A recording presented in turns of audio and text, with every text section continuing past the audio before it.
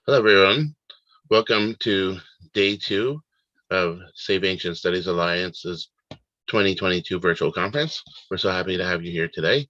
I'm David Danzig, the director of SASA, and today we have here with us An, who is our conference coordinator, and Megan Lewis. Hi, everyone. I'm excited to have everyone here for the second day of the virtual conference. Again, the topic of this year's conference is Who has the Power? Leaders and Leadership in the Ancient World. And we'll have another day full of presentations about different types of leadership around the ancient world. I'd also like to present our moderator for today, Megan Lewis. Megan has a BA from Birmingham University in the UK in ancient history, an MPhil from the same in Assyriology, and an MA in Near Eastern Studies from the Johns Hopkins University. She attained ABD status in a PhD program at the Johns Hopkins University before deciding that her energies would be better spent elsewhere. However, she does hope to return and obtain her doctorate at a later date. Megan serves on the board of directors for HAPS and takes care of the day-to-day running of the Digital Hammurabi YouTube channel and podcast. And you can also find her on Twitter.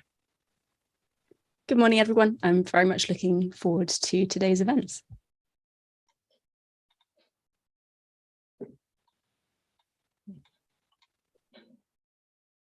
All right, to get started today, I'll be presenting about SASA's research team. Thank you, An and Megan. Megan, I think you can turn your camera off for a little bit, and I'll share my screen. Today I'm standing in for Dr. Valeria Zubieta-Lupo, who is our SASA's research team leader, because she's unable to attend today. Let me get started. I think that we're all aware that in the past 20 years, there's been a slow but steady decline in the humanities. And as scholars of the ancient world, we know that this phenomenon has been unfortunately more acute in our fields. This discussion about the declining health of ancient studies has been particularly fueled by our experiences with the diminishing number of students, funding, and lack of institutional support, as well as by the struggles to maintain course offerings, sometimes even departments. However, this sense of the decline in ancient studies that we share is only supported by anecdotal evidence that we come across in our work lives. It's very different to believe something is true than to prove that it is. So what is actually happening? Why is this happening? What has been done to forestall these developments? And what could be done in the future to improve these efforts? These are questions that SASA's research team works to answer. Over the last 2 years, we have been working on the initial stages of our Sociology of Ancient Studies research program. This program is divided into the following major projects. An educational sociology research project, documenting the health and engagement with ancient studies by the educational system in the United States, including K-12 schools and institutions of higher education. Number 2 is a marketing research project, investigating public knowledge, interest, and conceptions of ancient studies, and how ancient studies is marketed by departments and institutions, how they talk about it and how they try to attract the public to ancient studies, as well as developing tools for effective engagement with prospective students and families. The third one is a suite of research projects that examine and propose solutions to the internal and external challenges of ancient studies, such as the lack of diversity, outdated education programming, and the disconnect with non-academic realities.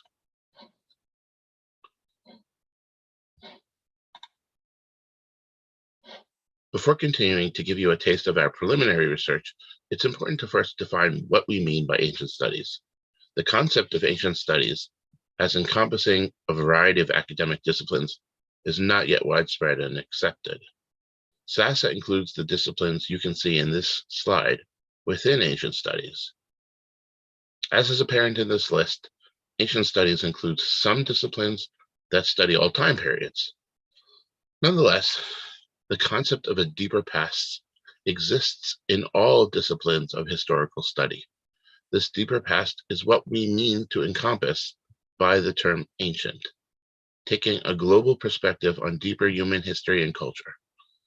Similar study of the deeper past is applicable within Indigenous studies as well, we believe, which is why we include those fields, even though their deeper histories may not be separated within educational departmental structures, and even though Indigenous communities instantiate living cultures that stem from that deeper past.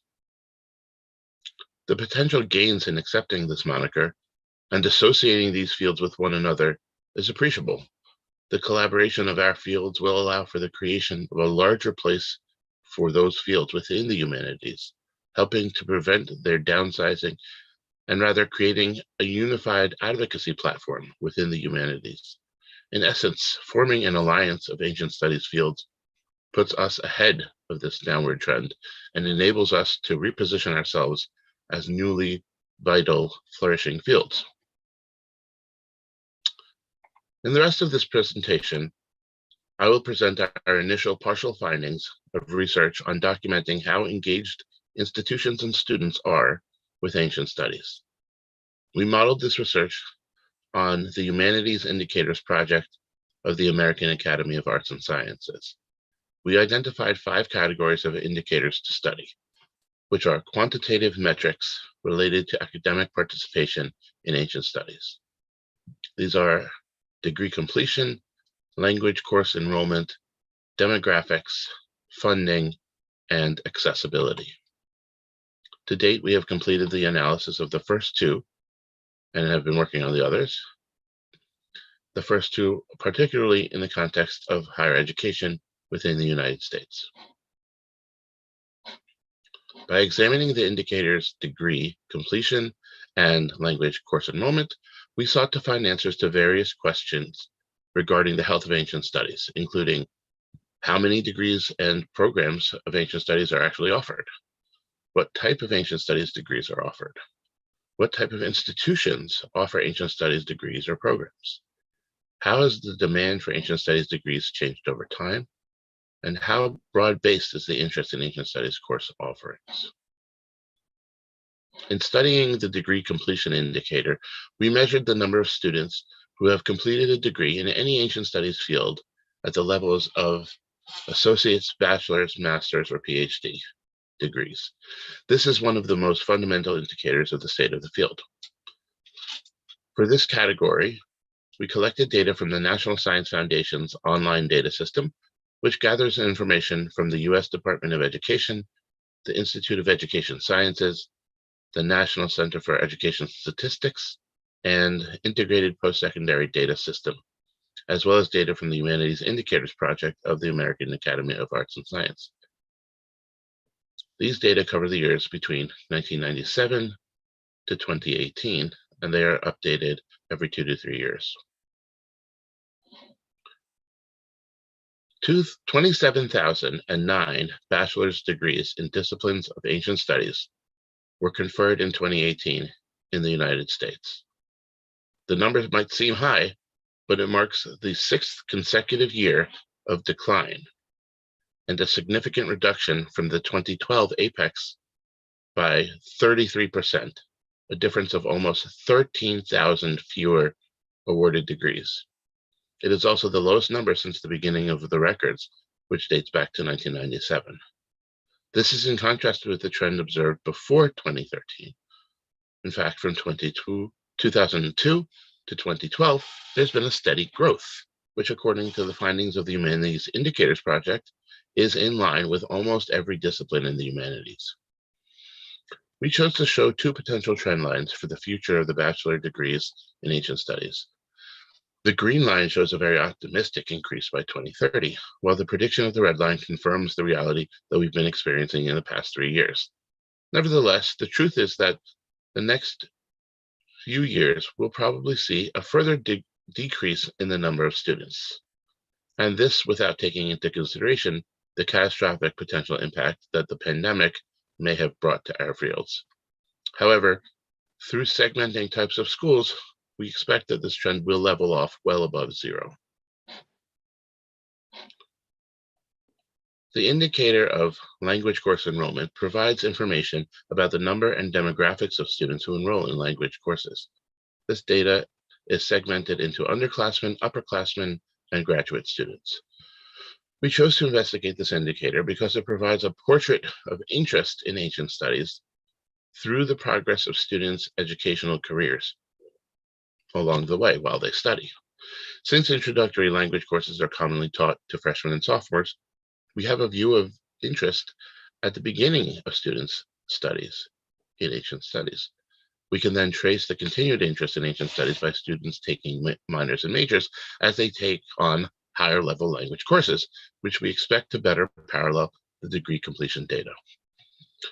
For this indicator, we gathered information from the Language Enrollment Database of the Modern Language Association, the MLA, which covers the years 1958 through 2016.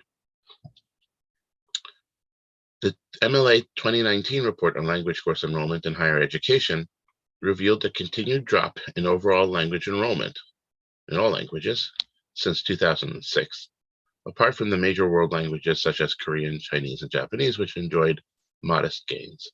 The vast majority of languages that are taught in American universities have lost students as universities drop language requirements or allow students to place out of them with AP credits. The general decline in enrollment is evidenced in ancient languages as well. The most recent MLA survey, going back to 2006, shows that in the 10-year period between 2006 and 2016, language enrollment among the major ancient languages, including Latin, Ancient Greek, and Aramaic and Hebrew, dropped significantly, especially at the introductory level, whereas less studied languages lack enough data to actually show accurate trends. As you can see, this data parallels what's been going on in recent years, in the last 8 years, in degree completions. In sum, our research has evidentiated the downward trend in ancient studies by the two indicators that we have studied thus far. The downward trend already began in the early 2000s, but was actually interrupted by the economic recession in 2008, which led to higher collegiate enrollment across all fields of study, as more people went to school rather than trying to search for jobs, which were not as available. Consequently, the years 2008 through 2013 show a rise. However, from 2013 and on, the downward trend in ancient studies continues. Our statistically based future projections show the continuation of the downward trend. We are currently working on using more sophisticated predictive curve fitting methods to get a better sense of what the future might hold. However, we do expect there to be two mitigating factors that will continue to prevent the complete collapse of ancient studies fields. These are the expected continued participation in ancient studies by both religious schools and by elite schools.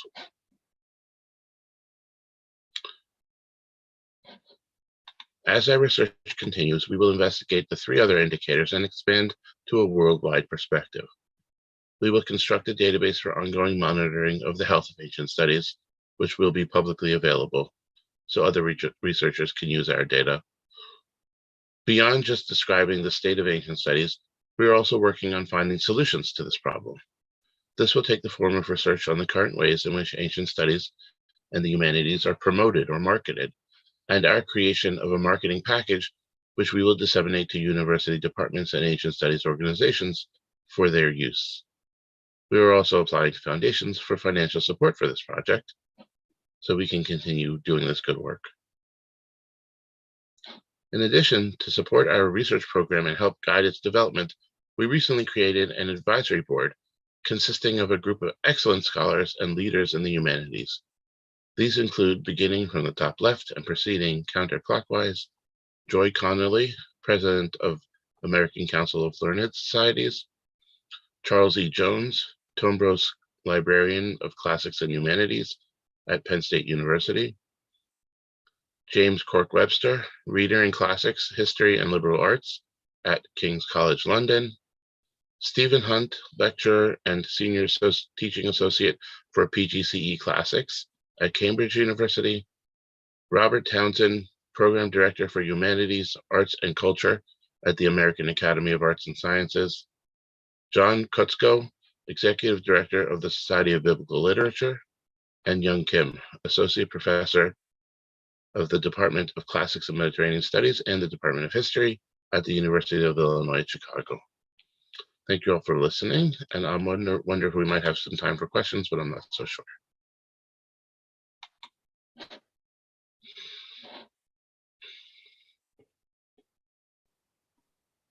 I think we have 1 minute if anyone has questions. We have a couple of comments rather than questions in the tradition of academic conferences everywhere. Voices of Ancient Egypt says that one thing is considered with these drop in numbers is that college-age populations have actually gone down. Gen Z is much smaller than the millennial generation, so obviously that's going to have an impact on the enrollments that we see. And New Necro is saying, I wonder how the pandemic might have affected these trends. It feels unexpected how the recession has helped enrollment. Right. That's actually an interesting factor that might go forward, happen again, since the 2008 recession caused an increase in enrollment. Potentially the pandemic recession might do this a similar bump, but it's really unclear. And these the data for these indicators lags by 2, 3, 4 years, depending on how quickly the organizations that collect this information produce it and put it together and put it out to the public. But we do expect to continue to update our data going forward in the future. We don't seem to have any more specific questions, so I'm going to pass over to Lauren and Cassandra, who are going to speak to us on live events that they do, because they are both awesome and run all of SASA's live events. So Lauren and Cassandra, you please take it away. Yes. Hi, everyone. I'm just going to share my screen really quick. It will hopefully go full screen. But yes, so hello, I am Lauren Kubash, and then Cassandra will introduce herself in a second. But we run the communications and live events team with SASA. So we'll just get started telling you a little bit more about that. So SASA live events range from monthly book clubs to archaeo tours and reading groups, and of course more. You hear from your favorite authors, learn about our Port Ancient partners, sign up for summer and winter reading groups, and take live virtual tours of your favorite ancient sites and museums. So that's just a general overview of what we do. Cassandra, do you want to introduce yourself before I start getting into the individual ones? Yeah, sure. So hi, I'm Cassandra. I just joined the live events team, I'd say in May of this year, and I'm just very excited to work with SASA on putting these together. I've been around with SASA forever, if you haven't seen me yet, all the live events. But so one of the main ones, the one that I got started with SASA with, and one of the first things SASA ever did was reading groups. So shout out to some of our veteran reading group leaders as well, who keep coming back to lead groups. But the SASA summer and winter reading groups connect to those interested in the ancient world through a range of topics to explore in weekly live discussions. Through this project, we can continue to open the ancient studies to students from high school, college, and beyond. We actually get a little bit of a older crowd in these, which is really interesting. It's a lot of people that are going back for studies or always wanted to study this kind of topic and come here to learn with us. They're all led by what we call SASA educational ambassadors, which are PhD students who their research specializes in the topic that they're doing for the reading group. This year we were got a very generous grant from the Gladys Kriebel-Delmas Foundation for the summer reading groups, and for the winter reading groups last year, we got a grant from the Society of Classical Studies to run the groups and be able to pay our lovely PhD students and our intern on the team, who is amazing and does everything, Allie. And also, so those are really great. We've always had a really good turnout in them and really amazing discussion. They are discussion groups, not classes where you have to do homework and stuff like that. And we also, if you go to our page on our website, which is safeancientstudies.org/reading groups, you can find all the saved live syllabi from each group. We have them saved in Google Docs, where it has all the openly accessible links to the readings that we use throughout the groups. The groups are from one-time masterclasses to 8 to even 10-week groups for a few of them. So they're really good places for resources, especially if you're writing papers or doing research on these specific topics that they're on. It's a gold mine for that.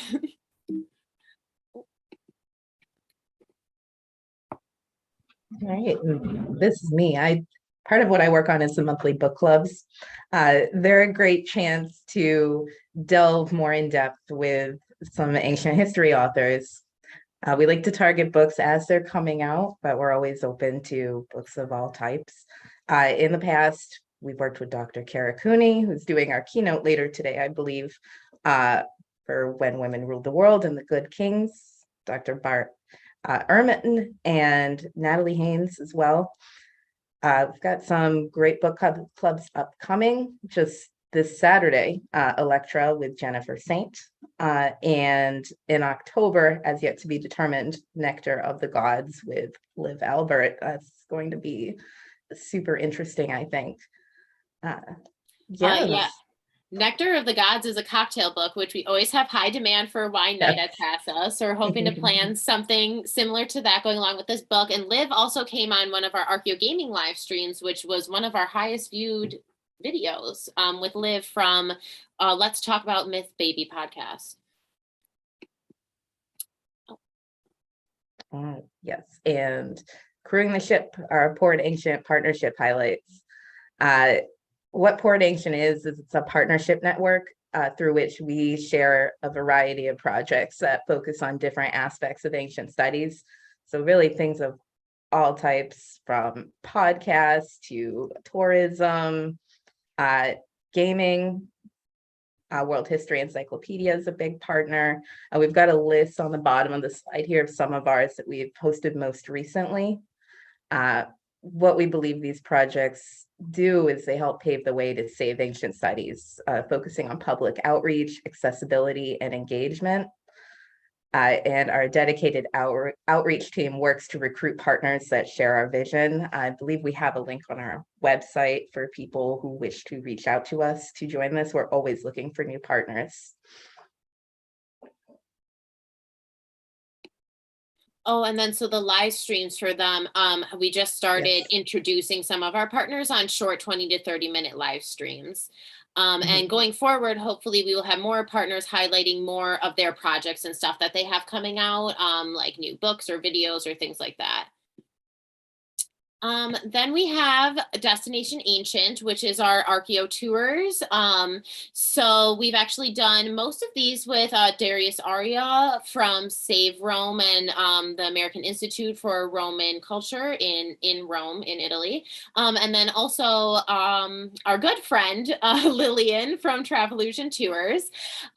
So the idea of these, again, is all about accessibility and to get live streams of ancient sites out on our social media pages and shared with our partners so that people can see things not totally in person, but see things more personally without having to travel far and spend a bunch of money. So of course they're walking around the sites explaining whichever one it is, depending on if it's a museum or archaeological site or not.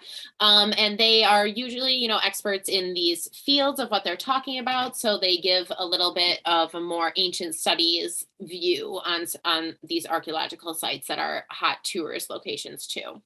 So we hope to do a lot more of those in the future because that is something that is all over the world and we can do anywhere. Another project that we have that's kind of under the live events, which they already gave their presentation yesterday, is our Archaeogaming live team. So they are absolutely amazing and basically run our Twitch channel for us and our Discord. They usually go live every Friday during the season, so they're taking a break for the summer, but they have a really great lineup of stuff coming up next season, and that's led by Kate Minetti and Alexander Vanderwalle. They both are PhD students. Alexander specifically specifically studies Archaeogaming like topics for his research, and Kate does a ton of Archaeogaming too, so they're really a great team. So definitely check out their little recording of what they've done and what they have coming up. And then I think this might be one of the last slides is the SASA communications team in general. So we kind of went through all the live events that we do. We have other things sprinkled in here or there, usually kind of master classes over the fundraisers. So definitely check that out, because we have a Halloween Bash fundraiser at the end of October that usually has a bunch of live events crammed in all together of great guests coming on to talk about all different kinds of topics. But so the SASA communications team is kind of the other side of the live events team that really runs our social media pages. So as it says, you're responsible for everything you see on social media and the website, which we do kind of try to have a mini website team as well. We also have an intercommunications team. So shout out to Eric and Alfie on the intercommunications team, who does a lot of our mass email communication as well. So yes, we usually have a small team of interns that work on posting everything you see. So advertisements for our Archaeogaming learning modules, our educational modules, and for the Access database, from the communications about our live events and signing up for our reading groups and recruitment, basically everything. So we've had a really great team, mostly Charlotte, who created our TikTok page. So definitely follow us on TikTok. She's been our main intern over the summer, posting pretty much everything you see. And then a little bit more specifically, we have the Inspire campaign. So the Inspire campaign was developed in the first summer of SASA with Dr. Pinar Durgan and a group of great interns, coming up with all these categories you see on the side over here. I'll read some out. Of different kinds of things that we think people keep people interested in ancient studies and would want to come back to learn more information, and click on the link of the website that we have for them to learn more information. So that's a big part of where our partnership with World History Encyclopedia came from, because we use them on their amazing amount of articles and access to information. To have more in-depth look on the things that we're talking about in our social media posts without having like story long captions and stuff. So we have some categories like ancient anime, ancient STEAM is a new one. So it's kind of like STEM, but including the arts. So that one's really cool. Modern words, ancient roots talks about the etymology of different words. Ancient kitchen has different videos on YouTube, literally recipe videos making ancient recipes. So that's been a really fun project that also was funded by Society for Classical Studies the first summer that we did it. So I think with that, that is everything that we announced. That like, oh, I maybe skipped one. Oh, yes, of course. Most importantly, follow us on social media, everybody.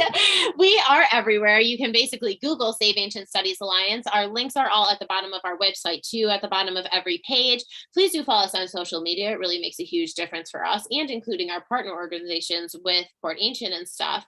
And yeah, keeping people interested in more pop culture type things about ancient studies is oftentimes what you hear, what ropes people into taking college courses, especially at the undergrad level. So follow us everywhere, and thanks for joining us. Thank you, Lauren and Cassandra, so much. That was a fantastic rundown of what you guys do and the very, very valuable work that the communications team does. We actually don't have any questions. We also don't have time for questions. So we are going to move on to the first session of the day to try and make sure we keep everything on track. Sorry, I'm trying to figure out how to end my screen share. Someone can cancel it for me. Here we go. Okay. There we go. I can just. Okay. So our first session of the day is Displays of Power with Catherine Nichols-Wild. So there's a nice little infographic for you. We have Catherine ready and waiting to go. So I am going to find her introduction. Sorry. I dislike screen sharing. I always lose everything that I'm doing. So Catherine is a PhD student in art history and Latin American studies at Tulane University. As an epigrapher and art historian, she investigates the ancient art and writing of the ancient Maya. She is particularly interested in the ways in which the Maya conceived of these two categories as extensions of each other. In her dissertation, she examines Maya full-figure glyphs as a clear intersection of the visual and the textual. In addition to her academic work, Catherine is also the founder of the Mesoamerican Studies Online, a blog and podcast that aims to share current scholarship on ancient Mesoamerica with the general public. The title of her paper is The Spoils of War and the Privileges of Rulers, Maya Full Figure Glyphs as Signs of Privilege and Dominion. And before I hand over to Catherine, if you are feeling the need to use hashtags at any point of today, we do have a lot of them. They are all in the program for the conference. This particular hashtag for Catherine's session is OAW session, Displays of Power. So Catherine, thank you for your patience. Please take it away.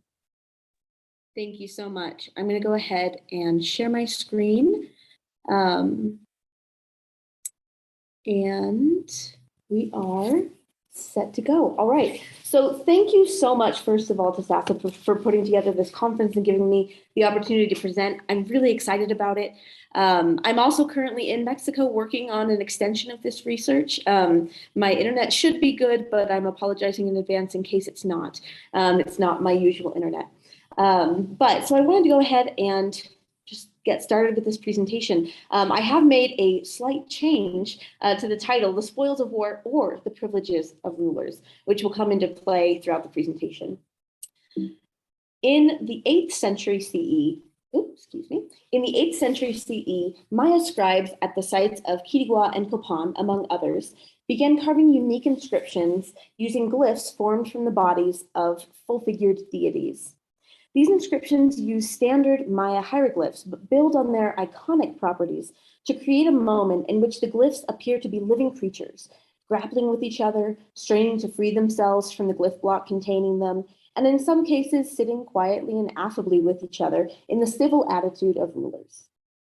My dissertation examines these inscriptions as both visual and linguistic objects, analyzing their iconographic content, their role in visual programs at Maya sites, and the way that they represent an ongoing interaction between the textual and the visual in the Maya world. For today's presentation, I focus on one specific question. In moments of conflict and competition, as is the case in Quirigua's rebellion against Copan, what role did full-figure inscriptions play, if any? I argue that rather than spoils of war, full-figure glyphs function as an index of a ruler's ability to wield power and commission accomplished artists. But first, I want to provide some important context. The Maya culture began and continues to thrive in Guatemala, southeastern Mexico, and its Yucatan Peninsula, Belize, and the western parts of Honduras and El Salvador, essentially the right side of the screen shown here. The heart of the ancient Maya world, particularly the classic period that I study, resided in the lowland regions of Guatemala's Petén and extended into the peripheral areas surrounding it. On the eastern side of the region, just across the modern Guatemala-Honduras border, the site of Copan became an important cultural center, despite being on the very edge of the Maya world. Its innovation in art and architecture make it stand out as one of the most famous of Maya cities. Just to the northeast, in modern-day Guatemala, the much smaller site of Quirigua sits near the Motagua River Valley, the most famous source of jade in all of Mesoamerica. This small site, originally established by nearby Copan, now boasts the largest stele in the Maya world. The Maya occupied this area from time immemorial and continue to occupy the area today, surviving even the worst of colonialism. Those of us who study the ancient Maya generally divide our study into 3 periods: the pre-classic, the classic, and the post-classic, ending in 1521 with the European invasion of Mesoamerican shores. Today's presentation centers on a small sliver of time towards the end of the classic period, the 8th century CE, as the Maya civilization reached a peak of social and cultural development. The function and implications of full-figure glyphs at Copan and Quirigua rely heavily on an understanding of the site's history and interactions with each other, so I'm going to give you a brief introduction. I mentioned previously that Copan founded Quirigua. It did so in the early classic period, after the reign of its most famous founder, Quinichyaxcucmo, who Copan continued to revere for generations after his death. Copan's own founding stems from Quinichyaxcucmo's famous journey to the central Mexican site of Teotihuacan, where he participated in a ritual that granted him authority to act as a founding dynast and establish his own dynasty. Through the generations of after Quirigua's founding by Copan, rulers of the smaller site would dedicate monuments that cited their connection to Copan. These connections largely reference a blood connection between the rulers of the two sites, suggesting that the site of Kiriwa might have been ruled either by younger brothers or half-brothers of the heirs of the Copan dynasty. Relations between the two sites are recorded matter-of-factly for the most part during the reigns of Copan's first 12 rulers, and not much changed until the reign of Washaklahun Ubach Kawil, Copan's 13th ruler. This ruler reigned for more than 40 years and transformed much of the site. He dedicated a series of stelae in the site's main plaza, each representing him in moments of powerful ritual. In 724, he supervised the accession of the new ruler at Kiriwa, Kaktiliu Chanyapat, a ruler who would prove to become Washaklahun Ubach Kawil's political undoing. After 14 years subordinate to Copan, Kiriwa's ruler, Kaktiliu, appears to have decided that he preferred independence for his site. Although the exact machinations of the event are unclear, what is clear is that in 738 CE, Kaktiliu Chanyapat orchestrated a rebellion with the help of a larger, powerful site to the north called Kalakmul. In this rebellion, Copan's ruler, Washaklahun Ubach Kawil, was taken captive and later beheaded at the hands of his subordinate and likely relative. This event would provoke a level of animosity between the two sites that lasted for the better part of the century, until the death of Kiriwa's liberator in 785. Kaktiliu Chanyapat's first act as an independent ruler are very revealing. Although no monuments are dedicated for about 7 years after the battle, Kaktiliu sets to work on a program of consolidation, opening a sandstone quarry from which he could harvest materials for his own monuments. His first stela, Stela S, was dedicated in 746 CE, followed by Stela H in later years, pictured here. This represents the first time in recent Kiriwa history that a ruler had commissioned a portrait of himself in monumental architecture. Matthew Looper, who wrote a book on the reign of Kaktiliu Chanyapat, argued that perhaps while he was subordinate to Copan, Kaktiliu was not allowed to commission likenesses of himself, and this would be the first sign of his independence, that he commissioned one. I agree with this conclusion, especially because this idea of figuration and portraiture were really important aspects of elite monumental art. Another unique aspect of Kaktiliu's monumental art program, following the defeat of Copan, is that in the years following his victory, the monuments erected at the site seem clearly intended to improve on or copy those dedicated in recent history at Copan, including Stela H's attempt at copying Copan's Stela J. And I'll kind of flip back and forth between these two so you can compare the monuments and the quality. David Stewart, Elizabeth Newsom, and Matthew Looper have all written about this phenomenon, in which Kaktiliu appears to imitate the programs that became such a distinguishing factor at Copan. But in the opinion of many, they never rise to the same quality that was seen at Copan. Full figure inscriptions also appeared during the reign of Kaktiliu Chanyapat, as I mentioned before, and this was the first time that glyphs of this type were used at the site. Other scholars have drawn attention to the fact that they only appear after Kiriwa attained independence, and this led to my original question. Were full figure glyphs, or perhaps the scribes who carved them, a spoil of war taken by Kiriwa after its defeat of Copan? Perhaps the most popular theory for the origin of full figure glyphs at Kiriwa offers the possibility that during or immediately after the battle with Copan, Kaktiliu Chanyapat took the Copan scribes captive as part of the bounty accorded to him as the winning ruler. This theory is bolstered by evidence from other parts of the Maya world, including the mural seen here from Bonaparte, in which we see scribes taken captive after a consequential battle, and even in some cases with their hands mutilated so they can't continue to practice their craft. We know that scribes were also lent out from site to site and sometimes worked in a general region rather than at one site in particular. So it wouldn't be too outlandish to suggest that in this case, the victor might have captured the scribes of his captive in order to recreate some of the loser's greatest hits. Other theories exist, though. In 2014, Stephen Houston suggested that the intense antagonism between Copan and Kiriwa might have driven them perhaps to aesthetic competition, resulting in an oeuvre in which each attempted to better the other. Although he leaves space for the possibility that the same scribes might have worked at both sites, he seems to suggest that each site would have had their own designated scribes, rapidly developing new technologies and forms of representation, trying to outpace the other. Finally, Simon Martin recently noted that although evidence exists in the Maya world for scribes that were borrowed out or even captured in warfare, it's possible that in this specific case of Copan and Quiriguá, accomplished scribes, not necessarily from Copan, might have been attracted to Quiriguá's newfound independence and wealth after its rebellion and brought their services there.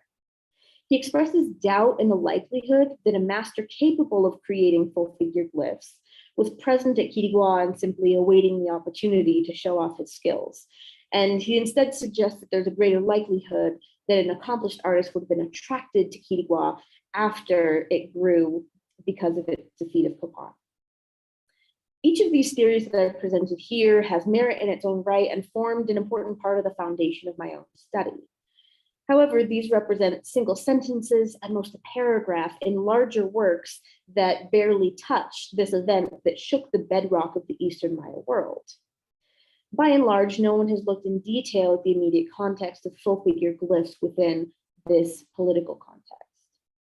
Even Looper, who wrote an entire book, only mentions these full-figure glyphs in passing in his description of Kaktilu Chanyopat's monuments.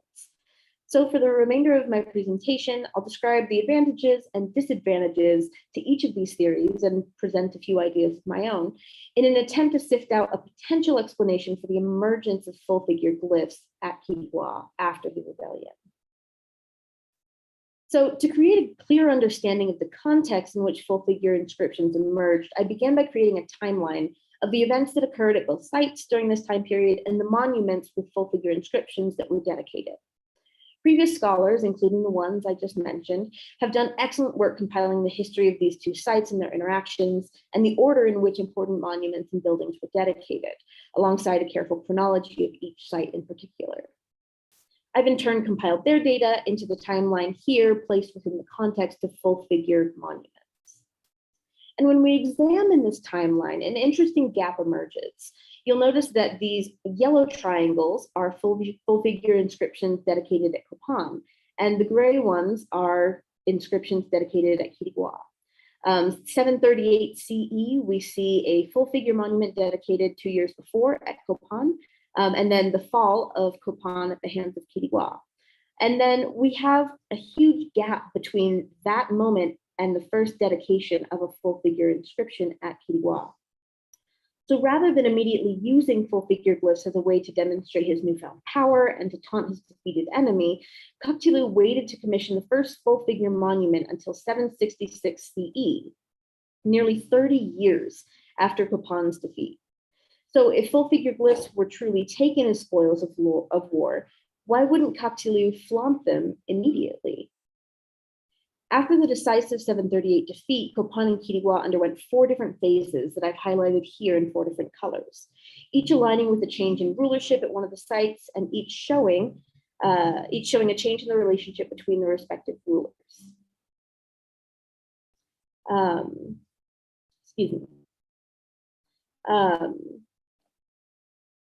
We begin with the decapitation of Washakahunu Bakawil and the accession of Kakoblach Chanyopat.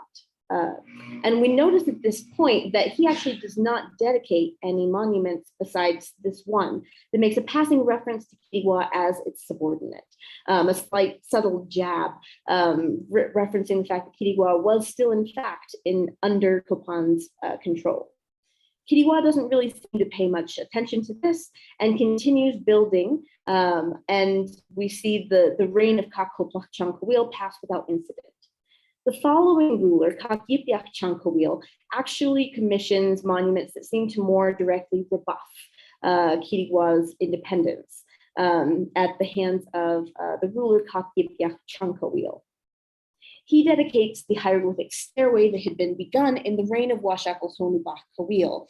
And in this monument, we actually see full-figure glyphs showing up on the staircase and at the shrine at the top of the pyramid. So what's interesting here is that when full-figure glyphs reemerge, they reemerge at Copan and not at Quiriguá. So this sort of weakens the theory, the idea that the scribes creating full-figure glyphs might have been taken as a spoil of war.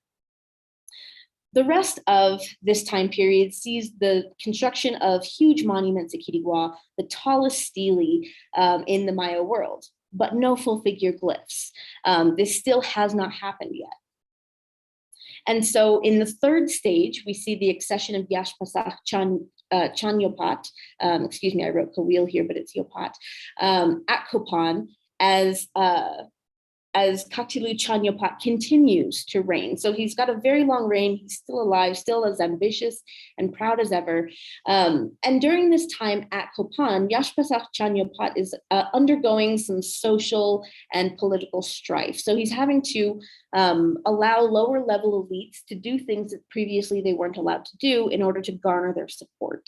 And that included allowing them to dedicate full figure monuments that we see here, these three that represent full figure benches. Now, these were dedicated not by rulers, but by lower level elites and presided over by Yashpasach Chanyopat. And so it's during this time period that we start to see the flourishing of full figure glyphs. This is also when we start to see them showing up at Quiriguá itself. So we see the dedication of Quiriguá's Stela D, that is the very first instance of full figure glyphs at Quiriguá. And I think it's very significant that it coincides with this third phase where tensions are starting to cool between Kopan and Quiriguá. We're not seeing the intense antagonism that we saw with Kakipiach Chankawil. We also see more full figure monuments dedicated at Quiriguá. It's as if at this moment in this third phase, once it's possible, Kaktilu does it over and over again. So we have Quiriguá Zoomorph B as well, that has the longest inscription seen at Quiriguá of full figure glyphs. And then finally, Kaktilu passes into the underworld. Another ruler takes his place at Quiriguá, and we see relationships fully restored between the two sites.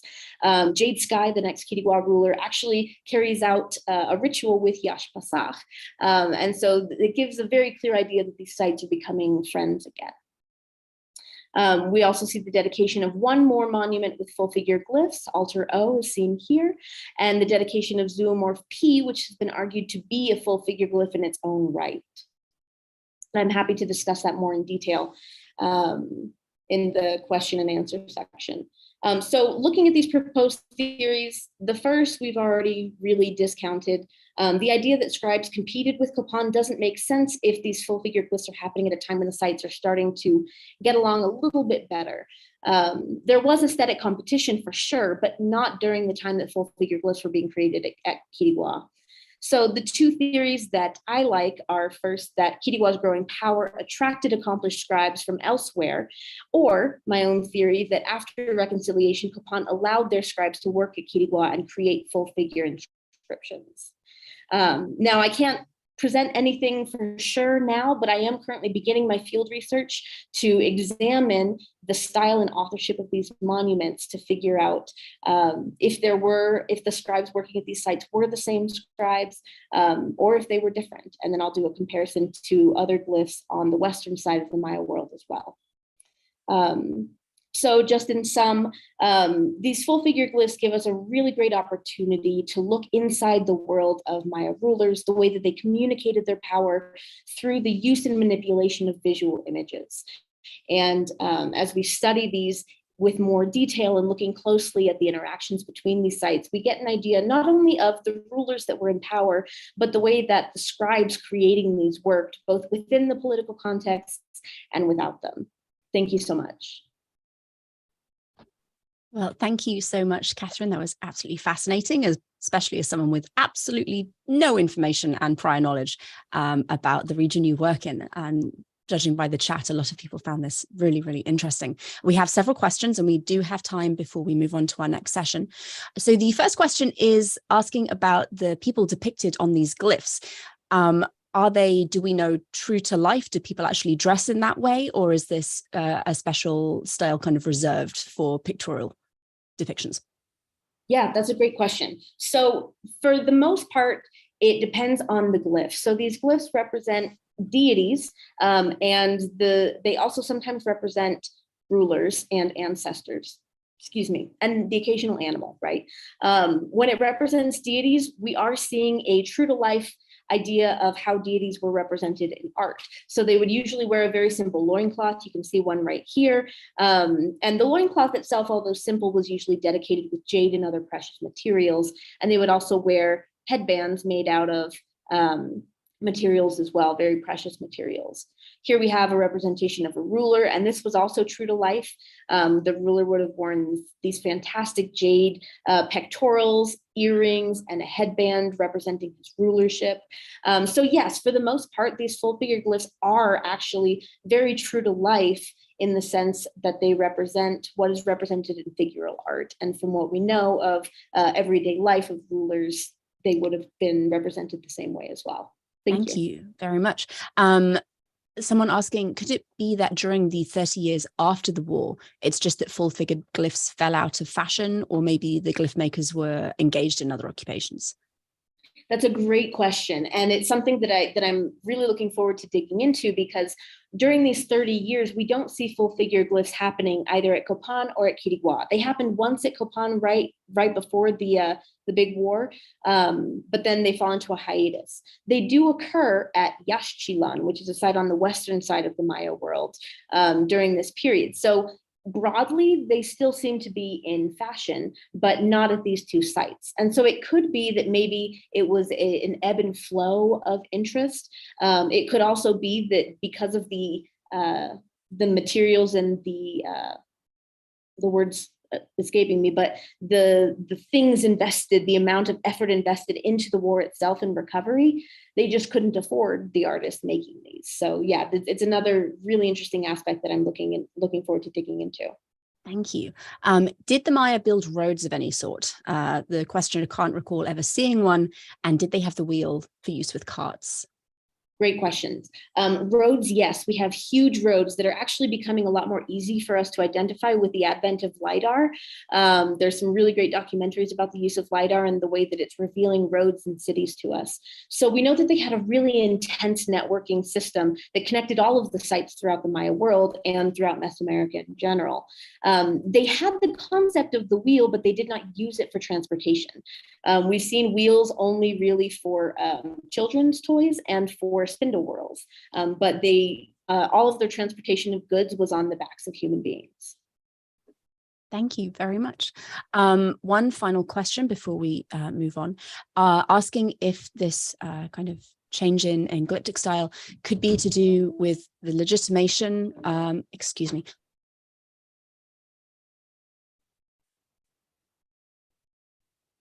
Sorry, my 4-year-old decided that now was an excellent time to barge in. He had a whole half hour where I was muted, but no, now is necessary. Anyway, sorry, could this change have to do with the legitimization in Quiriguá or taking the artistic form from Copan?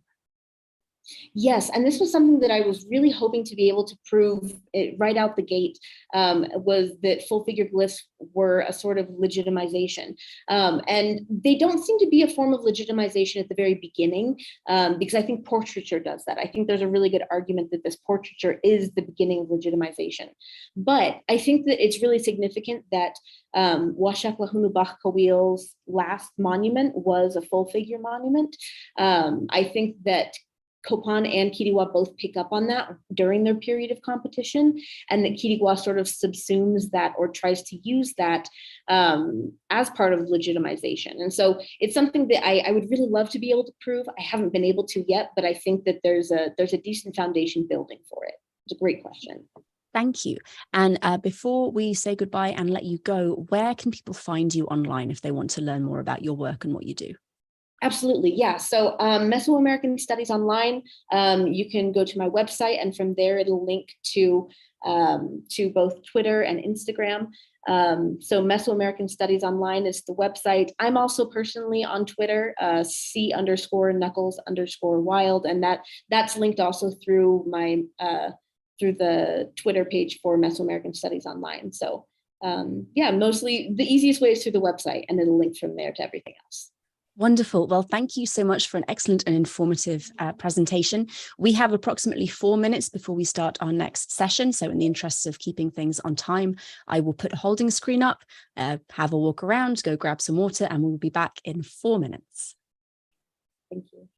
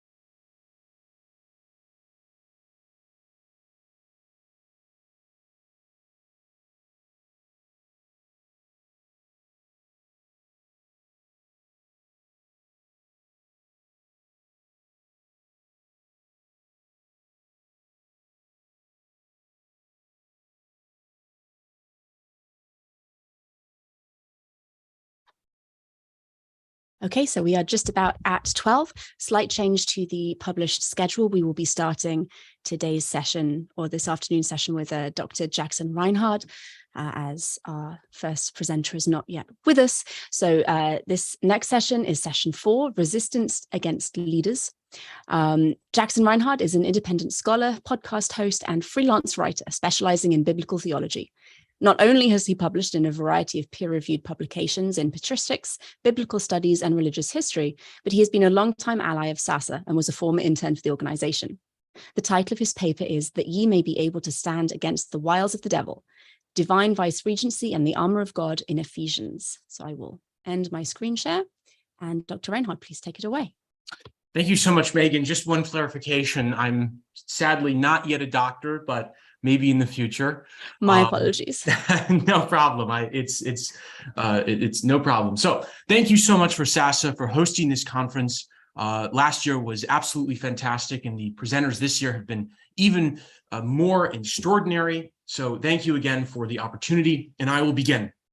The epistle to the Ephesians has a troubled legacy within both majority position historical criticism and imperial biblical criticism, the latter hermeneutic being the investigation of Rome's critical influence on the writing and thought world of the New Testament authors. In historical criticism, there is a now universal consensus that Ephesians is not the work of Paul of Tarsus, but from the hands of a later author writing within a post-Pauline or even anti-Pauline tradition. While this paper is not the place to review such arguments, this authorial position has led many scholars to argue that Ephesians lacks not only the theological tropes of a genuine Pauline letter, those being Romans, 1st and 2nd Corinthians, 1st Thessalonians, Galatians, Philemon, and Philippians, but also the radical egalitarian outlook of Paul himself. To Richard Horsley, the true Paul has been submerged in, quote, the liberative narratives, songs, and proclamations have been overlaid by domesticating disciples, end quote. Marcus Borg and J.D. Crossan go even further, identifying the Deutero-Pauline tradition in Ephesians, Colossians, and the pastorals as the work of an anti-Paul. Indeed, this characterization is not without warrant.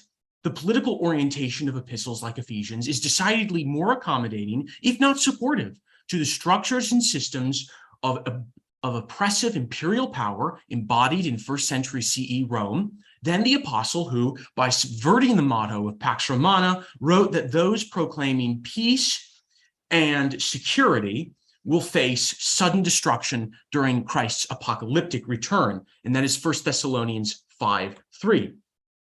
Typically, the evidence scholars utilize in demarcating Ephesians as imperial accommodationist literature is the hierarchical and patriarchal household codes in Ephesians 5:22-6-9, which outlines how members of the pater familias are to behave in regards to one another, children to parents, wives to husbands, slaves to masters. However, in this paper, I argue that Ephesians accommodates the presuppositions and propaganda of Roman imperialism in that by clothing Christ in the language of royal ideology and equipping early Jesus believers in the spiritual armor of God, the epistle simultaneously denudes the imminent and deeply political eschatology of authentic Pauline Christianity and places present opposition to the gospel firmly in the supernatural realm. I will look to both ancient Jewish and Greco-Roman political theology to see the intellectual and literary antecedents to the concepts featured and applied to Christ and the early Jesus believers within the epistle. Greco-Roman and Hebraic literature frequently portrays the political role of the king-emperor as the vice-regent of God and or the gods. This characterization was a core tenet of Roman imperial theology. Caesar was the earthly representative of divine rule. Official and unofficial histories, inscriptions, and political miscellanea from the 1st and 2nd century CE claim the occupant in the role of Caesar was designated by, quote, the supreme god Jupiter Zeus, to be vice-regent or agent to rule humans on the earth, end quote. The imperial cult of Domitian, 81 to 96 CE, forcefully promoted the notion that, quote, Jupiter protects Domitian as he carries out the task, manifesting Jupiter's presence, reign, and blessings for the well-being of subjects, end quote. Even the erudite Stoic philosopher Seneca, in his letter on clemency, declared Nero, quote, out of all mankind has been chosen and thought fit to perform the office of a god on earth, end quote. The same thinking is replete in the Jewish tradition. Psalm 110:1 presents Yahweh imploring an unnamed king of Judah to become his vice regent. Quote, "Sit at my right hand until I make your enemies your footstool." End quote. The Second Temple document, the Psalms of Solomon, features the same conceptual language as both Roman and Old Testament theology. The Spirit of Yahweh fills this Davidic, messianic, ideal king, and designating that the elect monarch will, quote, "rule over Israel in the time which God chose, destroy the unrighteous rulers, and cleanse Jerusalem from the Gentiles who trample her to destruction." End quote. When the proper divinely elected king is enthroned, there will be, consequently, a cosmo-terrestrial epoch of unending peace. As per Julian Smith, in both political and theological traditions of Greece, Rome, and early Judaism, quote, "the ideal state of humanity, the ideal state of peace and harmony and virtue is enjoyed when God rules through his human agent, the king," end quote. In Ephesians, the author analogously employs this political theological rhetoric and applies it to the cosmic role of Christ after the resurrection. Christ has now been enthroned at the right hand of God the Father, Ephesians 1:20, placed, quote, "far above all rule and authority, power and dominion.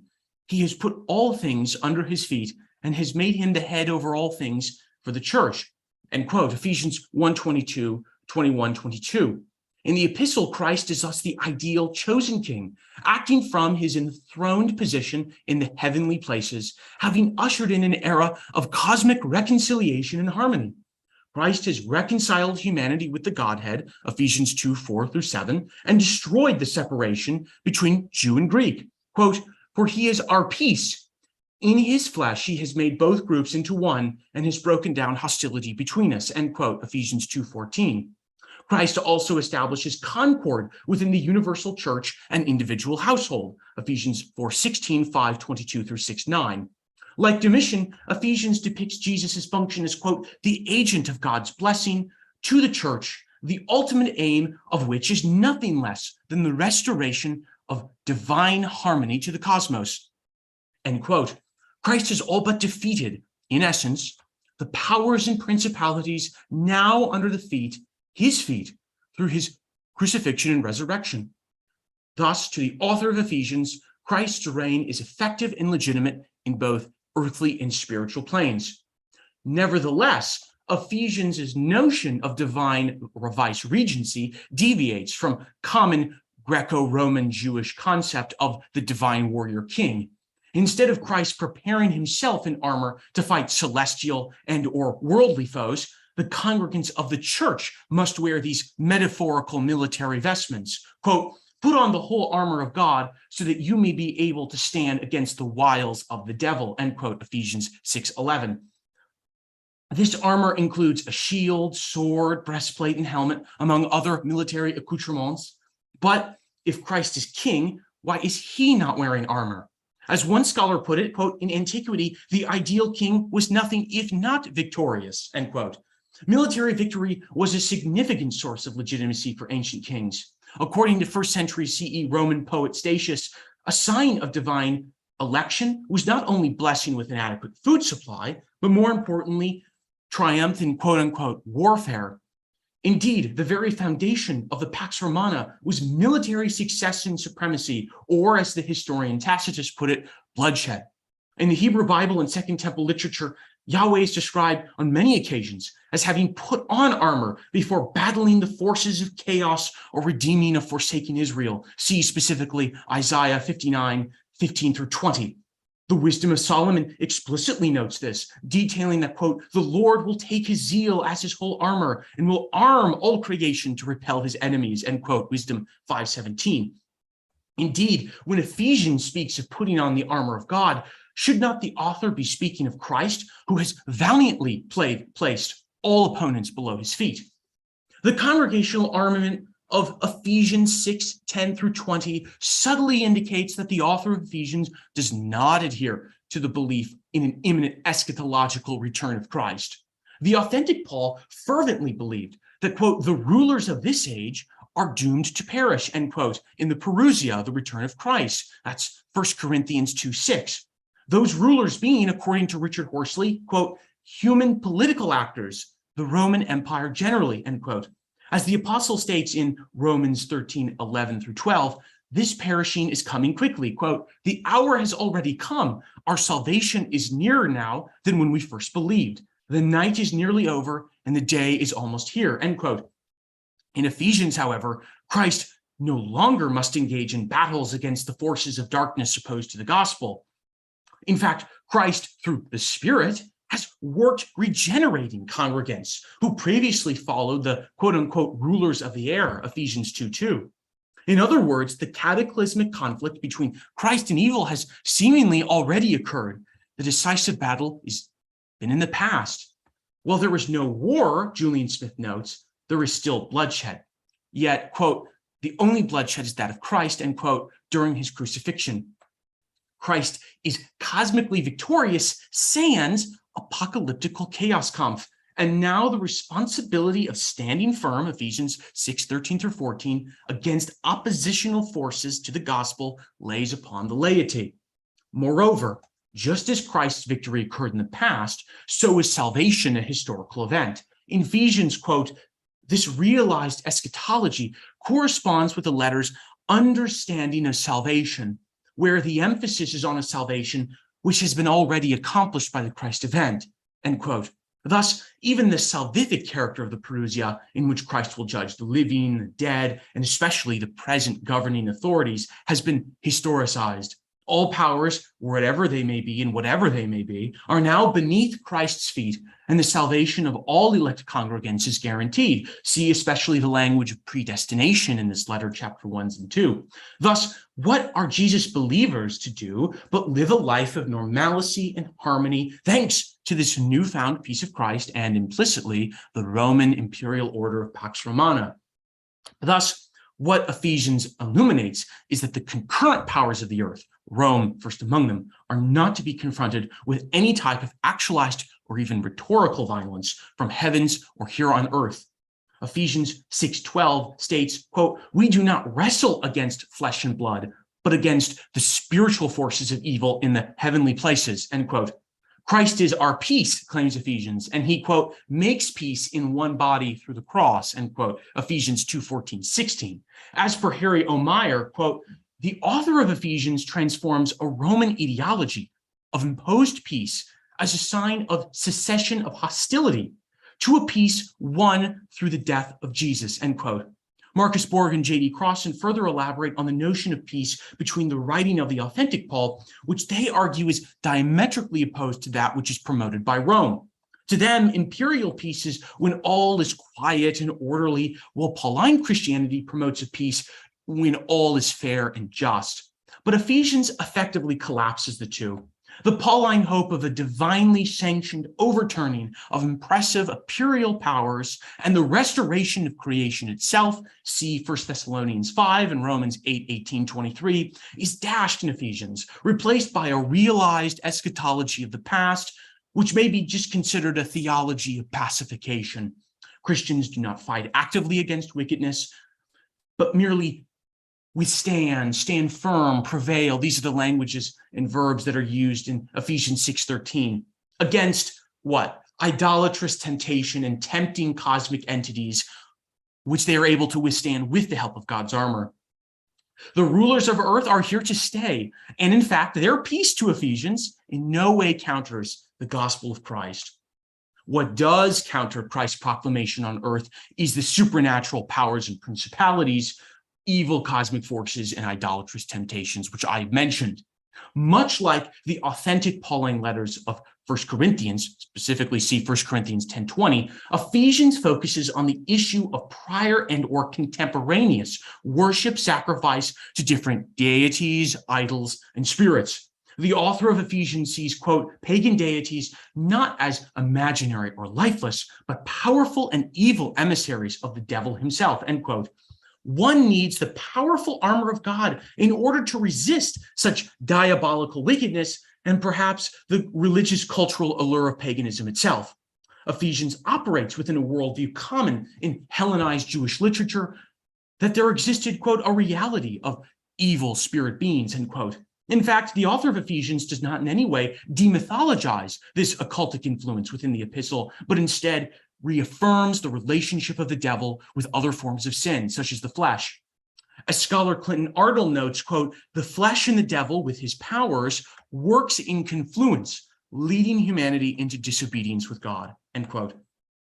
To Ephesians, therefore, the only forces working against the peaceful harmony of the contemporary church are supernatural, unseen forces working in collaboration with the ghouls of paganism and other personified deadly sins. The totalizing, pervasive political structure of domination embodied by Roman imperial rule is passed over in silence. The issues of this earth are either irrelevant, solvable by application of proper household codes, interpersonal relationships that are elaborated within the letter, or mere misunderstanding of the root cause of the issue. It is not Rome's unequal or unjust imperial system that results in personal and or collective suffering or poverty, but rather the forces of evil lurking in the realm of the air.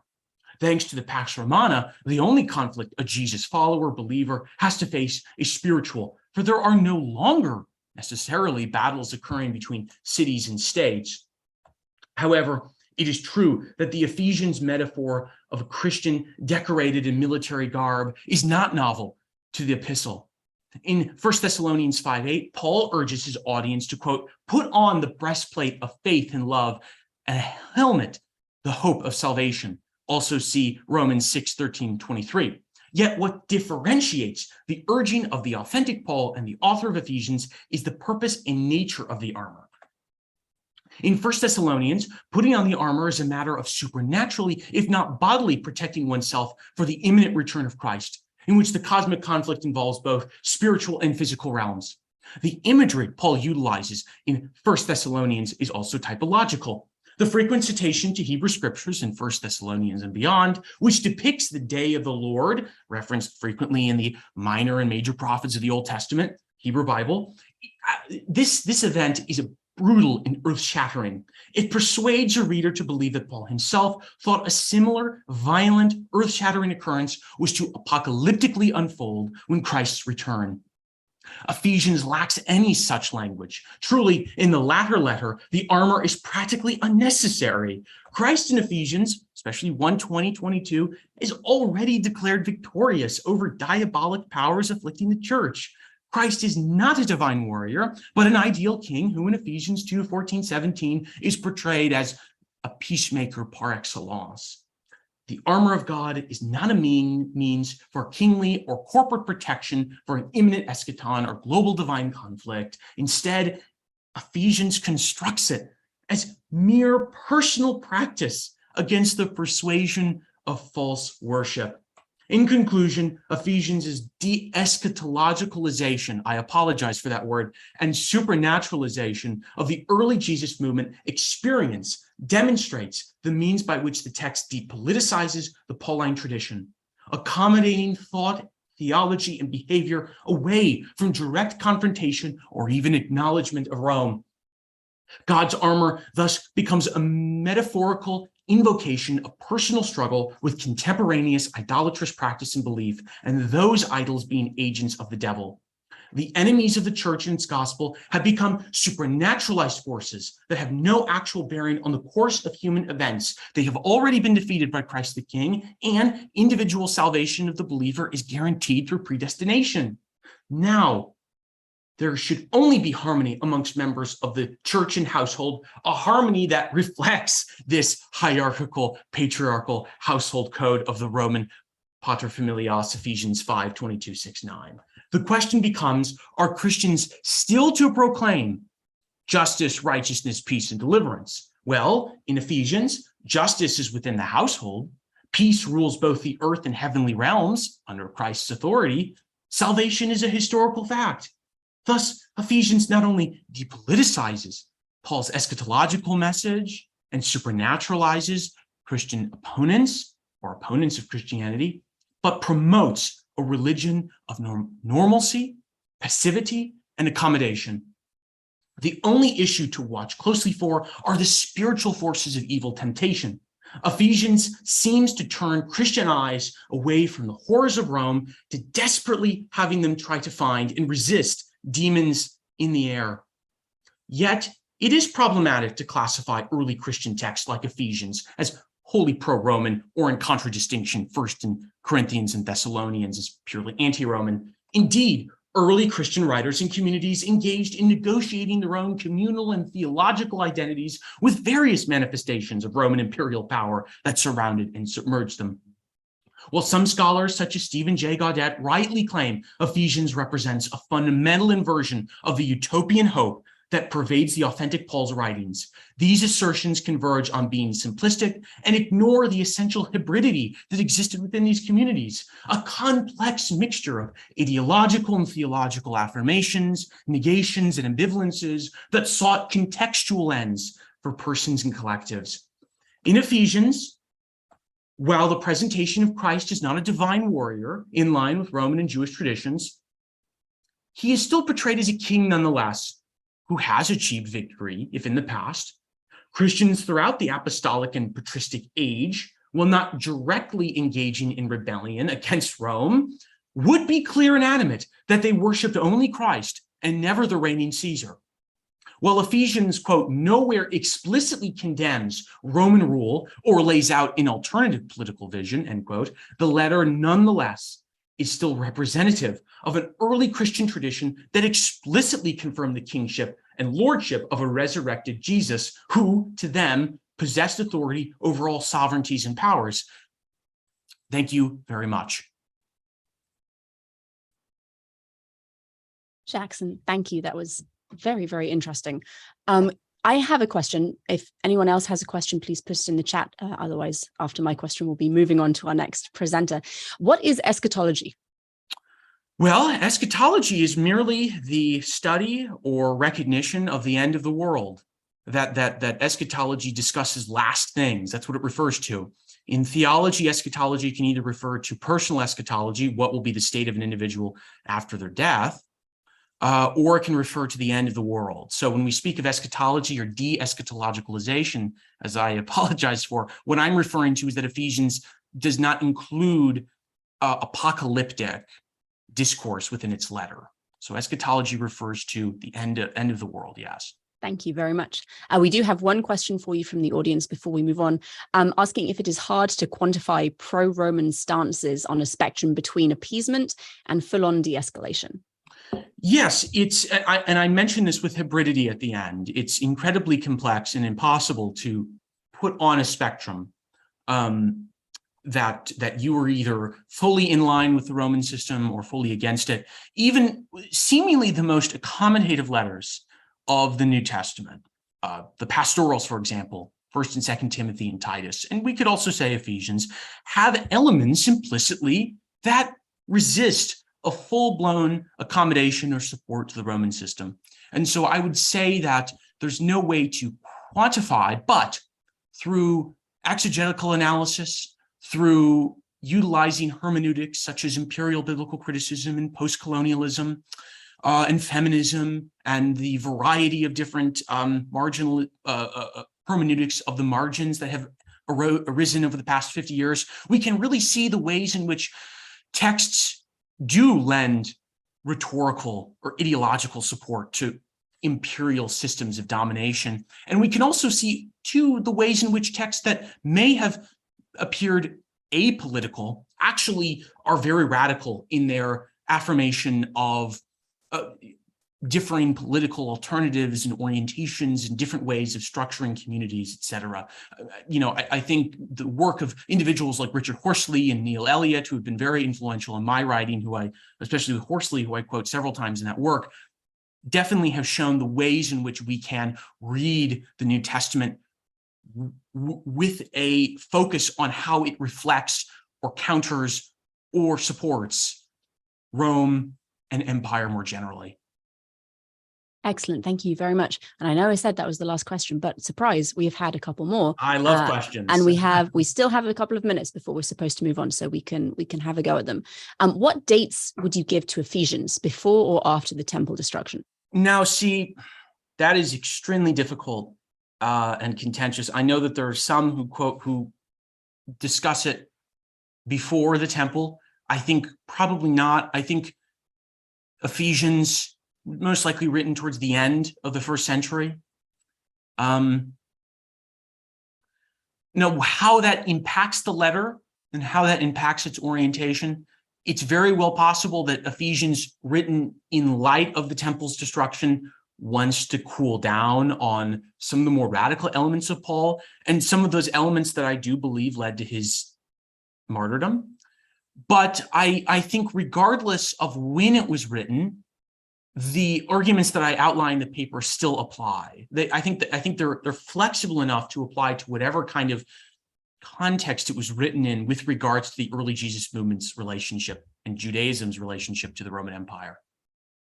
Thank you. And can we compare the theology of Irenaeus and Ephesians? Can we compare the theology of Irenaeus and Ephesians? I am not as familiar with Ephesians as I would like to be, but Irenaeus, if I remember correctly, does quote Ephesians and seems to utilize it within his Against Heresies. So I think definitely that the early apostolic and early patristic writers pretty unanimously ascribed Ephesians to Paul and would have had that letter very much influence their theology. So I wish I knew a bit more about Irenaeus to speak on that question. Lovely, thank you very much, Jackson. I think everybody greatly enjoyed your presentation. Right. So we will be moving on to our next presenter. We have Dr. Aaron Higashi. Hello. Hello, Aaron. How are you? I'm doing very well. How are you? Yes, very well, thank you. I'll just give a brief introduction and then we can get going on your presentation. Fantastic. Aaron Higashi is currently an adjunct faculty member at the College of Theology at Grand Canyon University. He studied philosophy in undergrad and took an interest in the relationship between ethics and biblical interpretation. He recently completed his PhD in the Bible, Culture, and Hermeneutics program at Chicago Theological Seminary, where he focused on Persian period texts of the Hebrew Bible, the interpretive method of ideological criticism, and the theology and ethics of womanist thinkers. His wife is a pediatrician, and he has 3 young daughters. He is in an interfaith marriage and has worked in religious education in both Christian and Jewish contexts, in addition to his university teaching. He's currently looking to adapt his dissertation on the intermarriage crisis of Ezra 10 for publication in the form of a book and several articles. He also enjoys fiction writing, jiu-jitsu, and spending time with his very busy family. The title of his paper is Everyday Resistance in Ezra 10. So Aaron, please take it away. Oh, thank you. Allow me to share my screen here so that I can bring up this PowerPoint. Well, thank you very much for this opportunity to share some things that I've been working on and thinking about for some time now. Let me begin by saying I think this is a rather dramatic and sorrowful episode that I'm going to be talking about today in the biblical book of Ezra.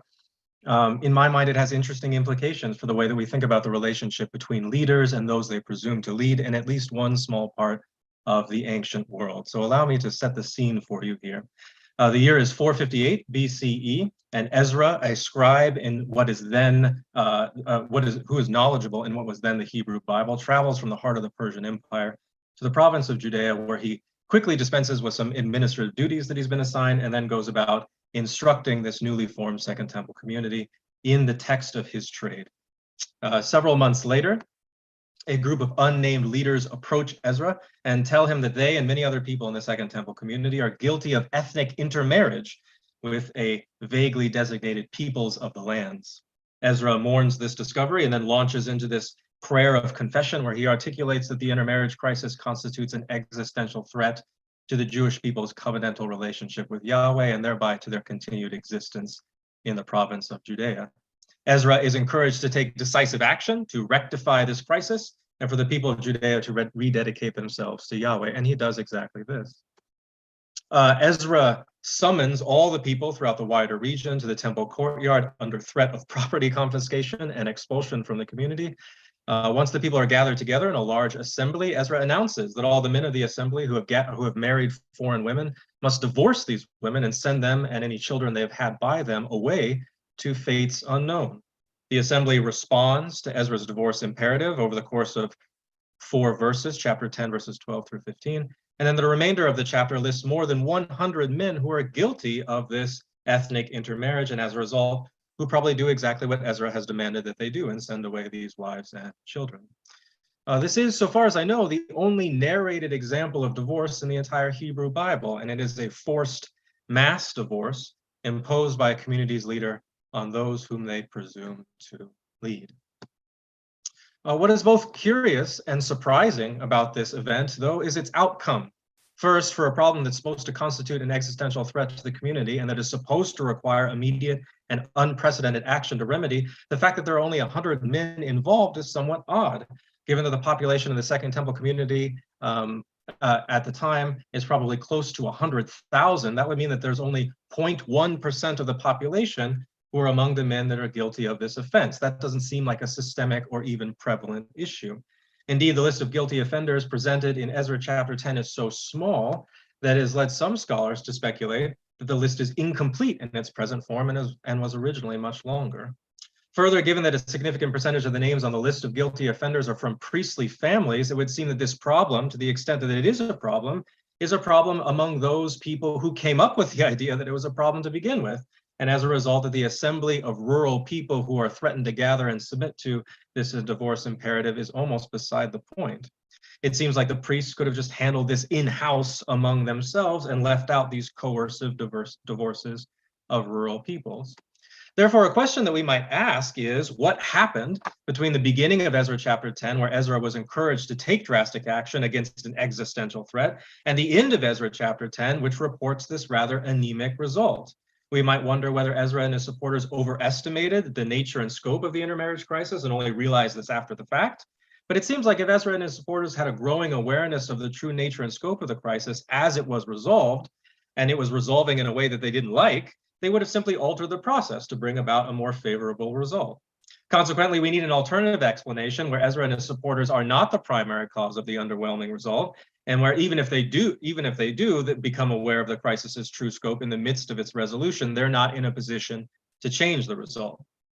And that alternative explanation that I hope to provide is that it's not that Ezra and his supporters overestimated the nature and scope of the crisis. No, they probably got it right. Rather, I want to argue that the assembly Ezra forced to gather and submit to these mass divorces actually resisted Ezra in ways that are so subtle that neither Ezra nor generations of interpreters after him noticed. Now, if we're going to argue something like this, we need a method specifically designed for detecting the subtle exercise of agency in marginalized group like the assembly in Ezra 10. Fortunately, such a method has already been proposed and described in some detail by biblical scholar Gail Yee. Yee's method combines tools from ideological criticism and insights from Black feminist thought to help nuance our conception of marginalization, but the heart of the method employs the work of cultural anthropologist James Scott. Scott spent years in Northwest Malaysia studying the lives of farmers during a transformational period in their economic base when technological innovations and new agricultural practices were imposed on these farmers from outside sources, often resulting in increased unemployment, poverty, and suffering. Scott observed that the farmers did not passively accept these changes, but neither did their actions ever rise to the level of conventional rebellion. In an effort to describe what he observed, Scott posited a conceptual distinction between what he called traditional resistance and what he called everyday resistance. Traditional resistance is resistance that is hierarchically organized. It's frequently militaristic and violent. It's aimed at achieving systemic change and collective goals.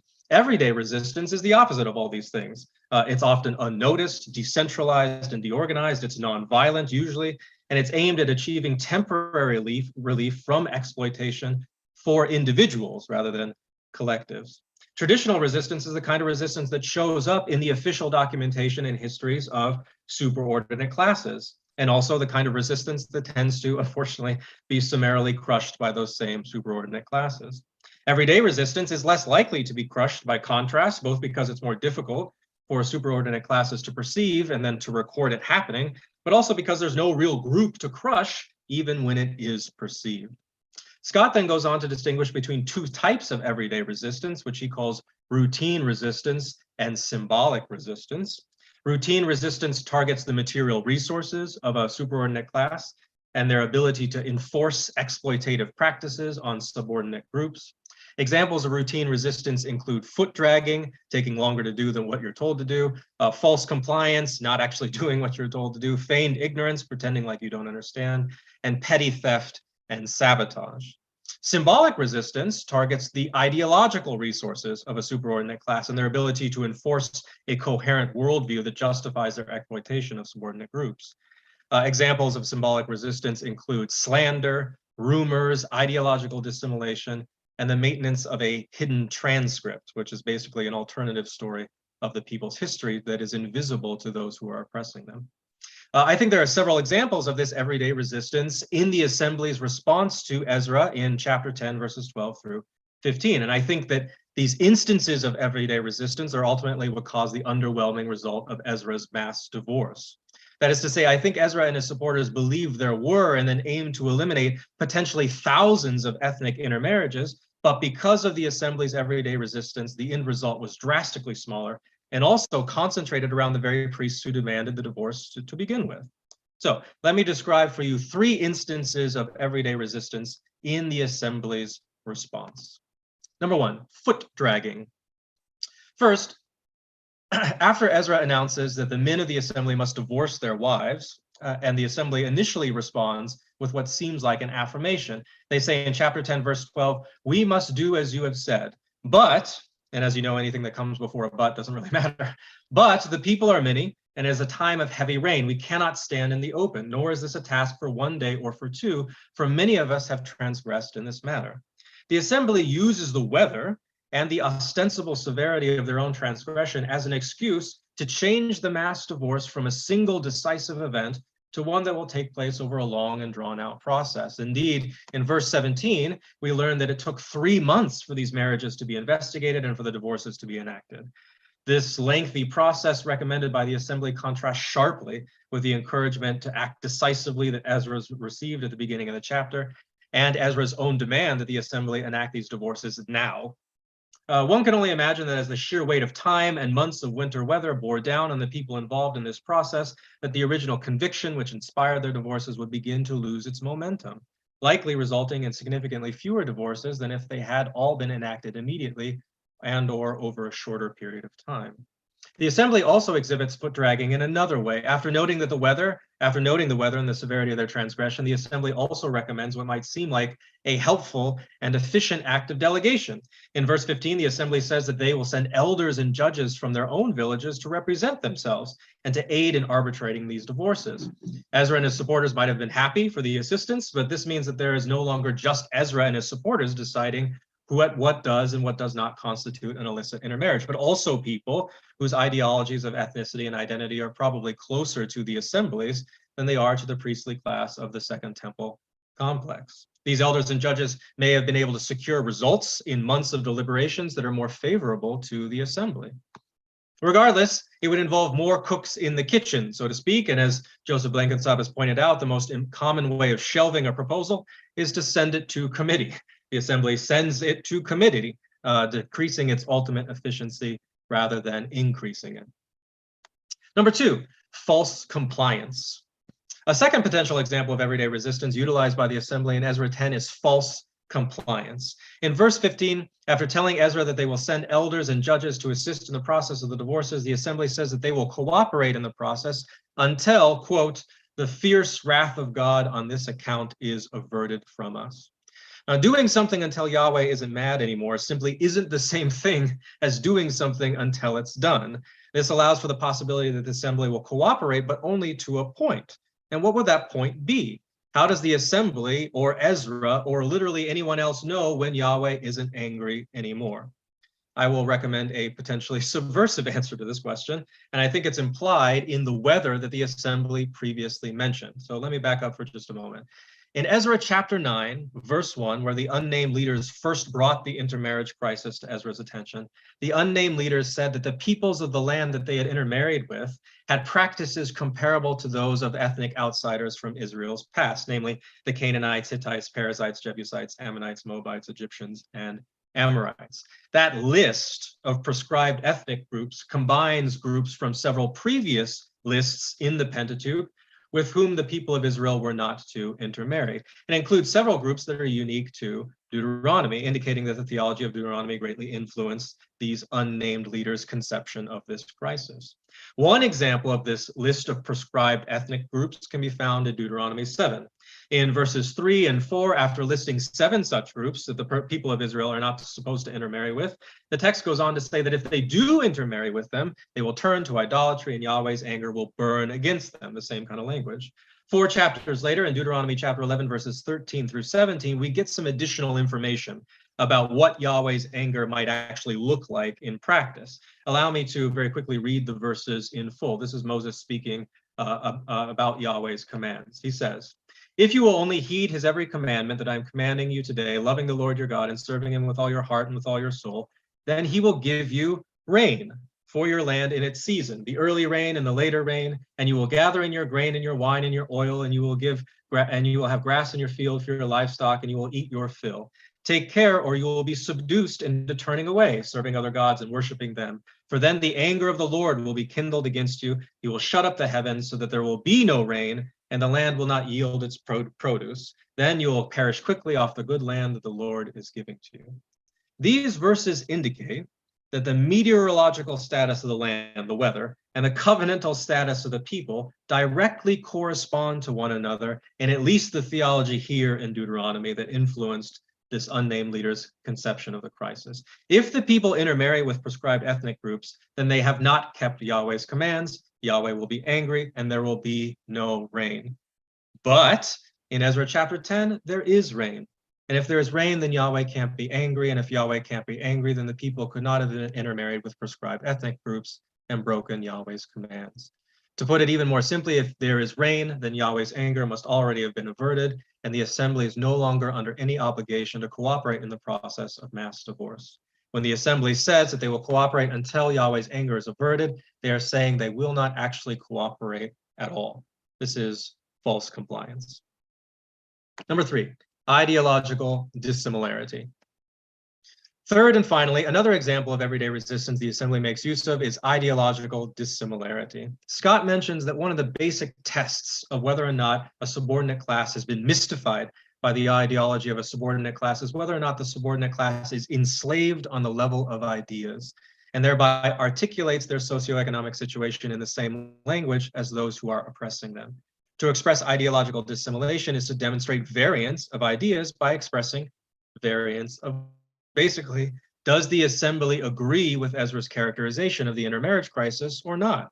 And I think the answer to that question is no, for the simple reason that when the assembly says they will cooperate until the anger of God has been averted, they explicitly say the anger of our God.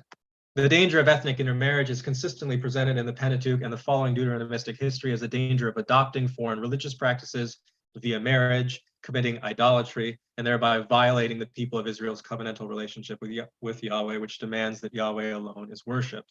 When the unnamed leaders compare the practices of the peoples of the land to the practices of these old ethnic outsiders, it is a fear of idolatry and covenant violation that they are invoking.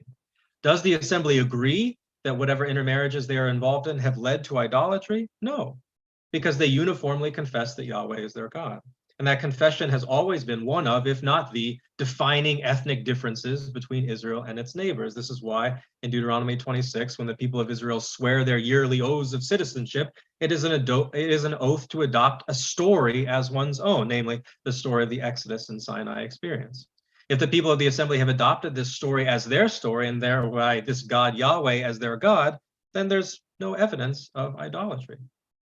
Whatever else might be happening in the assembly's marriages, this simple confession seems to preclude the possibility that there is idolatry and therefore that there is an active existential threat to the Second Temple community.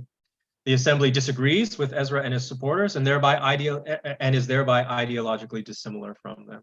As a result, the assembly is less likely to uncritically adopt Ezra's worldview, which justifies the assembly's marginalization, and much more likely to resist that worldview and its exertions of power by whatever means is available to them.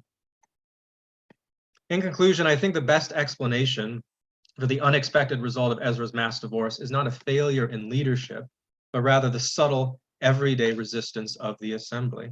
The assembly employed, in Scott's language, the weapons of the weak, foot dragging, false compliance, and ideological dissimulation to attack and to wear down the material and ideological resources of the priesthood classes that imposed an exploitative burden on them. And in so doing, they've reduced the ultimate effectiveness of that burden and even managed to reflect a significant percentage of its force back on those who had imposed it. I further think that James Scott's concept of everyday resistance can be a fruitful way of examining otherwise unnoticed agency of marginalized groups throughout the ancient world. And I do not think that any analysis of the relationship between leaders and those they presume to lead, or about who has power in these relationships, will ever be complete without considering the possibility of this everyday resistance. Thank you very much. Well, thank you very much, Dr. Higashi. That was very, very interesting. And when I was in grad school, my area of specialization was royal inscriptions from Mesopotamia. So the idea of power dynamics between rulers and or those in power and those being subjugated is near and dear to my heart. And also as a parent, the idea of the foot dragging form of resistance is something I am intensely familiar with, as I am sure you are. Can you think practice of, like, today? oh, they're masters. My 4-year-old in particular is just perfect. Yeah.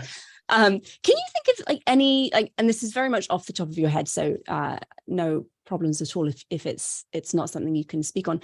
Can you think of any other events, either in the Hebrew Bible or in history in general, where you think that this form of resistance could be usefully looked at? If we're talking about history in general, I mean, Scott himself raises the example of African-American slaves and gives several examples of ideological dissimulation and foot dragging and false compliance in records of slaves in sort of pre-antebellum South. So I think that would be a very easy place to sort of apply the same method. As far as places in the Hebrew Bible are concerned, I have part of the problem is that you need not only an instance in which you have a subordinate class subjected to a superordinate class, but you also need some evidence that they are engaging in foot dragging. And that's hard to come by, precisely because so often it is hidden from the relatively elite scribal classes that are putting these stories together. So I think this is probably one of the few instances in the Hebrew Bible where you get a very clear look at that. But I am certainly open to the possibility, and will continue to look for other examples in which you can make this case so that I can write some articles and books about it. But I'm sure there are. I would just need to look some more for it. Well, thank you very much. We actually do not have any questions from you from the audience. Okay. We have a couple of minutes. Is there anything that you wanted to elaborate on and didn't have time for in the presentation? One of the most interesting ways that this sort of concept is being applied today, there's a womanist author named Cheryl Anderson who has applied this same story and sort of a subversive reading of the same story for thinking about sort of segregation and racial intermarriage in the 20th century. And so I think these continue to be in some ways hot button issues as the lines between communities and what sort of agency do marginalized communities, can they take, is justified for them to take, is expected for them to take in the face of this kind of power bearing down on them and disrupting their relations. So I think there's a lot here that could very well be applicable to people in religious communities today to sort of think about. And I don't think it would take too much work to sort of to flesh that out. So I think it has a lot of value. It's not just a conversation constrained to something that happened 2,500 years ago. Thank you very much. And we do have one question just for clarification. You mentioned a couple of authors, I believe, a little bit earlier on, and we're being asked for the full names that you shared. The cultural anthropologist who wrote the book is James Scott. The name of his book is Weapons of the Weak. That's the cultural anthropologist that these distinctions between everyday and traditional resistance come from. He's written several other books, and biblical scholars have sometimes gotten their hands on them, but I think he's an underappreciated figure. There's also Gail Yee. She was just recently, I think a couple of years ago, president of the Society of Biblical Literature. And she was the one who authored the article that originally sort of recommended James Scott's work as a method for biblical scholars to get at the agency of marginalized groups. That's very helpful. Thank you so much. Yeah, sure. that is actually all we have. So Dr. Higashi, thank you again Oh, for thank a you very very much. interesting and engaging presentation. I'm very happy. This is the end of the current session. We are going to have a special session starting at 1 p.m. So we'll just wait for the moderator. Until then, I'll put our little holding screen up. So again, stand up, stretch your legs, get a cup of water, and we'll be back at 1 p.m.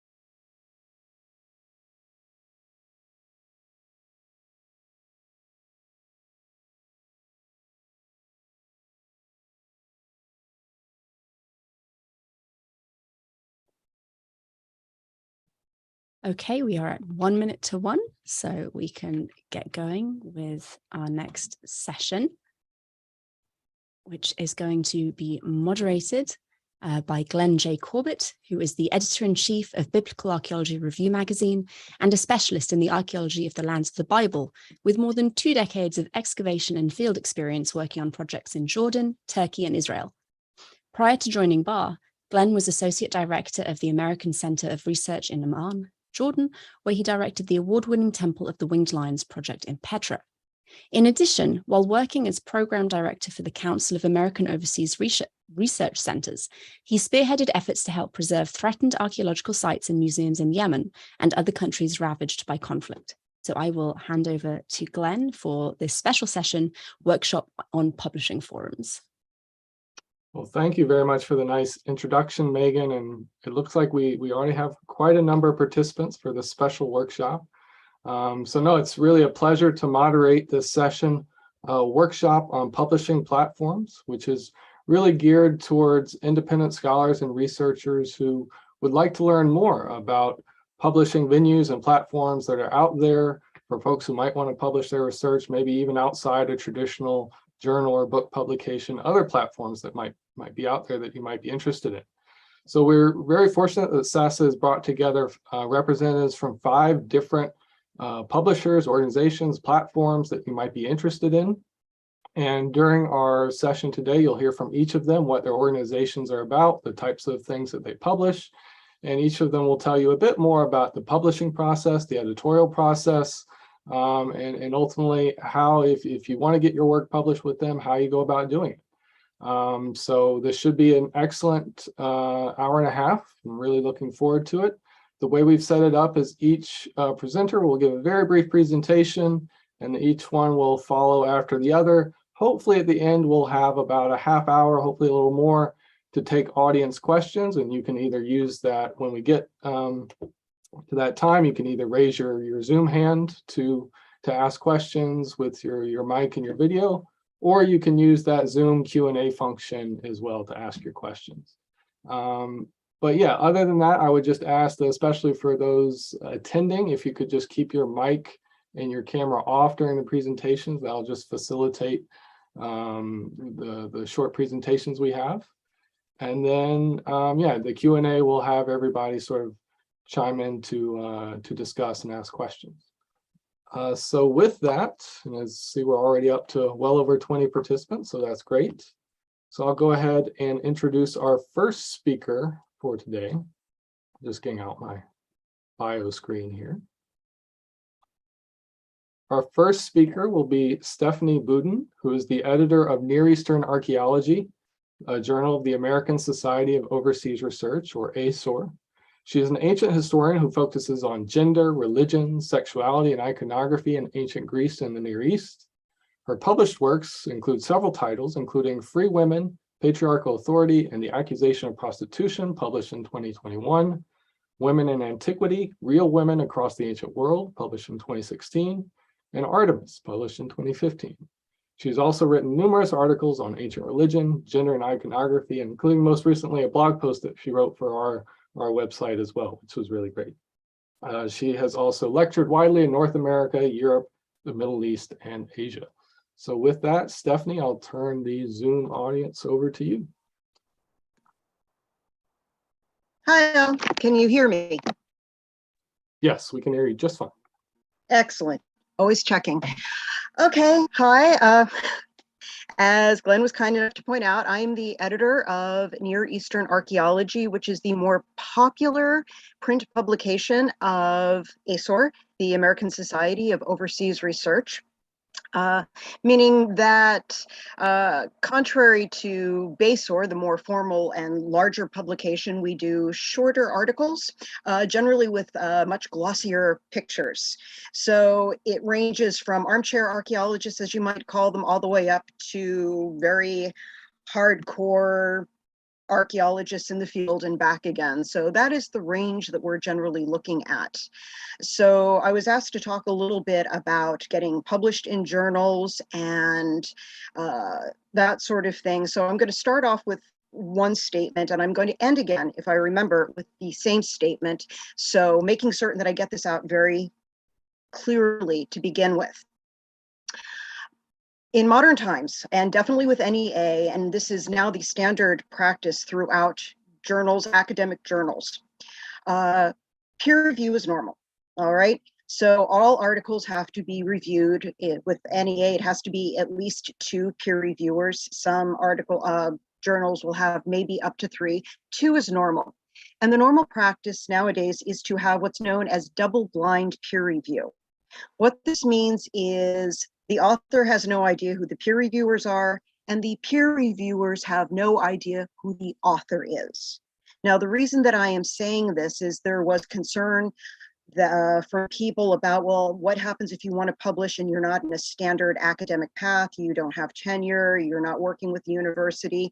And what I'm here to tell you is when your article is going through peer review, no one knows or cares. Who you are is completely irrelevant because it is anonymous. Articles are judged exclusively based on their content. Nothing is known about the authors themselves. So if that is something that holds you back or makes you nervous, allow me to assure you, no one knows or cares who you are when they are reading your manuscript. All they really care about is what you're saying, are you saying it well, and am I personally in your bibliography? Probably not in that order, but trust me, those are the 3 main ideas that are going through these people's minds. So don't worry about yourself and where you are in your career. Always and only focus on the quality of your writing. Okay, so like I said, that's where I'm starting, and I'm hopefully going to end with that if I remember as well, because I tend to babble an awful lot and I forgot to keep track of how long I'm talking. So somebody will probably tell me to shut up at some convenient point. All right, so that said, there are a few other things I wanted to mention about publishing. All right, after that first bit about the peer review and the anonymity is the fact that once you write your article, and write a good article, write a focused article, have something to say in your article, always, make good use of your primary sources, all the stuff that you probably remember from whatever writing workshops or that sort of thing you have ever done. Write a good article that really says something meaningful. Once you have done that, you're trying to find a place to publish it. Look at descriptions of what different journals do. You want to make certain that you are in the appropriate time phase.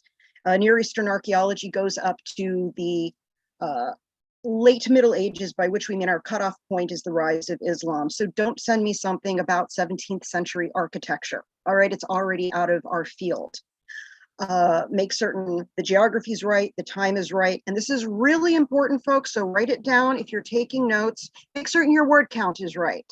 All right. If you read that a journal accepts manuscripts up to no more than 5,000 words, don't send them a 10,000 word manuscript. They're just going to reject it. So really pay attention to those things. So always look for the guidelines for authors, the instructions for authors. There's going to be something like that on any URL, any web page for any journal, and see if it is appropriate for the article you have written. So that is really the first and most important thing to look at there when you're deciding where to submit an article.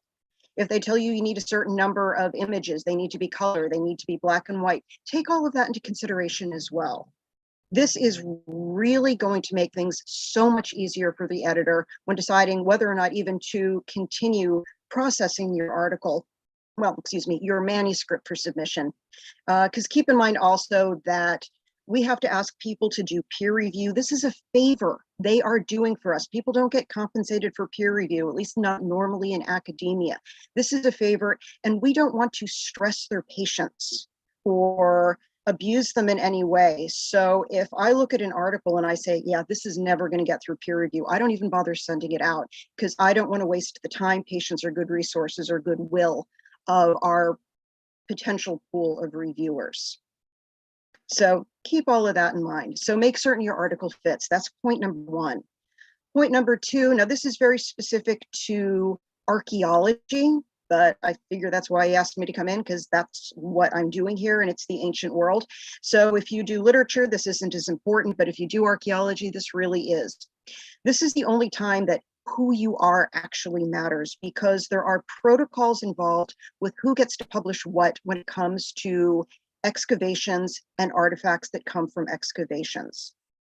Control of an excavation, including its publication, is reserved exclusively for the head of the excavation team. It is that person, or really that group of people, who decide when and what and how to publish a site. And until that group of individuals publishes the site and all of the artifacts that have been found, you don't get to. No matter how much you want to, and no matter how long it takes to happen. This is simply one of the rules of academic archaeological publication. So you went out to watch the dig at Telbite Meersum this summer, and it was really exciting, and you took a whole bunch of photographs, and you now want to write an article about the cool stuff that they found this year before the actual head of the dig does. You don't get to do that. And if you try to do that, your manuscript will be rejected automatically. So please keep that in mind. And I know how frustrating it can be. I work a lot in classical archaeology as well, and there are some folks over there in Greece who excavated a site 20 years ago and they never published it, so no one gets to write anything about that particular dig. It's frustrating. There is a museum in Thermos in Greece where not a single one of the objects has ever been formally published. So you're not allowed to take any pictures in the museum. You're not allowed to draw sketches of the objects in the museum because of this. So keep that in mind. That is the only time when who you are and what you have access to becomes really relevant. When it comes to objects, if it goes into a museum and still has not been published, you still don't get to publish that, that object. The editio princeps, as it is called, the first publication of an object, is reserved for an individual. You need permission to do that. Now, once things get published, go for it. Have lots of fun with it, write your article, but keep in mind that that is a very important bit of protocol, and your editors and peer reviewers are going to be very severe about it. So that's an important thing to keep in mind, at least for archaeology and art history. Really, really avoid things that have been looted and do not have proper provenience. That's going to be topic number 3 in your list here. Again, this is relevant for art historians and archaeologists, but so many things have shown up on black markets, wound up in a museum potentially through uncertain circumstances. And academia really frowns upon giving any attention whatsoever to objects that have come to light this way. So if you do not know that this object specifically came from an academic excavation, has been published properly, and is in the appropriate museum in the appropriate way, be very leery of it. And the sad thing is that there are certain museums that don't always have the best track record with the provenience of their objects. So the Getty Museum, perhaps, I'm sure some of you might have heard about this, that every couple of years there's a new object that they have to repatriate, or they have to explain how they wound up with. So be very cautious with the history of your objects, even if you know that they've been published. If the provenience, if the origin is questionable, really give it a good berth, unless you are specifically writing about this problem in archaeology, art history, and publication. So that's just a bit of advice of things you want to say, stay away from. All right, since this comes up very frequently, images, that little part where I'm saying how many images do you need, and photographs. This is always really difficult, especially with the rise of Wiki Commons. So do I have to get the museum's permission to use this image? Do I not? People at my end and our lawyers are still trying to deal with all of this. So really quick words of advice here. It's the difference between 2D and 3D images. If it is flat, like a painting, you really, really need the museum's permission to use it.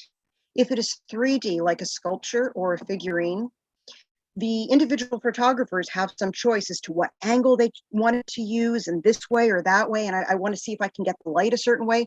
At that point, it's an individual work of art on the part of the photographer, and the photographer can claim the copyright for the image and granted to you via Wiki Commons. So when looking to illustrate your articles, like I said, anything 3D on Wiki Commons, you're probably going to be fine. Anything 2D, it's probably going to be more problematic.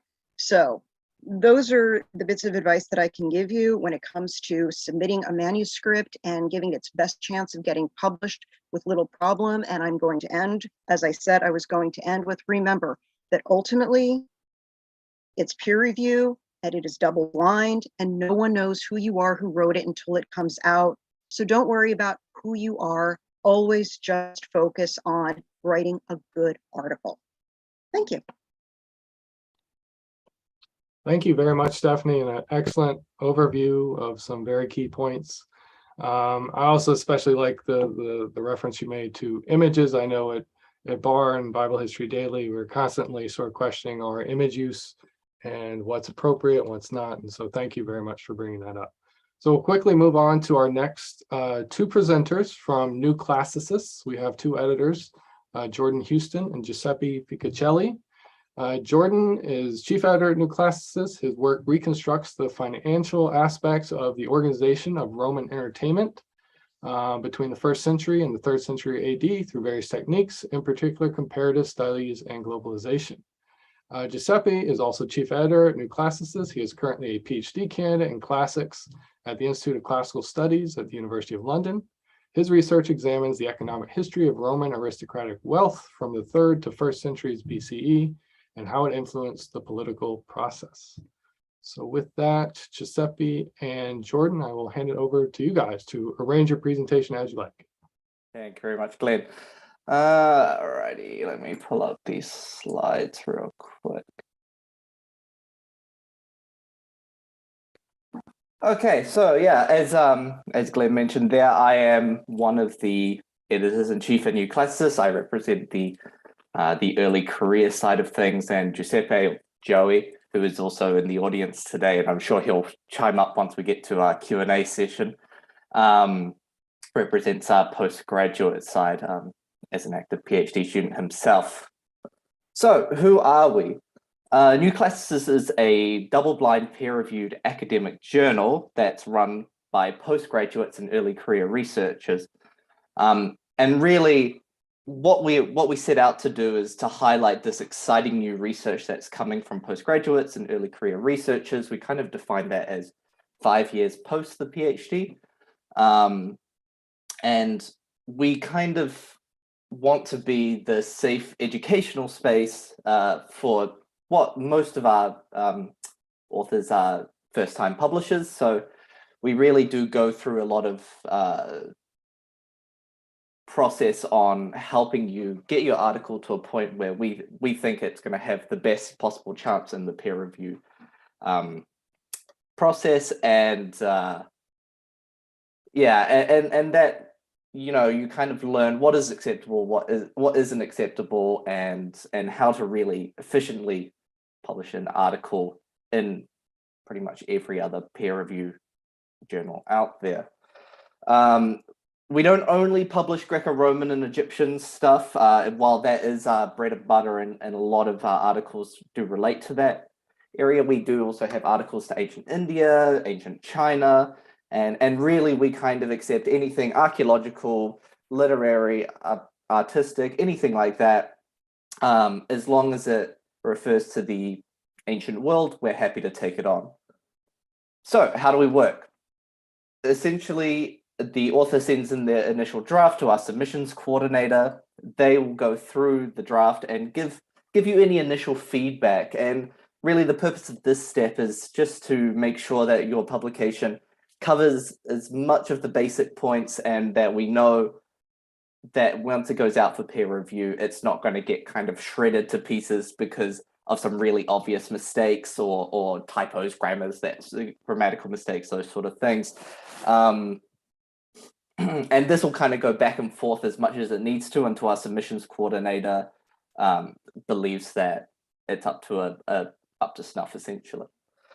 Once they're happy with that, that'll be assigned on to an editor who oversees the double-blind peer review process. As Stephanie mentioned before, it's completely anonymous, so your name doesn't go out to them and their names don't go to you. It's really just about the content of the article and the validity of the discussion. Once the article's been assigned to an editor, this will go out to, they will then secure 2 peer reviewers. We usually are looking for established academics who have a good history of publication, and people that are not only going to know the topic very well, but also going to know sort of what the other scholarship in this area is saying, and what a good article for your topic should look like. This process can take about 8 to 10 weeks, so this is a very lengthy process. So you can't expect to send it in at the last minute and get it published in the next month or so. It does take time. We do about two issues a year, and we have submission deadlines that are about 6 months apart, just to accommodate this. And then once both editors have submitted their feedback, the author will be sent a copy of both feedback forms that we get. Once again, completely anonymous, no names, anything like that. And you'll be asked to resubmit your article according to that feedback, and you get given about a month and a half for this process. Once you've resubmitted, the editor will send the article for a second round of review to only one of the original reviewers. And this is really just to confirm the changes and to pick up any last-minute corrections, anything that may have been missed the first time, or if you've, depending on your changes, if there's anything that just needs to be corrected or fixed up on your amended copy. Once again, that's 8 to 10 weeks. Doesn't usually take that long, since it's really, like I said, just cleaning up. Once that feedback has come back to us, that'll once again go out to you, and you're given that month and a half to make those changes. And then after that, you're pretty much done. Once the final article has been received, we send it off to our proofs editor, and then they prepare it for the final publication. And and you'll see it in our next issue. So what are some tips for getting reviewed or published? Stephanie covered a lot of the big points, honestly. One of the big ones that we do suggest is that you really, before you even submit, you go to your supervisor or even your mentor for feedback about your article. They're usually more than happy to have a read of what's going on, and they kind of know where's the best place to publish, or what's the best way to improve this paper and really get it to a point that it's going to really shine in publication. Another way of doing that is really reading similar articles around your topic and just getting a feel for what the writing level or the discussion level is. And that's really what we're expecting. We do get a lot of submissions that almost feel like essays rather than articles. And so that's why we have that generous amount of assistance right on the front end, just to help you kind of get the feel of what an article should be, at least in that draft stage. But this isn't always the case for a lot of journals. You know, it is a long process, and not every journal can be expected to go through every single submission and kind of polish it up like that. So really, it's best practice to get your article as refined as possible before submission. And the big one when I was the submissions coordinator at New Classicist was really proofread. You can never edit something enough. It's never going to be perfect, so you might as well get it in as good a shape as possible before it goes out. And then the final thing, and Stephanie touched on this as well, was writing according to the word limit. If you've written a very small article, we accept articles up to 8,000 words, and if you've only used about 1,000 or 2,000 words of that word limit, make sure to use that word, that extra space. You know, it can only improve your discussion and help your argument. But don't make sure that you don't exceed it either. The reason why we do have it is so we don't get, you know, very long, lengthy articles and things that may stray from its original point. So it's kind of a fine balance there. Make sure to stay close to the limit. Don't feel that you have to write 8,000 words necessarily, but don't go over either. We will know. So those were all the sort of small tips that I have for now. I suppose I'll pass it back to Glenn. Thank you, Jordan. Those are all very helpful tips. And I have to say, I was especially very much agree with your, first of all, that at least, especially with BAR, a popular magazine, I often tell our authors it takes 6 to 8 months usually before we sort of settle on a manuscript idea all the way to publication. So it takes a long time, and also definitely emphasizing the proofing aspect. The number of times we read and reread and reread what's submitted, it's an impressive amount. So definitely always proof your work thoroughly. It will make the job of the editors that much easier. We'll go on to our third presentation now from Sapiens, the online magazine. We have Caradwyn Cornelius, who is the Archaeology and Biological Anthropology Development Editor at Sapiens. She works with anthropologists trained in academic writing and helps them tell stories that are compelling, clear, and relevant to broad audiences. She's also a freelance journalist whose writing has appeared in Scientific American, The Atlantic, Medscape, Outside, the New York Times, and Sapiens. Caradwyn. Just adjust. Can you hear me all right? Just fine, thank you. Okay, perfect, thank you. It's been so interesting hearing the other speakers because the way Sapiens operates is so different. Our mission at Sapiens is to bring anthropology to a broad audience. Of course, we have many archaeologists, anthropologists of various sorts reading Sapiens, but our target audience is actually people who are not academics, or at least not in that specific field, but who are intelligent, curious, well-informed people who just are interested in knowing about this field.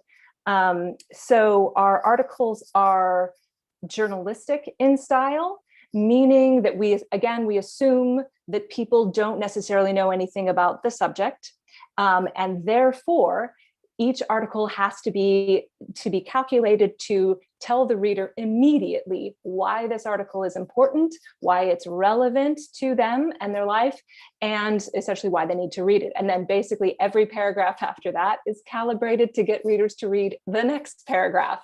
So we do that through compelling storytelling, evocative description, interesting questions, thought-provoking comments, things like that. So it's very much geared toward getting people to be interested in the article, and keeping their attention, because we all know there's so many distractions on the web especially, and so that's kind of the focus. Our articles are not anywhere near as long as some of the other publications, so they can range from anywhere from about 800 to 2,800 words. Usually they're more like 1,500 is kind of where we like to keep it. When you pitch us, you don't send the full article, unlike the other publications. You send, if you pitch through our website, sapiens.org, and you pitch a approximately 300-word pitch, which is just kind of saying, like, here's the story. So you might just start with like an anecdote or a story, or a sort of news peg, or anything like that, and just kind of say, just tell us in a very short period of time, here's what I want to write about, essentially. And then we respond and might say, that sounds good, but could you start with an anecdote about this? Or we really like this part. Well, can you enhance this part? And that part we feel has been done a little bit too much. So, when you turn in your draft, could you, emphasize this and reduce that? Or, we'll give you directions usually, and how to submit it. And then at that point, you submit the article that's been kind of geared toward our discussion. So what are we looking for? We don't do any breaking news, because we actually work on a fairly slow, process. We're a small team, and we put a lot of thought, and we go over it many, many times. Oh, I should say there is no peer review process, but there is a fact-checking process, and it does get looked at by multiple editors. On extremely rare occasions, if something is quite controversial, we might run it past other experts in the field, but that doesn't usually happen. So there is no peer review. But so we don't do breaking news, but we do write about recent papers. So if you have a paper that's coming out, or you've just been researching something and you want to tell people about it, that's fantastic. We certainly accept that. And what we usually are looking at for that is kind of the backstory. Are there certain stories about your interactions with the people or the place or something that might bring something to light, and reveal something about the big picture that's going on, or the effects of your research, or how it's related to other research and how that is evolving the way we think about a certain issue. Just kind of maybe things that either wouldn't make it into a normal academic paper, because maybe they're a personal story or something like that, then you can expand on that, as long as it's clear why that's relevant to people, and it's not inside baseball type thing. So we also publish a lot of articles inspired by current events. So I'm working on one right now, inspired by Roe v. Wade, on the archaeology of personhood and abortion. I'm editing it, the archaeologist pitched it. And then we recently published something on the anthropology of smell, inspired by people losing their sense of smell because of COVID. So, if something's happening in the Ukraine or something, we could publish articles on that. And it doesn't necessarily, you don't have to have necessarily a new paper about that or new research about that. It could just be I've studied this in the past, and here's the insight I can bring to this current issue based on all my previous knowledge and previous research in this particular area. So if some issue comes out in, I don't know, Jordan, if something's happening there, and you can say I've researched this area, and I can bring illuminate some aspects of this issue. Then we're all about that too. So we also do commentary and op-eds, which kind of exist on a spectrum. So I assigned one recently after the English Heritage projected the image of the Queen onto Stonehenge. There were some archaeologists that were in a bit of an uproar about it. And so I commissioned an article basically talking about how the ideas of nationalism have been projected onto Stonehenge. So that could be something like that. And then, I just published one on Neanderthal art. Neanderthals get a bad rap, and new evidence comes out all the time showing that perhaps maybe they actually did art and were more advanced than we think. And so this person is essentially, this archaeologist is essentially defending Neanderthals and saying yes, this is art. So that kind of op-ed. We also do book excerpts, but only if the book is geared toward a popular audience. If the book is geared toward an academic audience, then we wouldn't publish an excerpt of it. However, there may be an opportunity to do a spin-off essay inspired by it. And sometimes we actually do both. Sometimes we'll publish an excerpt, and then we'll publish an op-ed aside it. So for example, Karakuni, an Egyptologist, had a book called The Good Kings Come Out. And so we published an excerpt of that book. And then she did an op-ed alongside it, talking about the sort of angry reaction she's gotten from the patriarchy in response to that book coming out. And we also do personal essays. I'm working on one right now. It's a beautiful essay from an archaeologist whose father died, and she excavated his study, and at exactly the way an archaeologist would excavate something. And she labeled everything and put everything on a grid and had a blueprint. She used all those principles in order to find out things that she didn't understand about her father. And it was just a wonderful way to explain how archaeology works to people who don't know how it is, but in a really emotionally moving way. We also do photo essays and even poetry. And in terms of the photos, we do welcome submissions of photos from people, but typically we actually find the photos ourselves. So it goes both ways with us. Let me see. Pitching, I think. I think I'll leave it there. I think that's probably good. Thank you, Carolyn. And that's, it sounds like Sapiens covers a lot of material, especially for, making the worlds of archaeology and anthropology available to a popular audience. And so it sounds wonderful, all of the different ways y'all are able to explore that with your authors. And I'm sure we'll have questions for you later. All right, our fourth presentation from Open Book Publishers, we have Rupert Tagani, who is co-founder and director of Open Book. He is a fellow of Trinity College in Cambridge, where he is director of studies in economics. His published academic work includes microeconomic analysis of competition in online markets, game theory, and search theory. He has held visiting positions at MIT and the University of Florence, acted as an economic advisor on several EU competition studies.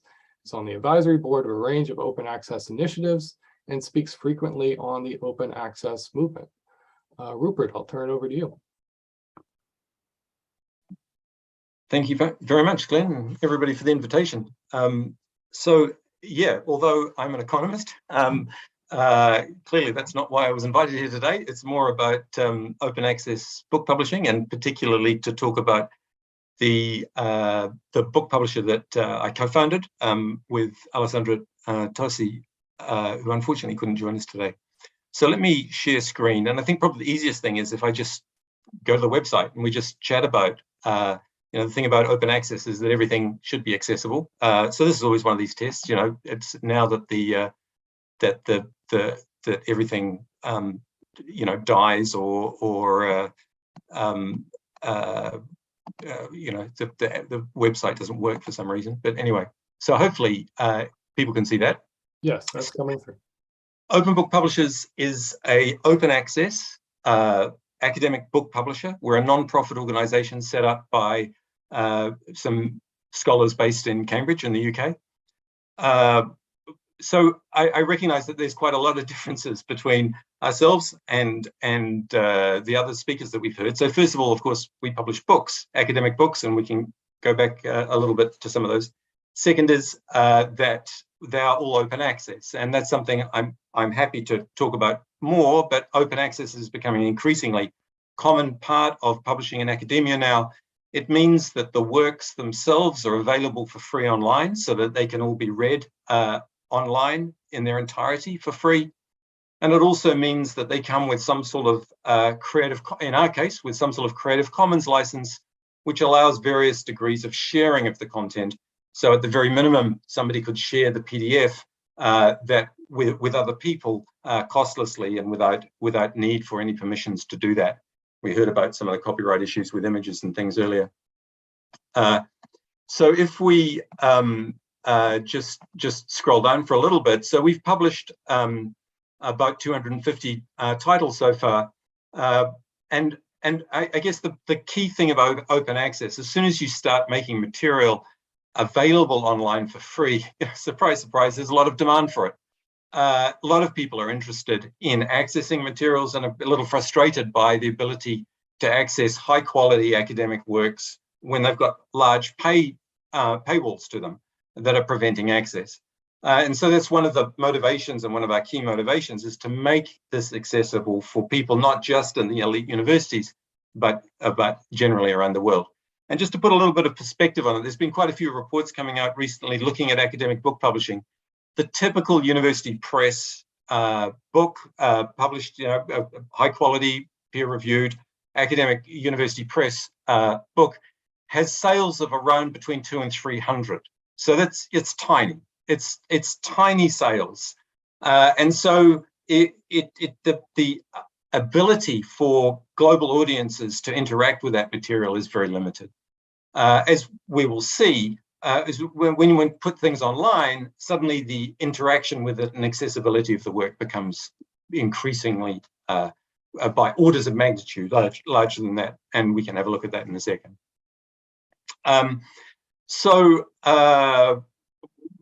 Open access has got, at sometimes there's funding models that require authors to pay for publication, but that is not a funding model that we use. So authors are not required to make any payment for publication. We have various forms of revenue that comes through. We make revenue from the sale of the printed works. So our works come out both in printed paper traditional books, but also in various formats, digital formats. So we do make some money out of the sale of the printed works, and that goes back in to fund further publications. We also have a library membership scheme where over 200 libraries around the world are sponsoring the activities that we do through a membership scheme. And that gives us about a third of our revenue comes from that, a third from the various sales, and a third of our revenue comes from grants that authors might be able to apply for. So that although we don't require authors to pay anything, we do say, you know, if you know of a grant and you could apply for it, then that would help us offset our publishing activities. And about a third of our revenue comes through from grant funding. And we do work with authors to apply for grants as well. So we are a very, as far as the quality assessment, we've heard about peer review. We follow a fairly standard peer review process, possibly a little bit more rigorous than many book publishers. So we typically ask for the manuscript, and we ask for the entire manuscript, which we send out for peer review. As we've heard before, we send it out typically to 2 peer reviewers. Sometimes it might be 3, but typically it would go out to 2 peer reviews. We do a single blind process. So we heard earlier about the double blind where neither the reviewer knows the author or the author knows the reviewers. With books, that's not so common. And in fact, it's single blind. So the reviewer is anonymous, but when the book goes out, the reviewer is made aware of the author. Having said that, and to go back to the concerns people might have for independent scholars, we really do support independent scholars and early career researchers. We've got a large number who have published with us. And in fact, one of our initial founding directors called William Sinclair, who fortunately died last year, but he started himself as an independent scholar and then moved into academia later on. So there's a very strong commitment that we've got to support independent scholars in their publishing. So if one can see, we publish across a whole range. We're across a whole range of disciplines. But as far as and so you can see the sorts of things that we publish. We could look at some of the series if we wanted, or some of the categories maybe. You can see that we've got a large range of categories. But some that might be particularly appropriate here would be things like our classic series, where we have a range of books. Some of them studying particular issues, such as the hottest stones in ancient Athena, ancient Athens, and others are more textbooks. And each of these you can go in and have a look and see. You can read either HTML versions or PDF versions online. You can download various types of digital works with an XML version as well for people that are interested in accessing the code in that format, and of course in paperback and hardback editions as well. And then you can look and see the types of, if you want to just cruise the website and have a look, but we have things like usage metrics. So this was a book that was published in January, and it's had 400 downloads from the OBP website, another 100 readers, more from OAPE and Google Books and places like that. So you can see that we've already got best part of 1,000 readers who have engaged with the work, which is far in excess of what one would expect in a printed work, and other books have clearly much more than that. So the other thing that I might just quickly mention, there's other series there that we've got a Semitic series which has got works dating back from the first millennia anyway. So there's lots of again early ancient studies books in that series. I just also would like to mention it. while I'm here, that as well as typical, book, text, images, we also have quite a number of works which have embedded other digital materials, such as music or music files or videos or things like that, which can be embedded into the digital work. For the printed works, we create a QR code so that you can scan it on your telephone and access it through a mobile. And so these are we're very interested in engaging and pushing out the boundaries of what is traditionally conceived of as a book, to embed lots of extra material, 3D images of an artifact, for example. All of these types of things can be embedded into the works to enhance the nature of the engagement with the audience, which is, of course, the point of the exercise. Okay. So any other points that I had to do? Peer review process, the copyright rules. We can talk about open access later if it's quite a big topic, but the copyright of the works remains with the author. So for us, it's very important that the publisher does not take the copyright. So the copyright of the work remains with the author. All we ask is for a non-exclusive license to publish the works in the various formats that we do. The submission process and things like that, again, there's lots of information. We've got to publish submissions, information for new authors, etc. There's a tab there. It's a fairly standard, we've got a form that we would ask people to fill in and submit about the nature of the work and the audience and what you're wanting to do with it. But just an email to start with is also a useful first point of contact. Okay, that's probably my time. Thank you. Happy to take questions later on if anybody has any. Yeah, I'm going to break my own rule and just ask a quick follow-up question. Are there various strategies for promoting and advertising the books other than the website? Through university libraries, or what are the portals by which you get word out about the books? Okay, so open access works. It's that's wonderfully easy because there's no restrictions on access to the work. So we use a lot of social networks. We also put it through all the traditional distribution channels. So the printed works go through all the traditional. The Gobi is the standard thing that goes through to libraries, but also all of the works are listed on WorldCat. There'd be hundreds of libraries that get access to the metadata for the works that go into their catalogs. They're on Google Books. They're on the Internet Archive. There's a directory of open access books and OAPEN. So there's about 25 different platforms that we distribute the books out to, so that they can be broadly accessible. And when it comes back to those metrics, as maybe you were alluding to, we don't get the metrics for an awful lot of those places. So we don't know how those books are being accessed. They're just out there. EBSCO is doing its stuff with them, and Google Books we get back from, but other places, HathiTrust, we don't. And so there's lots of places. Internet Archive, we don't get data back from them either. So there's lots of platforms where they're available and accessible of it. That's open access that goes out there.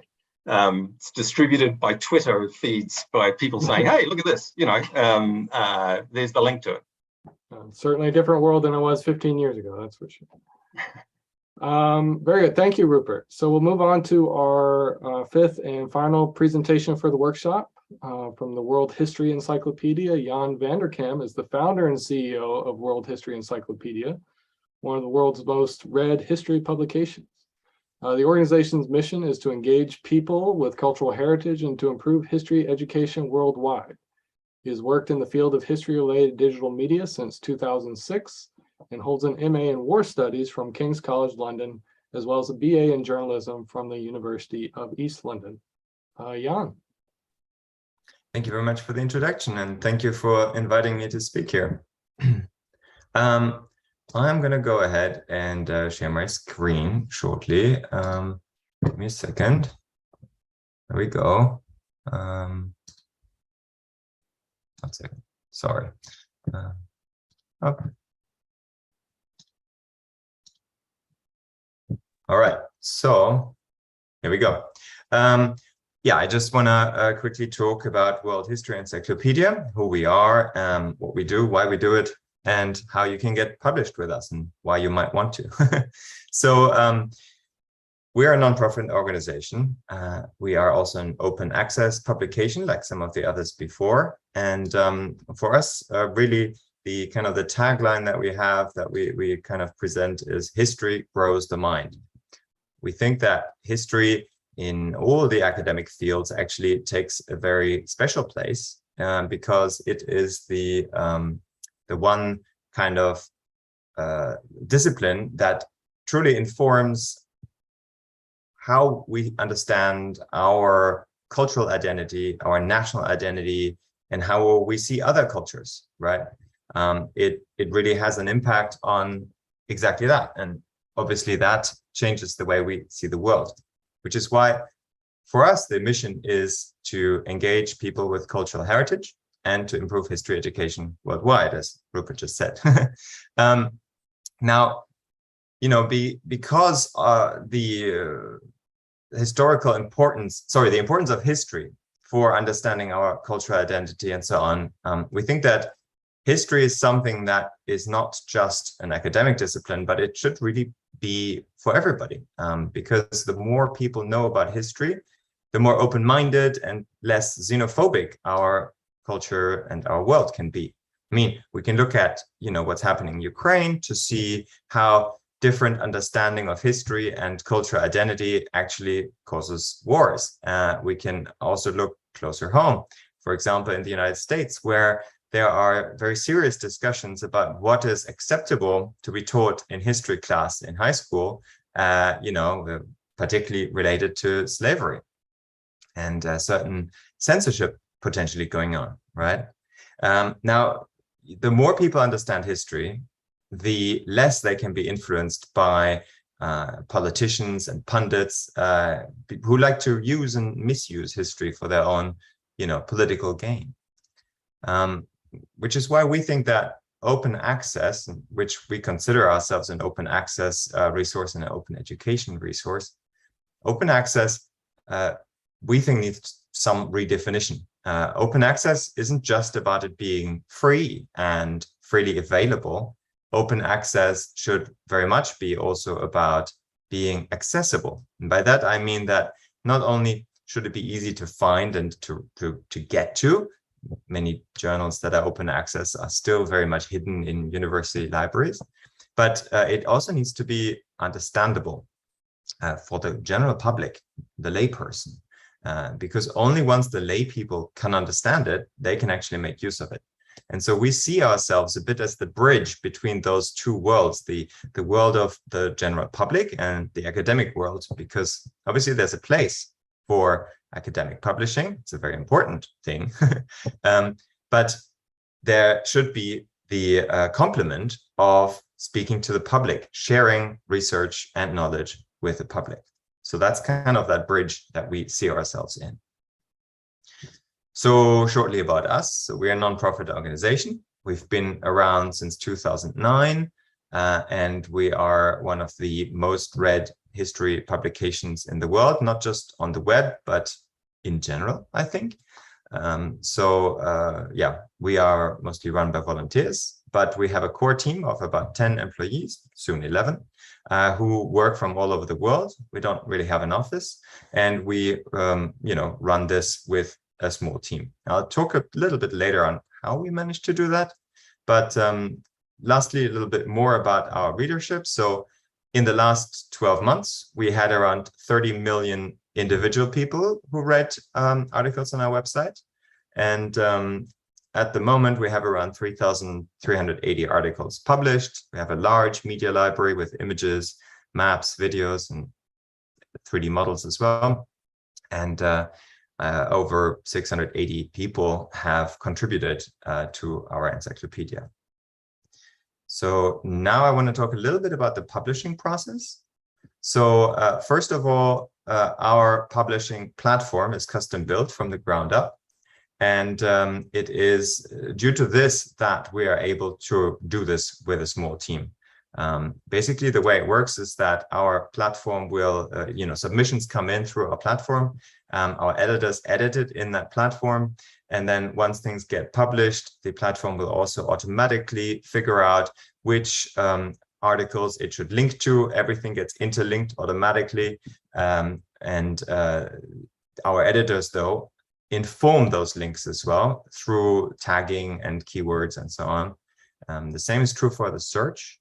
So the search obviously is done by the machine, but again, our editors have a strong influence on how the search delivers search results. So we're trying to operate this kind of hybrid platform where our editors guide the computer in order to put everything together in a very lean team, thanks to the automation. Now, submissions. Who can submit? Well, so we accept submissions from scholars, obviously, who are somehow qualified in fields of history or archaeology or have relevant experience. We also take people who are not in historical fields. For example, if there's an economist who writes about something historical related to economies, then that's fine too, of course. Submissions to us don't cost money, so it's not like an open access publication that charges or anything, but we also don't pay, so it is simply free to publish with us. And as I mentioned before, all the submissions are handled right through our website. We also accept book excerpts, so we work a lot, for example, with Oxford University Press and get excerpts from some of their books, and in exchange we also promote the books, obviously. So there we go. Now, once something is submitted, it goes into editorial review. So this is not a double-blind peer review or anything like that. It is an editorial review, much more like what we saw with Sapiens magazine earlier. And our editors take great care to make sure that everything is accurate. Of course, we fact check, but maybe even more importantly, we also check that it's engaging and easy to understand. Because, as I said, open access is great, but we need people to actually want to read it. And so our editors work with the authors to make sure that everything is easy to understand. We publish for everyone. So for us, the readers are the general public. As we're an encyclopedia, we're being used very much also by school students who might be 14 years old or older. That's kind of the target audience we look at. We are aware of some students who are younger as well, but we don't aim younger than that. And it's really important to keep that in mind, because students at school, they might not care about history. They might not even want to read about it. They might be forced to do so. So for us, it's really important to make sure that it is not boring. It is easy to understand, that we can pick them up and get them interested. And of course, at the same time, we hold all the publications to a rigorous academic standard to make sure that it is high quality, so that teachers are comfortable recommending it as well. So we like to say that story is the key part in the word history, which is why we don't just list facts in our articles, and we work with the authors to tickle out the interesting stories. Again, very similar for what we heard earlier about Sapiens magazine. We want to make sure why these things matter and explain the context, and ideally relate it as well to the present day, make it relevant. And again, our editors work to source the images, and create maps sometimes even for it. We have graphic designers and find videos, etc., etc. Of course, we also accept submissions from the authors themselves. If they've taken photographs themselves, that's entirely fine as well, and we can accommodate that too. And then once something is published, we also promote it. So we have a large social media following, closing in on 1 million followers at the moment. We have an email newsletter with over 27,000 subscribers. And since about a year ago, we started doing push notifications as well, which is people who subscribe get a little pop-up on their phone, a little notification. Hey, there's this new article. Do you want to read it? And they can just click on it. And that's working out really well for us in terms of getting people interested. Finally, we also translate articles. Not every article necessarily, but we try to translate as many as we can into essentially all of the languages of the world. The two biggest languages for us, apart from English, are Spanish and French. And our team of translators obviously continues to expand that. So at the moment, about 20% of the readers are reading not in English, but we expect that to grow to about 50% in the next year or maximum 2, because, yeah, as I said, we are rapidly translating, and that is adding a lot of new readers to our website at a rapid pace at the moment, because obviously English is only going that far on a global audience.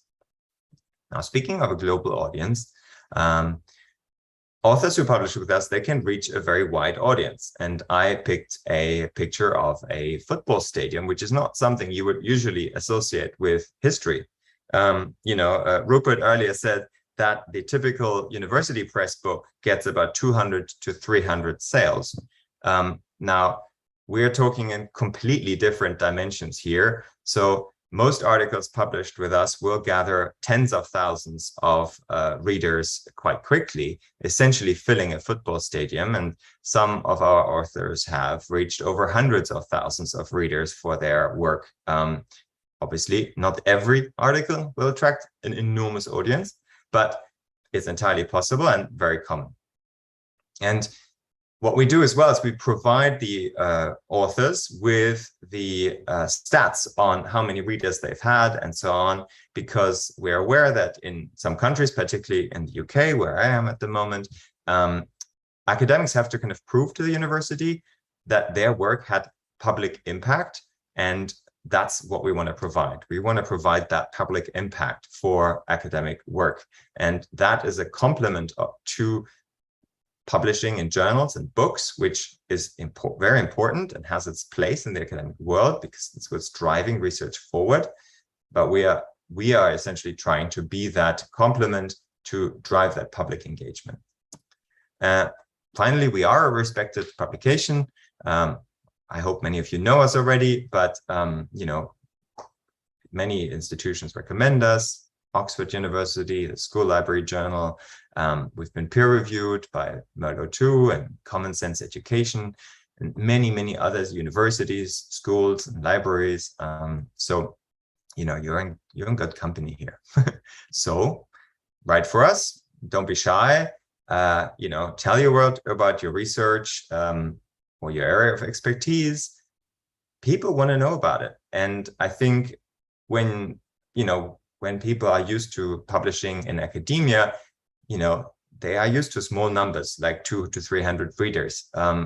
These numbers are very small. You'll be amazed at how many people actually want to know about your work. So there we go.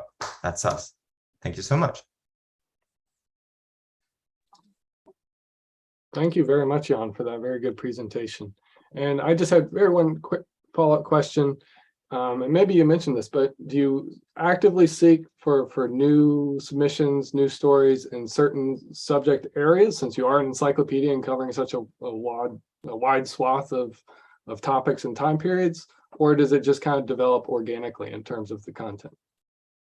Well, we do seek submissions actively on specific topics that we are about to cover. So we generally work in the sense that we look at the global curricula in schools. So we have a big database to know what subjects are covered.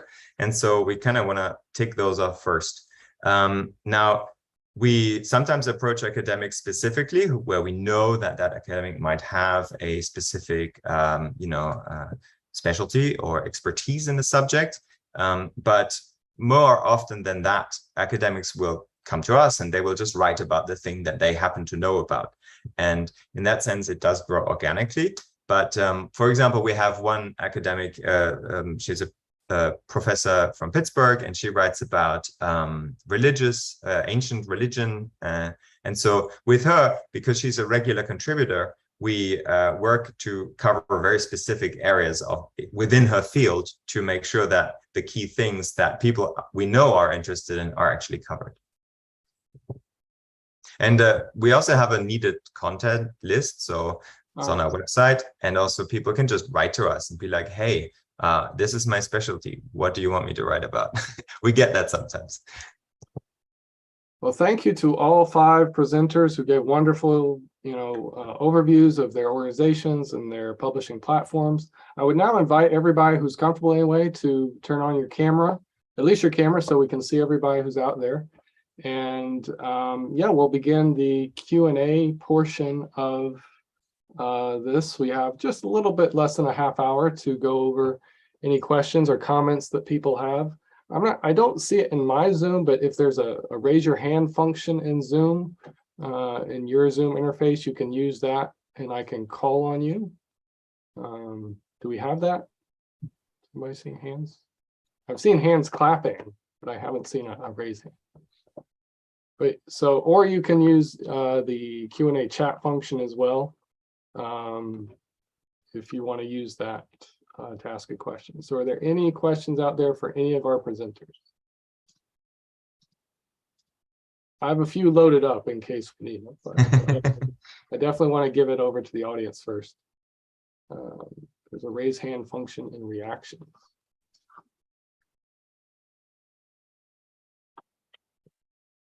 Does anybody see any raised hands on them? Yeah, there's one raised hand, I think from Heather, no? Okay, there.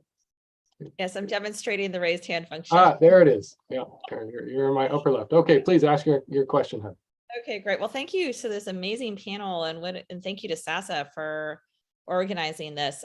So I am approaching this from the perspective of an independent scholar. Several of the panelists were explicit that independent scholars were welcome to submit. So I just wanted to see if there was any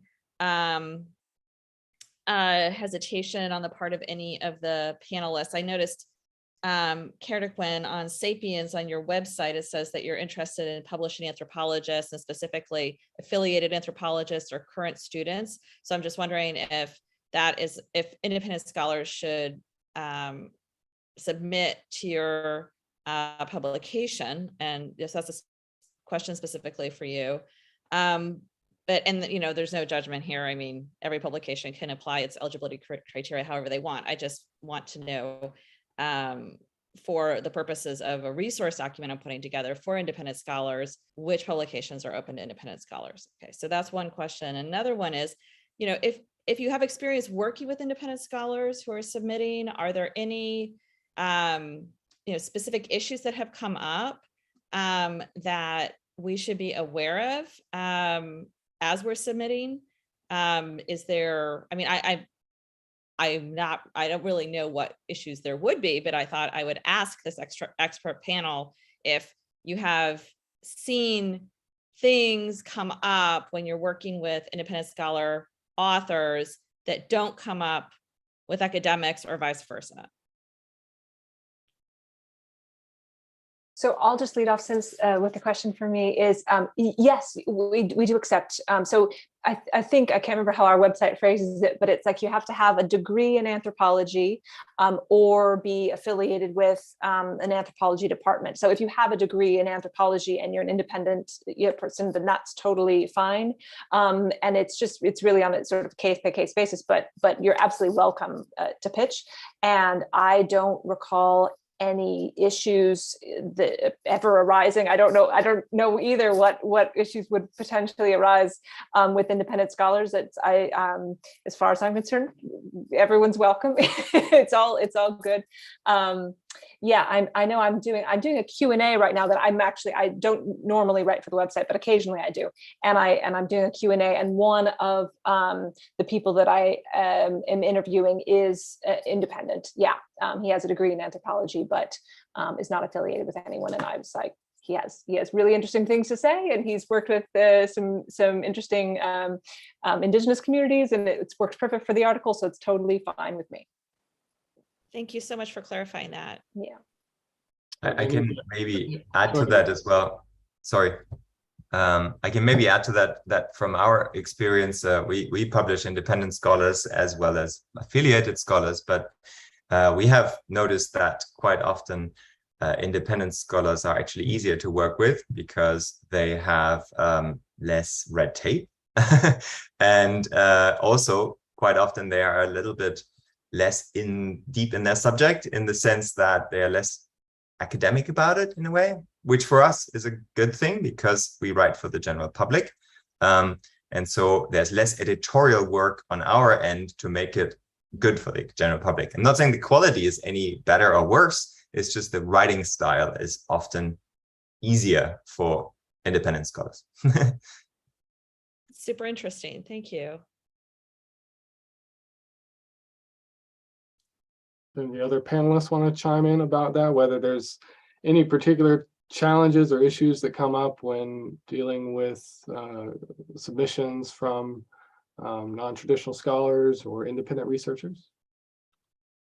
I can pitch in to just say I don't think really very many. I mean, I must say that most of the independent scholars that we've published have got PhDs or equivalent, so you know they know when it's going out to a peer review. We're an academic publisher, we're looking for an academic work. You know, that's very different to the work that Jan's just been discussing. You know, and so there's a different style and different, you know, detailed footnoting that's required. But you know, most people who've done PhDs know all about that, so it's not. You know, there's really not an issue there.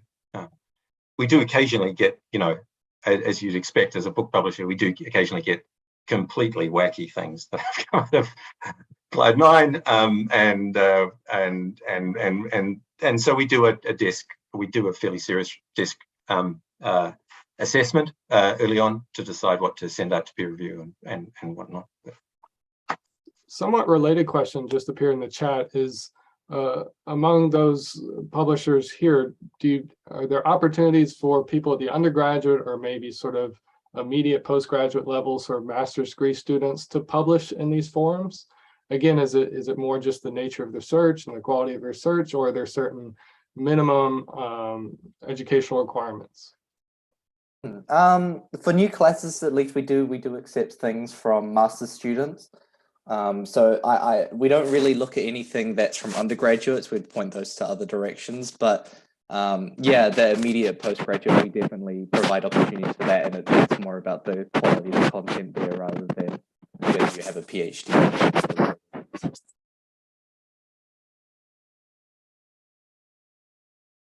At Sapiens, we typically don't go below master's degree. However, that's not like a 100% no. I mean, we would consider a really strong pitch if there's expertise in a field. It would be on a case-by-case basis, but it would be unusual.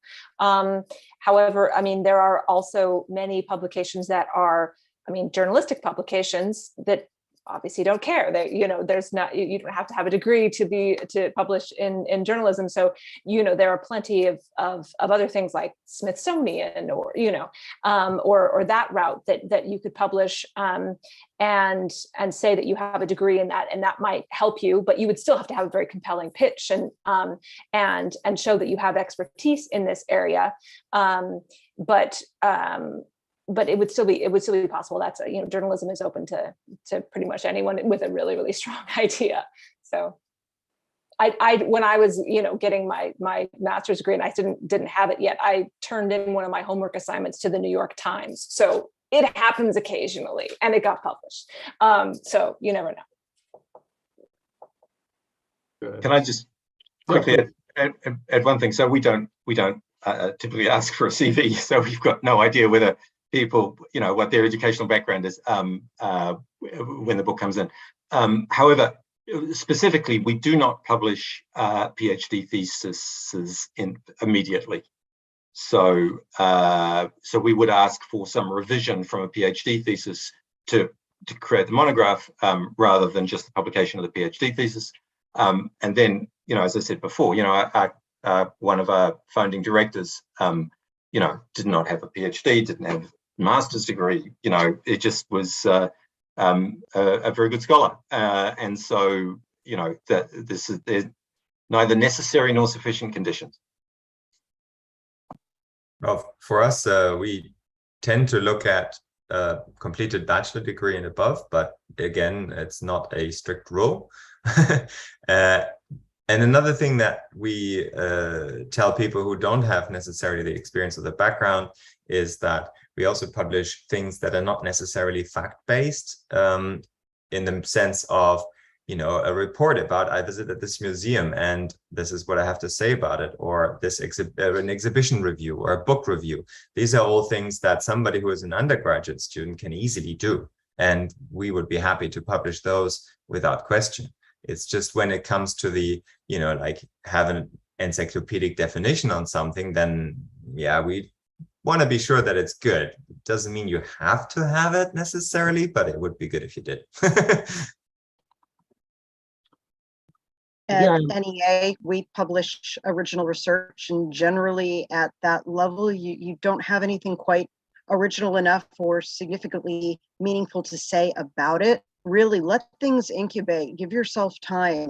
You don't want to write something really bad when you're kind of young and then years later look back and go, oh my God, what was I thinking? Because I can assure you that's going to happen anyway, but you want to deal with the degree of humiliation that your future self is going to be feeling looking back. So remember, scholarship is a timey-wimey process, and it's going to take you a while, even past a degree or whatnot, to get to the point where you really have a grip on what you think you're talking about and what you think you understand.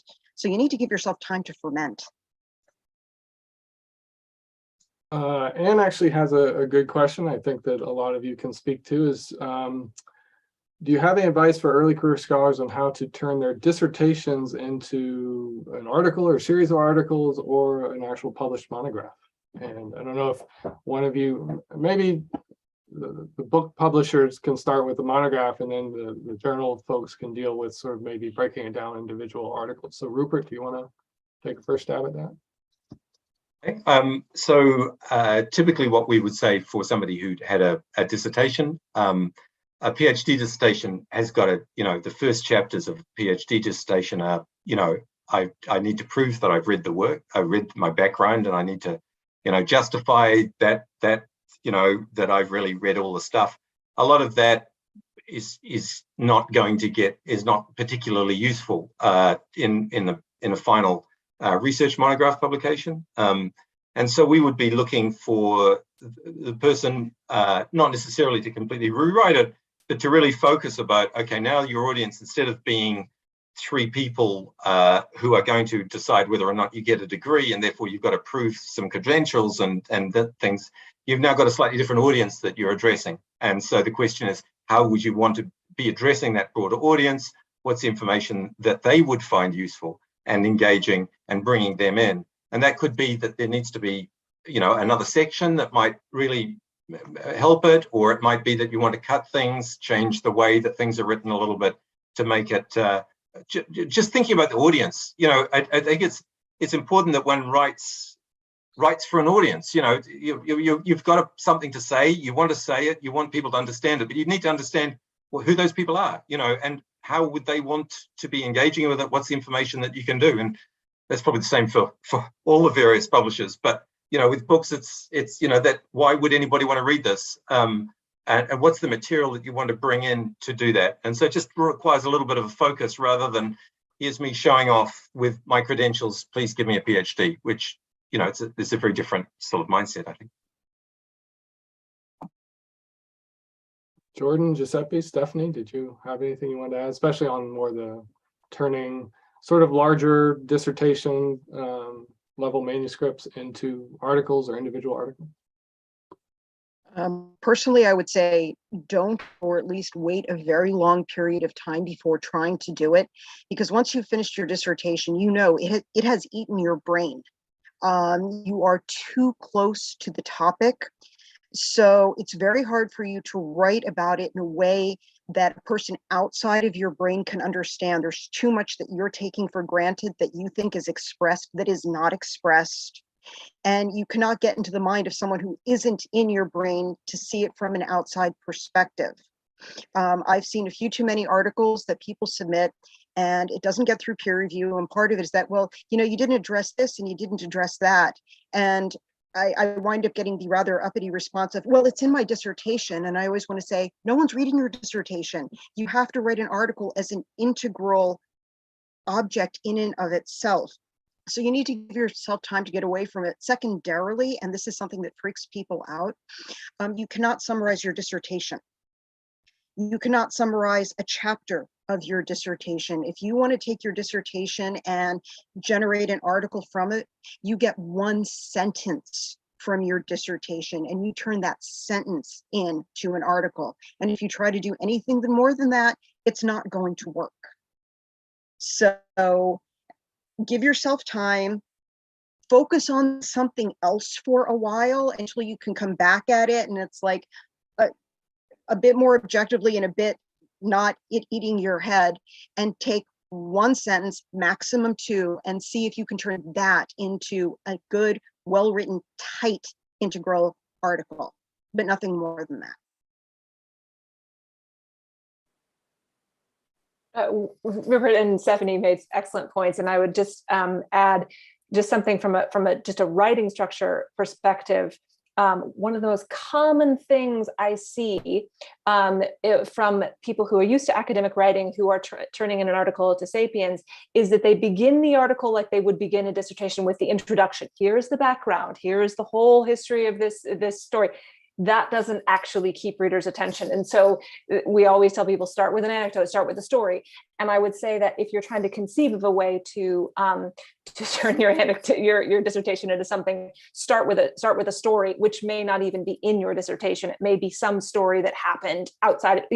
I'm thinking of one of our researchers, Sophie Chow, who works with the Marand indigenous group in West Papua, Indonesia, and she did her dissertation on them. She knows everything about, I don't remember her specific topic, but one of the stories she wrote for us was about how this group adopted a wild animal because there had been loss of habitat and things like that. That wasn't in her dissertation, but the story of this animal that she encountered during her research showed just how poignant this was, that animals were losing land and the people were losing land and all of this. And so that was like something that came out of her dissertation that wasn't really in it.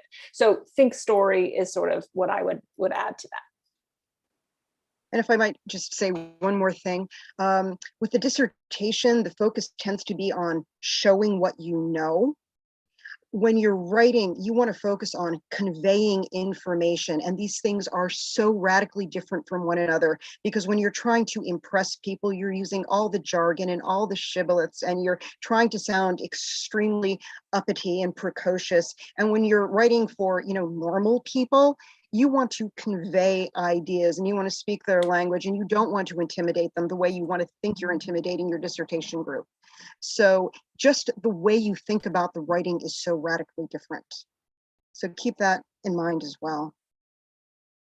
And I would say, just from my own experience too, I often tell our authors who are, senior or leading professors, like, don't take our editing personally. It's really, we're just trying to communicate to our audience what you want to say. And typically academics write for their own audience, they write for their peers, they write for their colleagues. And in our case, we're just editing their work to make sure it's digestible and accessible and understandable to just, as I like to say, just middle America.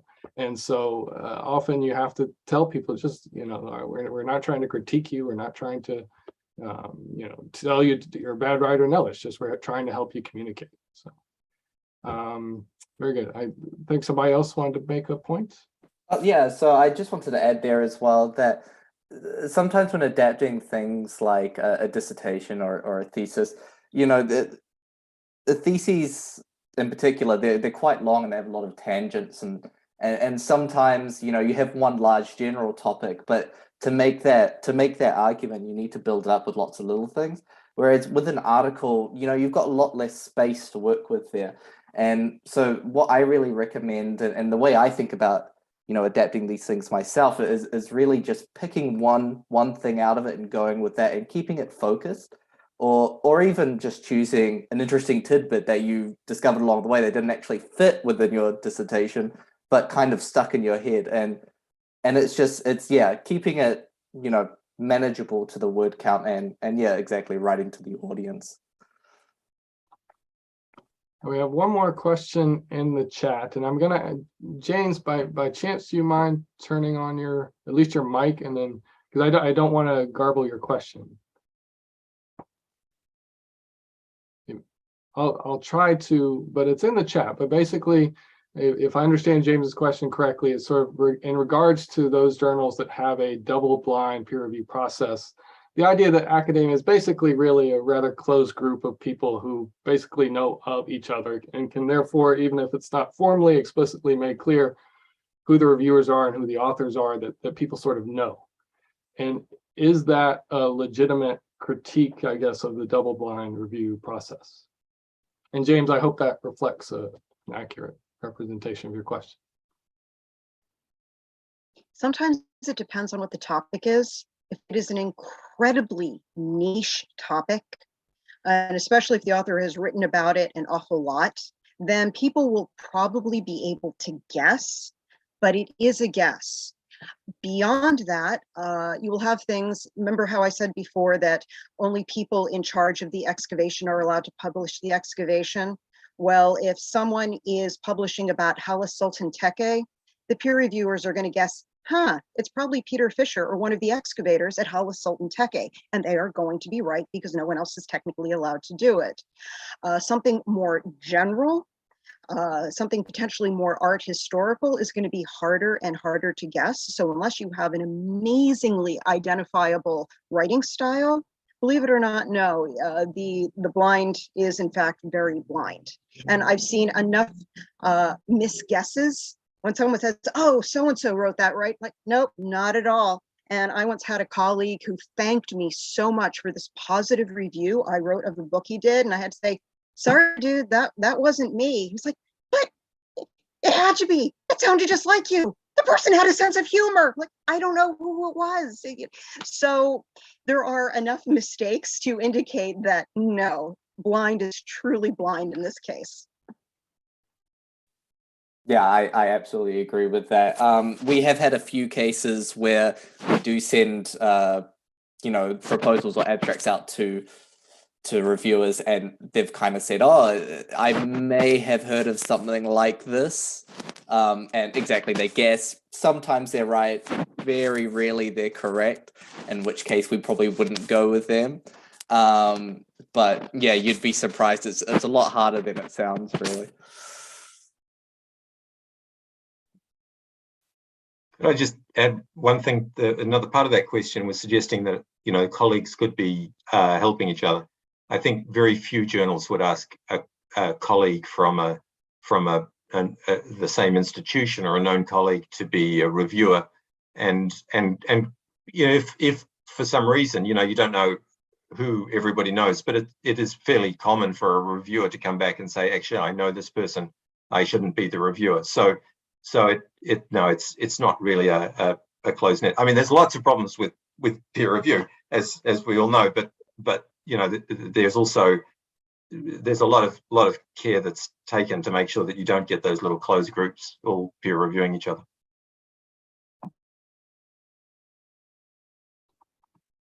Yes, go ahead, David. Hi, thanks. Thank you all for your time today. It's really been great. I think an important question is, how do you decide what the line is between something that's publishable in terms of its idea, or that's not publishable, meaning that it is too far away from the scholarly norm? How does that process work? How well do you argue it?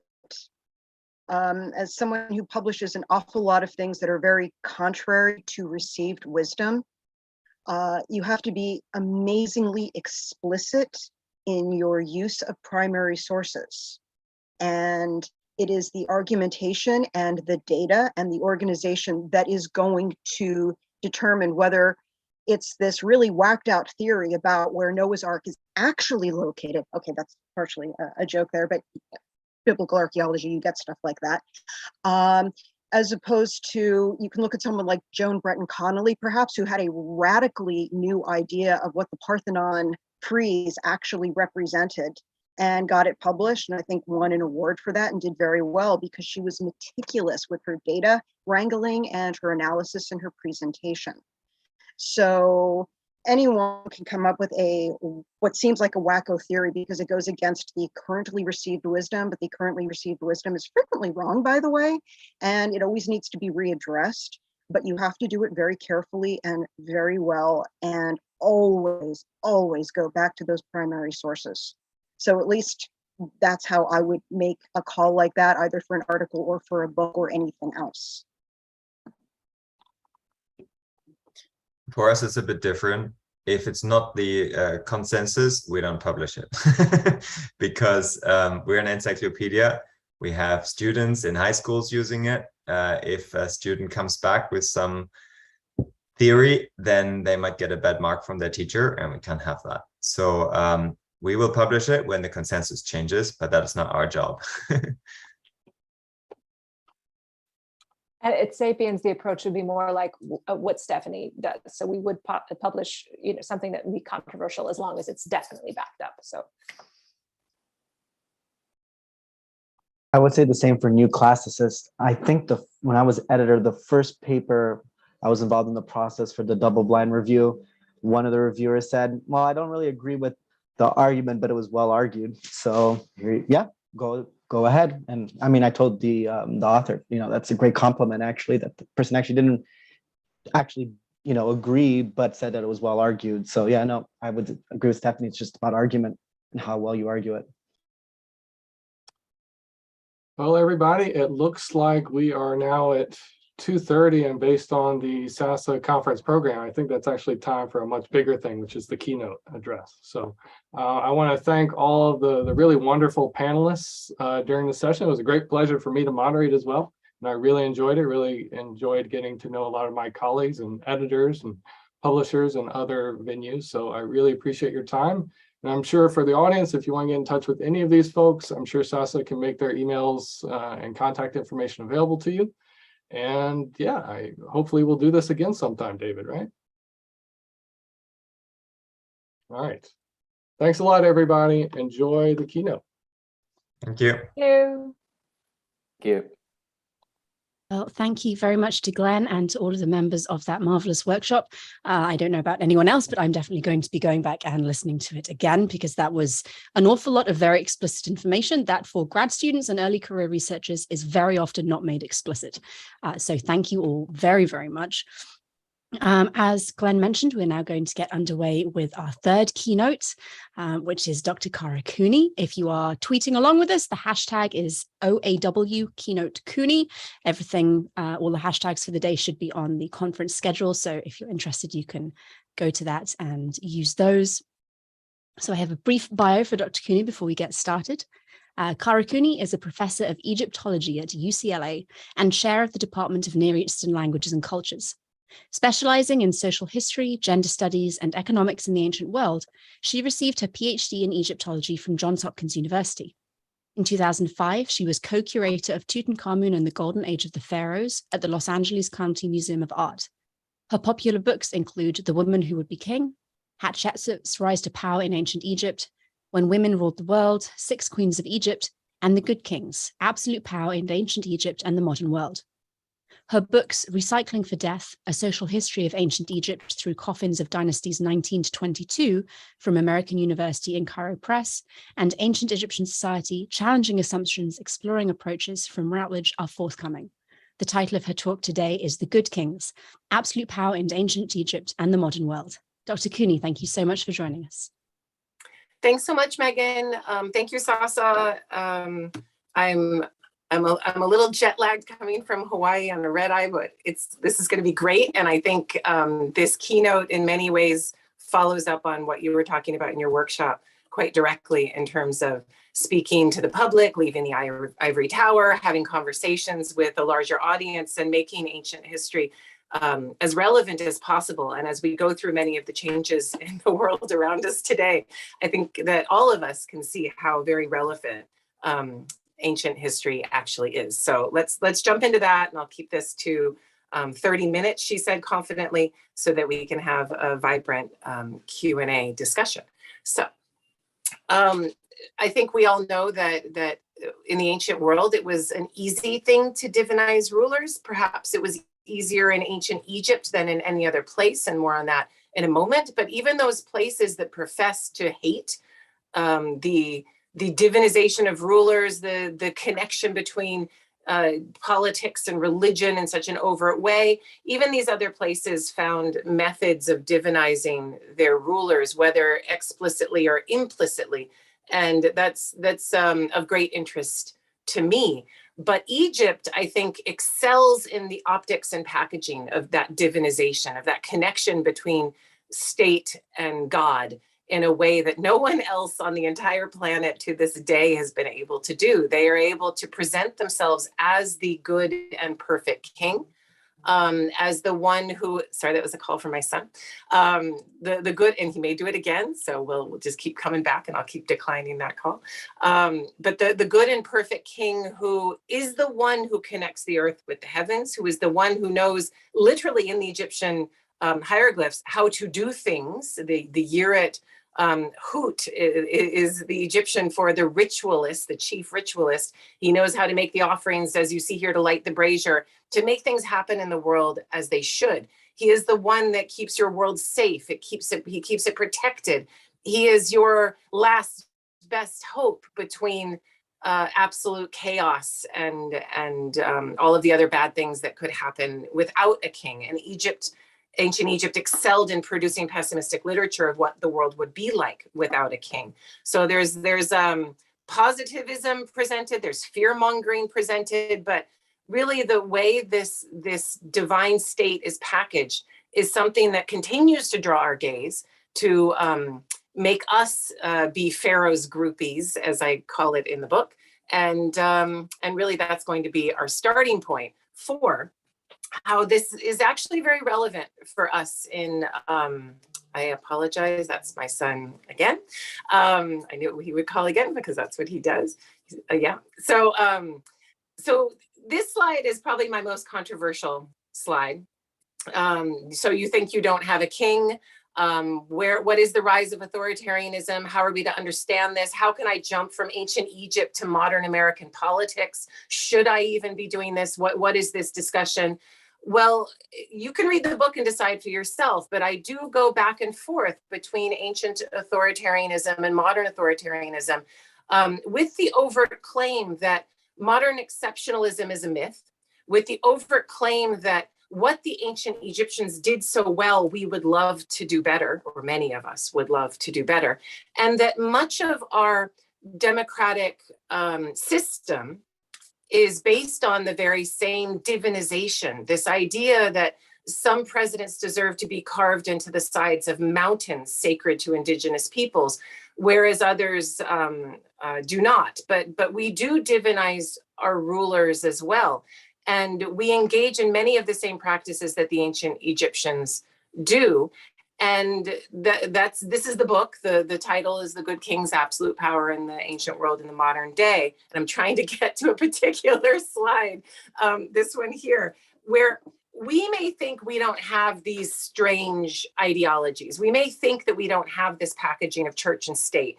We may think that that we're absolutely separate from this way of propagandizing power in the ancient world. But this is exactly why I use Egypt.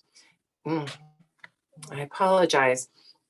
Egypt is about as recognizable as you could possibly get. It's also something that you see very quickly. You see its strangeness. You see the crooks and the flails. Okay, sorry. Jules, I'm in a talk. I'm in a public talk right now in front of a whole lot of people. Can I call you back? It's okay. I'll call you back as soon as I can. I'm so sorry. I love you. Okay, bye. Dr. Cooney, my 4-year-old photobombed us earlier, so you're just fine. It's his first day of school and new school. And so oh, bless. And he's just like, it's just a school thing. So I'll try to focus and then I'll come back. We'll keep it together. It's going to be okay. So getting back to our topic at hand. The Egyptians are so recognizable that it makes it obvious to us what's going on. So that when you see a king standing before a god with a lit brazier claiming that he's the only one that can keep you safe, you might roll your eyes and look at it and say that we would never do such a thing here. But my point is that this strange ideology was not strange to the Egyptians. These iconographies, elements, symbols were all pulled from the world around them, from their geography, from their flora and fauna. This was the water in which they swam. And to them, this ideology was able to hide and veil how politics was propagandized and how their authoritarianism actually worked. I would argue that in the modern world, that what we call a democracy and much of the constitutional idealisms that we create, particularly in the United States, are ideologies as well, that they're veiling the pay-to-play economics of our politics, that they veil how state and religion are actually quite intertwined in politics around the world. They veil how many places are actually authoritarian. To get money from the IMF, to get money from UNESCO or other organizations, you must claim to have free and fair elections. And there are many states around this globe that claim to be democracies when in actuality, they're authoritarian regimes.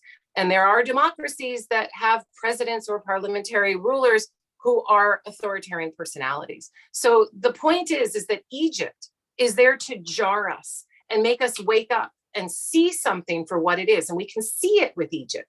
And then I turn our gaze back to the United States, sometimes to modern day Egypt, other places, and say, look at it there. Now try to pull the veil from your eyes, try to see it for what it actually is.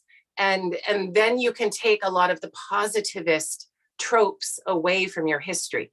I would argue that there is no more positivist history of the ancient world except for ancient Egypt, maybe ancient Rome, particularly in its connection to the United States and its political rubrics and schema. But we glorify these Egyptian kings. We feel no shame in creating blockbuster exhibitions, in consuming the treasures of dead kings with our eyes and our coffee table books. These things are very positivized in our eyes. And that's part of what I'm trying to tear down. And you can imagine that this doesn't always work well with some of my colleagues. But in short, we're going to go back to the Egyptian kingship, and I'm going to give you some elements of the Egyptian kingship and how it is authoritarian and how it works.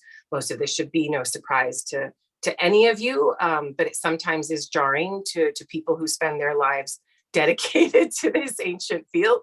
And then we'll talk about a few kings and some of the parallels that we might make to the modern world, and just some of the patterns that we have in this system of authoritarianism that humans seem to turn to with such regularity. The first point would be the king is superhuman. He's not just a god, but he is a human being of flesh and blood that is different from other people's. He is colossal. He is precious stones. He is something unusual. He is superhuman. And he is monumental. He can be depicted as a building. He can be depicted as a temple.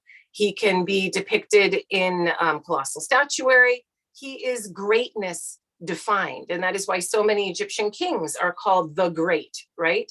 Ramses the Great, I think, is the case in point, and we'll certainly end with him. There is a great continuity to these kings, and they pride themselves on being able to say that they exist in this world from the beginning, and they will continue to its end, that they rule for millions of years. And while that may not actually be the case, the continuity that the Egyptian kingship was able to create some 3,000 years of the same language, the same general culture, the same religion, same political system is astounding to us and rather seductive, something that we would in many ways love to take on instead of this ups and downs and parties and who knows who's going to be ruling and all of this competition. It can be quite exhausting. And this continuity is something that is quite alluring for many of us. This king's divine body, we've already discussed, but it gets quite explicit in some of the mythologies where the king claims clearly and directly to have been of a body possessed, his father's body was possessed by Amun-Re, impregnated his mother with actual divine seed, and his body is of that divine seed. And there's complex mythologies that go back probably to the Middle Kingdom, 12th dynasty, to make these claims of divination in physical corporeal form. There is a justified brutality, a monopolization of that brutality, that the king is the one who is meant to hold the mace aloft to smash the skulls of enemies. It is only the king who is supposed to be doing something like that. He is depicted larger. He is the one whose brutality is God-given, is accepted and expected by the heavens. This is something that keeps all Egyptians safe. He is the stereotypical strong leader in body as well. And of course, we have to put Putin on horseback because it fits perfectly with the image of a shirtless Thutmose III to the right. And even if you're not of sound body, like Roosevelt, who got polio as a young adult, you can still make yourself of sound body, put yourself behind the wheel of a car, give yourself agency to be able to drive and show your power in a different way. There are ways of showing strength and youth, even if you are an older man. Would that women were able to create the same kinds of subterfuge in a patriarchy, but I have not seen it done successfully thus far.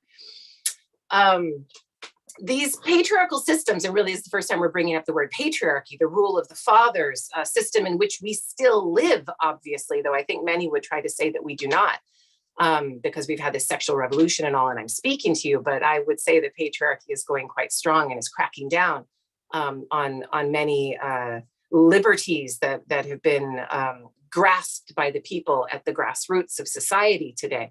But these elite patriarchal systems, they serve themselves and they commodify and maintain their power through partnerships with other elite men.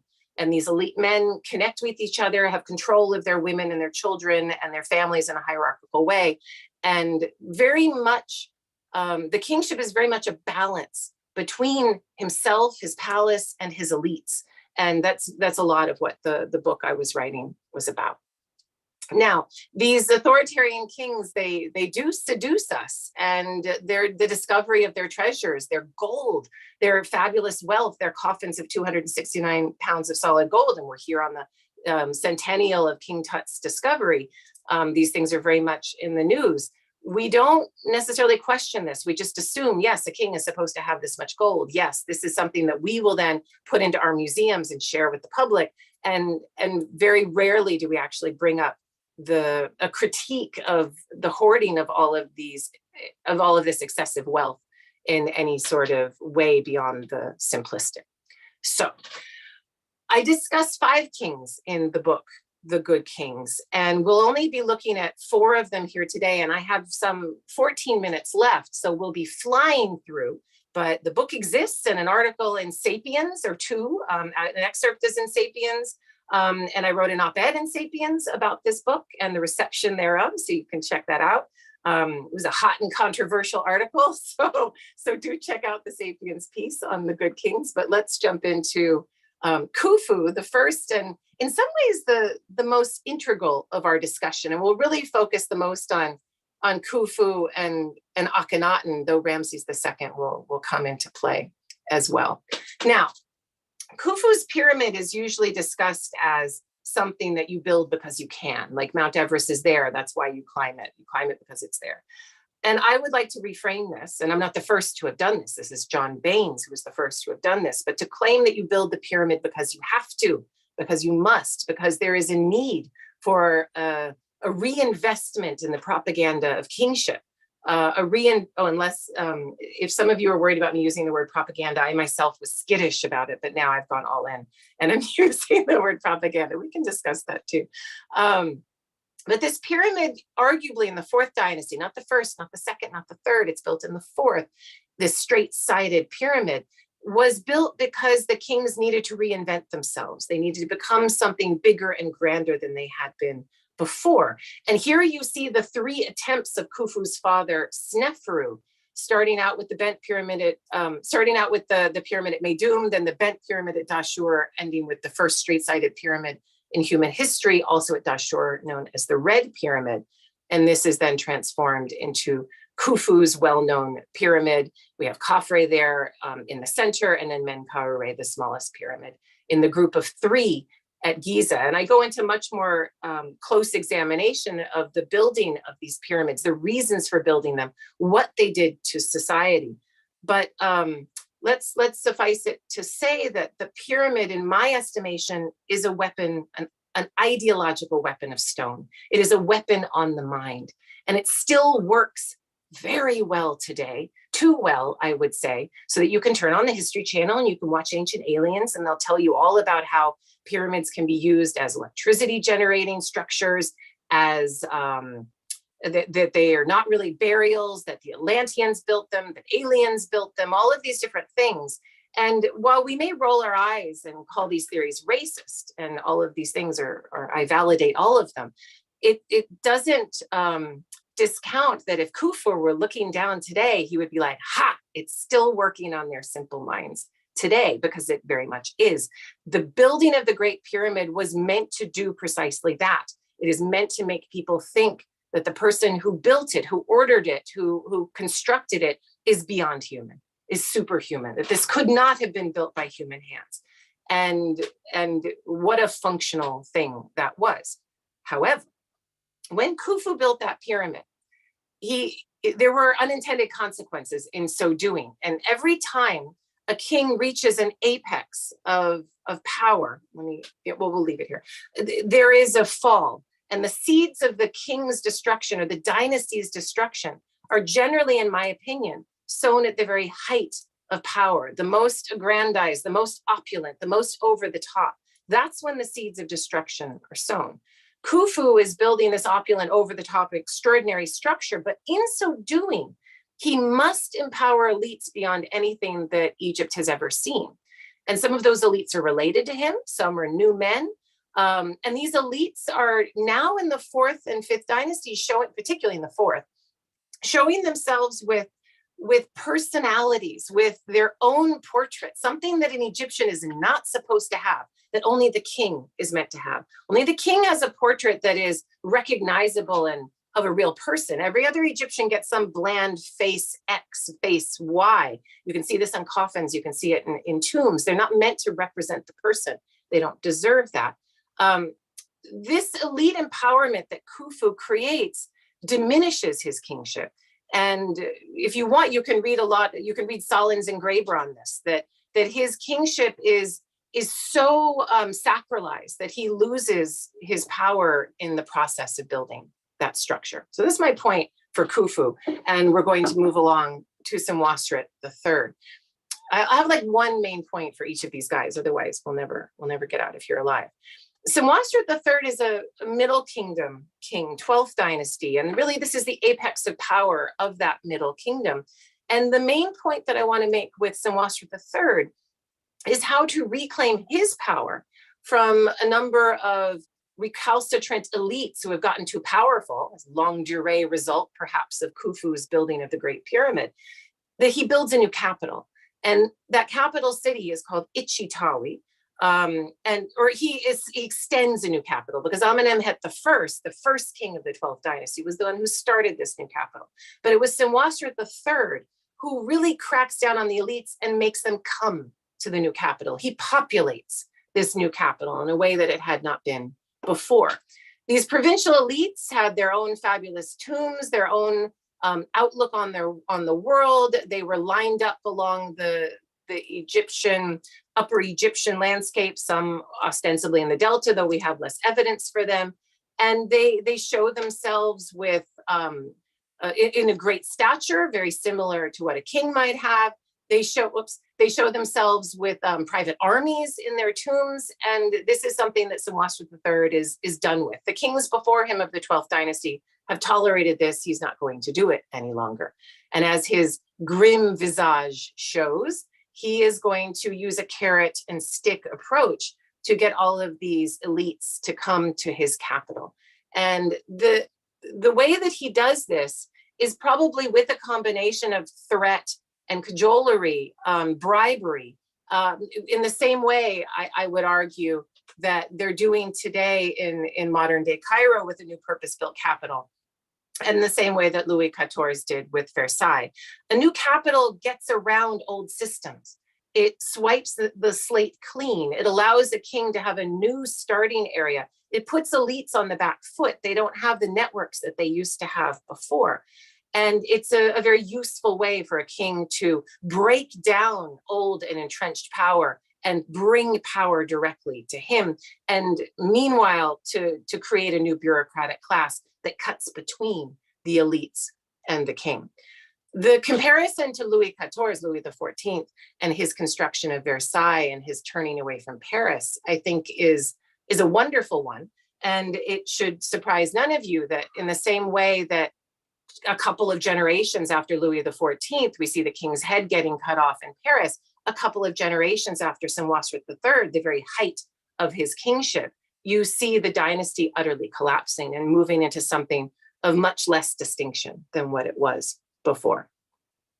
Now I have some 6 minutes, which will never do Akhenaten any justice, but will suffice it to say that this king of the 18th dynasty, his contribution to our discussion of authoritarianism is that he changed himself and reclaimed an ideology of kingship by changing the religion such that it impacted his kingship and made him bigger than the god in some ways. So he changed his name from Amenhotep IV, moved into this name of Akhenaten, and created a top-down religious imposition of ideological change that was startling, upsetting, disruptive for the Egyptian population. And only an Egyptian king, you could argue, would be allowed to implement such change. If a leader tried to do this in Greece, Rome, Mesopotamia, Syria, I think they would be cut down before they got this far. But in Egypt, which tolerates such authoritarianism, he was able to rule for some 17 years, create a series of shocking and awe-inspiring statues, build his own new capital that was very similar to his name, Akhenaten, for Akhenaten, and create a new understanding of divinity, a divinity that as his reign developed became a kind of monotheism. I would argue the first monotheism on the globe. A very debatable point, but the texts say it quite clearly that this is the God and a God alone, and you can see him moving towards this. It may not have been that way at the beginning of his reign, but it seems to be his end point, and it's towards the end of his reign when you start to see more iconoclasm as well. This god receives new names. We have no time to discuss those names. Akhenaten connects himself, his new god, his aggrandized god, because the Aten did exist before, to a new prosperity gospel. And much of his religious display is of wealth.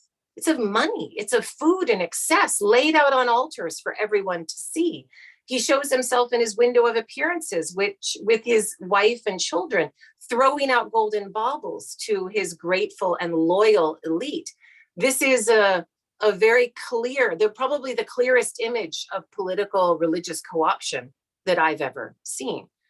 And yet throughout all of this, we learn from bioarchaeological information that the people who built this new capital were woefully mistreated.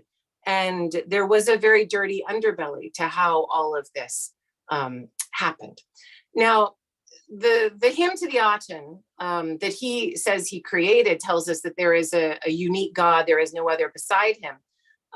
Again, the monotheism element is debatable, but I will, I've already connected to the iconoclasm against Amun-Re in particular, but I will give you a quote from my book.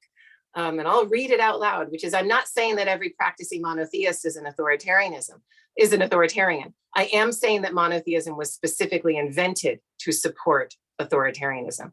So that's a bit of a mic drop moment. You guys can mull over that and we can discuss it in the Q&A after. But I connect the creation of this kind of a loyalty test religion where you're either with him or against him, with authoritarianism specifically. Now, there was an unintended consequence to all of this change as well, and that was the empowerment of a military, which when the 18th dynasty lineage started to fail after the reign of Tutankhamun, quickly snapped up the reins of power. And we see a series of what could be arguably called military coups moving into the palace environment of Egyptian kingship, which brings us, for the last 2 minutes, we'll give him a little bit more, to Ramses II, whose family is of mercenary origin. And he tells us this outright. There's a well-known stela damaged, but it's called the 400-year stela, which talks about the mercenary origins, the military origins, general origins of his family from the Northeast Delta, maybe even Levantine origins of this family, arguably an immigrant family, coming into Egypt as soldiers, as generals, and then moving into very high positions of power. His father, Seti I, connects himself to arguably Levantine gods. His name, Seti, is Seth, which is akin to Baal in the Levantine system, a very unusual name for a king to have, particularly a king that's supposed to be the son of Osiris. And of course, Osiris was murdered by his brother Seth. I'm not saying that Seth was evil, but it's not something that is as clearly associated with kingship as it does become in the Ramesside period, when we see many more images of Seth than we saw before. War making is the income here. And my main, if we're going to give each king a contribution, like a one-word little phrase, the phrase for Ramses II and Seti I before him is populism. This is a king who is using military base, in some cases a temple base, of lower elites to cut through his balance of power between the high elites and himself. It's also connected to a great deal of nepotism. This, I think, would be the system, this and a little bit of Akhenaten thrown in for fun, would be the system that we connect with most, I think, in our current political regimes around the globe. Ramses II and Seti I, his father, they claimed this kingship ideologically. They had to work very carefully, building temples at Abydos, the ground zero of kingship, to do so. They chose different ways of presenting their kingship. And Ramses II in particular chose quantity over quality. He built everywhere that he could. When you go to Egypt as a tourist today, it often feels like the Ramses the Great show. Because of the amount that he reused, he was able to build quickly and cheaply. He could take the statue of another king, reshape the face, reshape the chest, redo the inscription, and boom, another colossal added to the list. And this was done in temples and religious spaces all over Egypt. And by doing that, he created a celebrity kingship, a kingship that drew the common man to him, that created a base of incredibly loyal followers who were not loyal to a patriarch of their own in their homelands, but were loyal to their king, to their fearless leader, to their warrior, who used war and campaigns to bring spoils back to that loyal base and to build a system that would soon eat itself from the inside out. This is a king who engaged in subterfuge and fake news like we do today, so that the Battle of Kadesh, which resulted in the first documented peace treaty in all of global history, which was certainly a draw at best and a failure at worst, he presents as a mission accomplished, absolute achievement, that he personally saved the day. Only he could have fixed the problem of Kadesh. And he represents this big lie, if you like, all over Egypt and all of his most monumental temples. This is something I think we can really associate with today. The populism connects him to places where his military base would go, such as this temple at Abu Simbel near the Second Cataract in Egypt. And of course, any sort of populism seems to depend on nepotism as well, which is an interesting connection I have yet to explore more. But Ramses II was the first to openly show his sons, to openly show his daughters, to name them, to give them platforms of their own power. Again, the seeds of destruction are shown at the apex of the wave, right before it crests. And in my opinion, this is one of those seeds of the destruction, because It will, and this is the tomb of Ramses II's sons, to give you an idea of the kind of nepotism and openly named power brokers we're playing with. But the aftermath of Ramses II's kingship is a seething wound of different power players, of hundreds of different power players competing with one another, sons, grandsons, and great-grandsons of this great Ramses II, all vying for power. And so it is no surprise that you see Egypt breaking into twain and a civil war developing between different relatives of Ramses the Great. So there we are.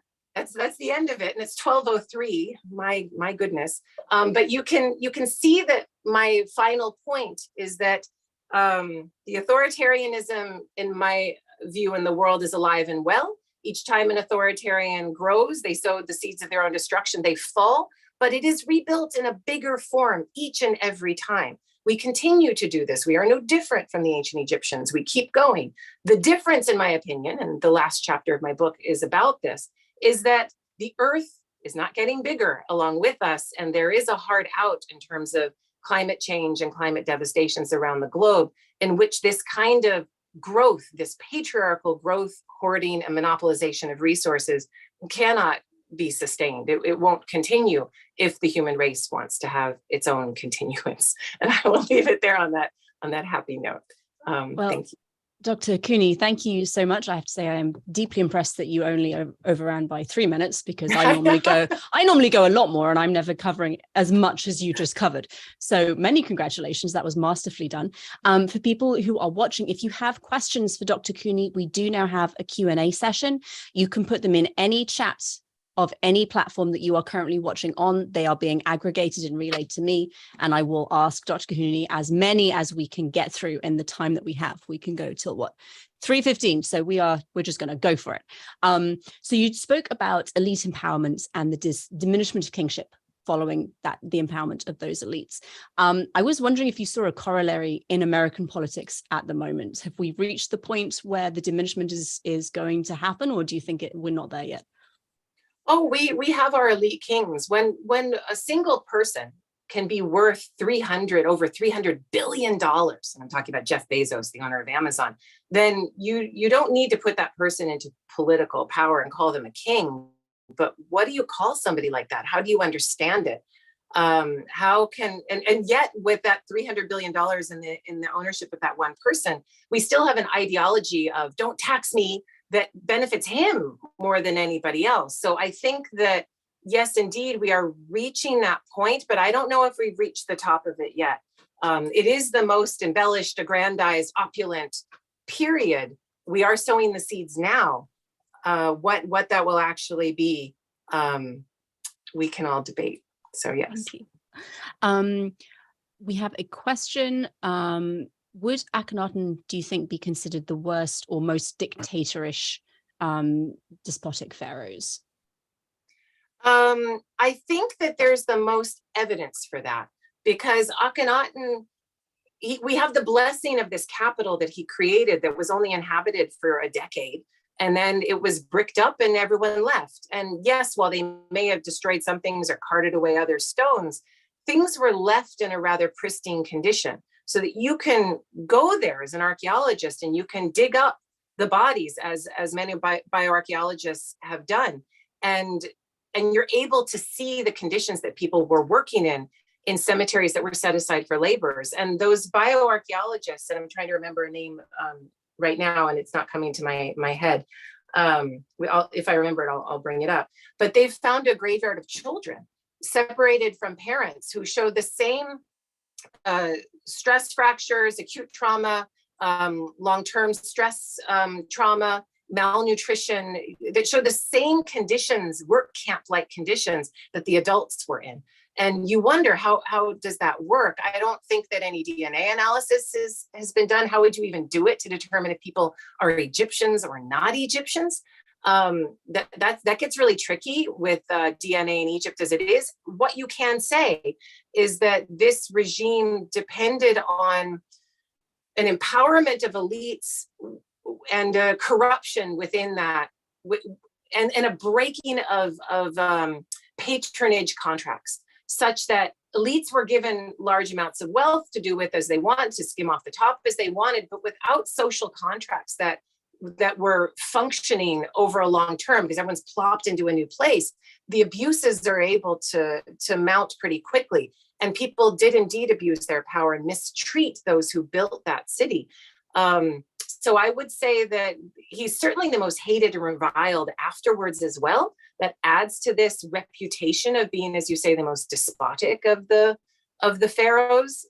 So I'll go with that as well. I think he was much more ideologically driven and less clever in some ways. But what Akhenaten did has certainly lasted with us to this day. It's something that I think lay dormant, but was around. People discussed, it was talked about so that it could be picked up by some hill country kingship and a bunch of priests who were dedicated to Yahweh. And given the connections between Egypt and the Levant and how close those connections were, I don't think saying something like that is that mad. Though I know there's very little evidence for it, except for some psalms that have very similar phrases from the hymn to the Aten to biblical psalms. But for me, those connections are pretty clear, and it's interesting to see how that religious power can be inviolable and can be used so cleverly to this very day. As I sit in the United States, that is, that many people want to turn back to Christian nationalism, like that. Yeah. So, thank you. So someone is saying that the idea of Egyptian gods, Egyptian kings being gods in flesh is new to them, and it's interesting. And they were wondering how much you think, and it's a difficult question to get a true answer to, but how much you think people believed and bought into this idea that the kings were actually gods, how much the kings themselves actually believed that. Yeah, we can look at this again, and this is a way that we keep our modern exceptionalism and tell ourselves our myths and keep our own innocence, is by saying, oh, we would never do such simple things. But the Egyptians were very clever about how they did this. They didn't claim to be a great god like Osiris or Amun-Re until after their death. They were not a Necher-Aa, they were a Necher-Nefer. They were a good god. They were something that was in human flesh, that was meant to die and would die at some time, but they were of the gods in a sense. So there were all kinds of mythologies to make this work. And then there were all kinds of ways to reify this. For instance, if you have a good economy, we still do this as part of what's in the book, that we tell ourselves prosperity gospels all the time, that if the economy fails, who do we blame it on? The president. Did the president make the price of milk double? Probably not. Maybe. How connected is that? But we in our simple human minds connect our own economic well-being with that of our kings. Egyptian prosperity from its Nile was more plentiful than a rain-fed agriculture in Mesopotamia or Greece or Rome. And it was easier for Egyptian kings to say, you see this plentiful Nile, I did that. I made this temple, I did the offerings. And those other kings, when the Nile wasn't working, they didn't do the offerings right. You know what? He would be right. Because when the Nile's not working, you have what's called a third intermediate period or a second intermediate period, when there's civil war and all hell is breaking loose and the kings can't build any temples. And so the king is able to say, you see, with your own eyes, when I'm doing it right, you benefit. And everyone's like, you know what, king, it's so true. And so we end up telling ourselves these mythologies. I was just telling my husband today, it's like, you'll put minority students in the United States in schools with less funding and then claim that they don't work hard enough. They just don't work, those people, and it's ingrained in part of their bodies. And that's how you reify racism and keep that going for hundreds of years in the United States. Whereas if we distributed that money and made those schools better, you wouldn't be able to necessarily say that anymore. So there's all kinds of ways of using money, ideology, building, monumentality to make those claims and to reify it in people's eyes. People are clever and yet not at the same time, but you can work with that. So. Thank you. And kind of related to that, someone's asking why you think Americans would maybe disagree that the USA could be argued to be like an authoritarian regime like Egypt. Like, what do they think the difference is? yeah, I wonder what country you come from, but you're not here. And all you have to do is, go to some place. I grew up in Texas. I'm just reading an article in the New York Times about the Republican Party in Arizona. It's very easy to be a part of this authoritarianism and to yet tell yourself that you're not an authoritarian. It is very, very easy. And I would quote James Baldwin here very loosely by saying that white supremacist patriarchal America has been able to maintain its innocence, that's his word, innocence, by claiming that they are doing what is God-given. They're bringing Christianity to people. They are bringing prosperity. They're bringing jobs. They are doing all of these things that are right and good and necessary. They are working against aberrant sexualities. They're saving babies from abortion. All of these things are taking precedence over the authoritarianism, and all of these moral ideologies are obscuring the actual power grab, the authoritarian power play. And it's very hard for people to see what's actually going on.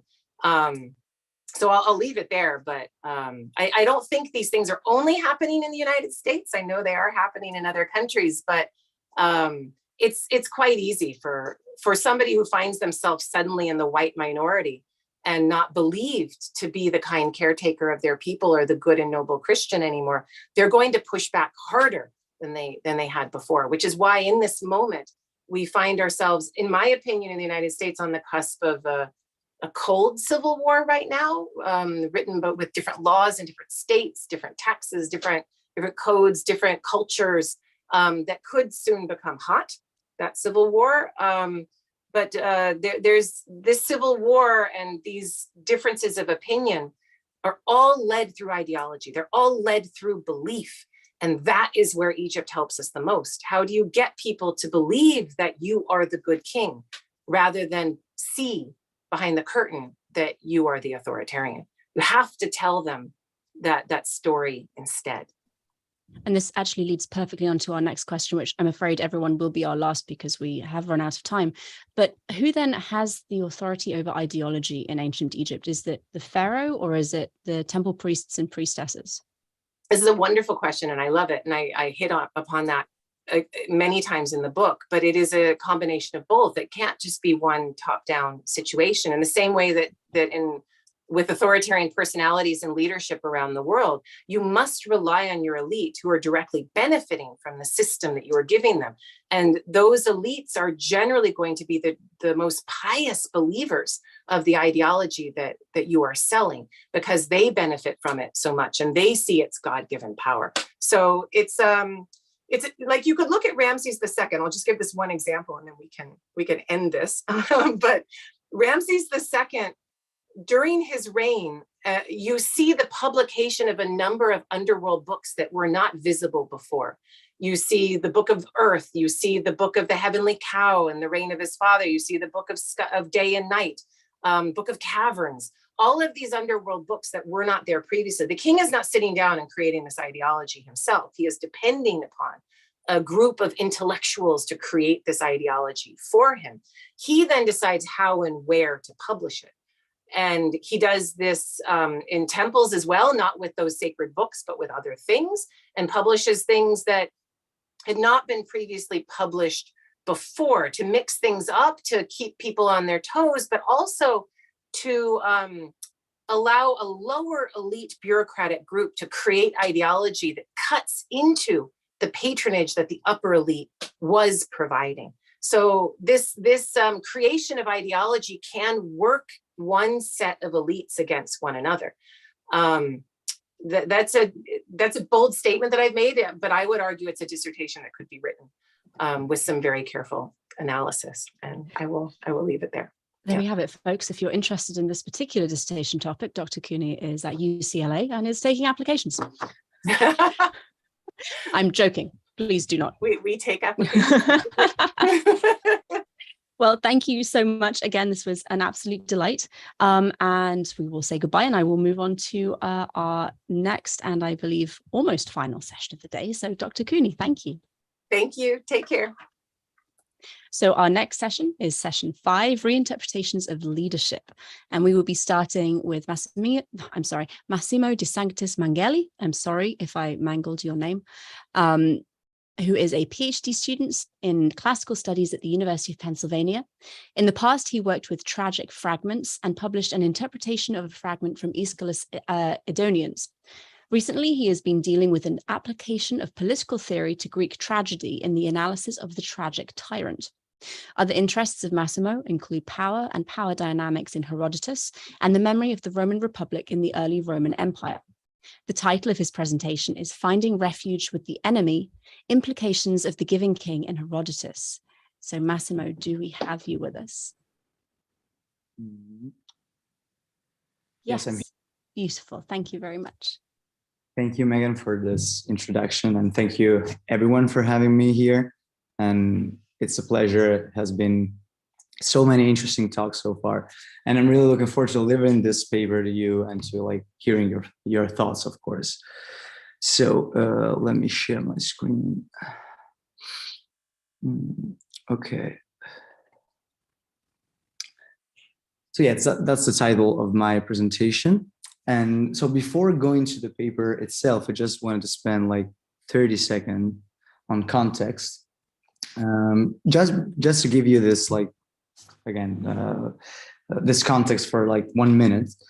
And so basically, I just wanted to point out that this paper, this talk is going to be dealing with the Persian Wars and the account of the Persian Wars in Herodotus.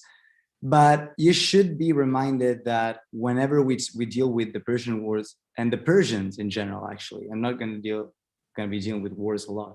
But whenever we are dealing with Persians in Herodotus, we're going to have to be reminded of 2 different times. So one time is the time of the histories, the narrative that Herodotus covers, which is for the wars, from like basically the whole of it. But then we should always be reminded that he writes all this stuff like at least 50 years later, around 430, and a lot of things had happened in the meantime. And he probably writes for like Athenians in Athens. So always be reminded that there is like a filter between like what actually happened and his own time. But moving on, in this paper, I will investigate a cluster of passages in book 6 of the Histories to bring out the implication of Herodotus' portrayal of the great king, of the Persian great king, as surprisingly benevolent towards his subjects. I first show that these episodes, when taken together, form a pattern which emphasizes Darius's magnanimity and generosity towards Greeks, whenever the latter are brought to his presence, although the context suggests we might have expected a punishment. Indeed, verbal repetition and a generally similar sequence of events link all those episodes and encourage us to look at these events as particularly meaningful, at least for Herodotus. But why are these scenes significant then? It has been suggested that episodes of this sort show that Herodotus aligns with the conception of the great king as the universal ruler, prone to wrath and to mercy alike, always reaffirming that the kingdom is his to dispose of. That Herodotus was well aware of the Near Eastern ideology of universal kingship is arguably true. Less of a concern, though, has been the reading of those same passages in light of the role of the king's subject here, namely the Greeks.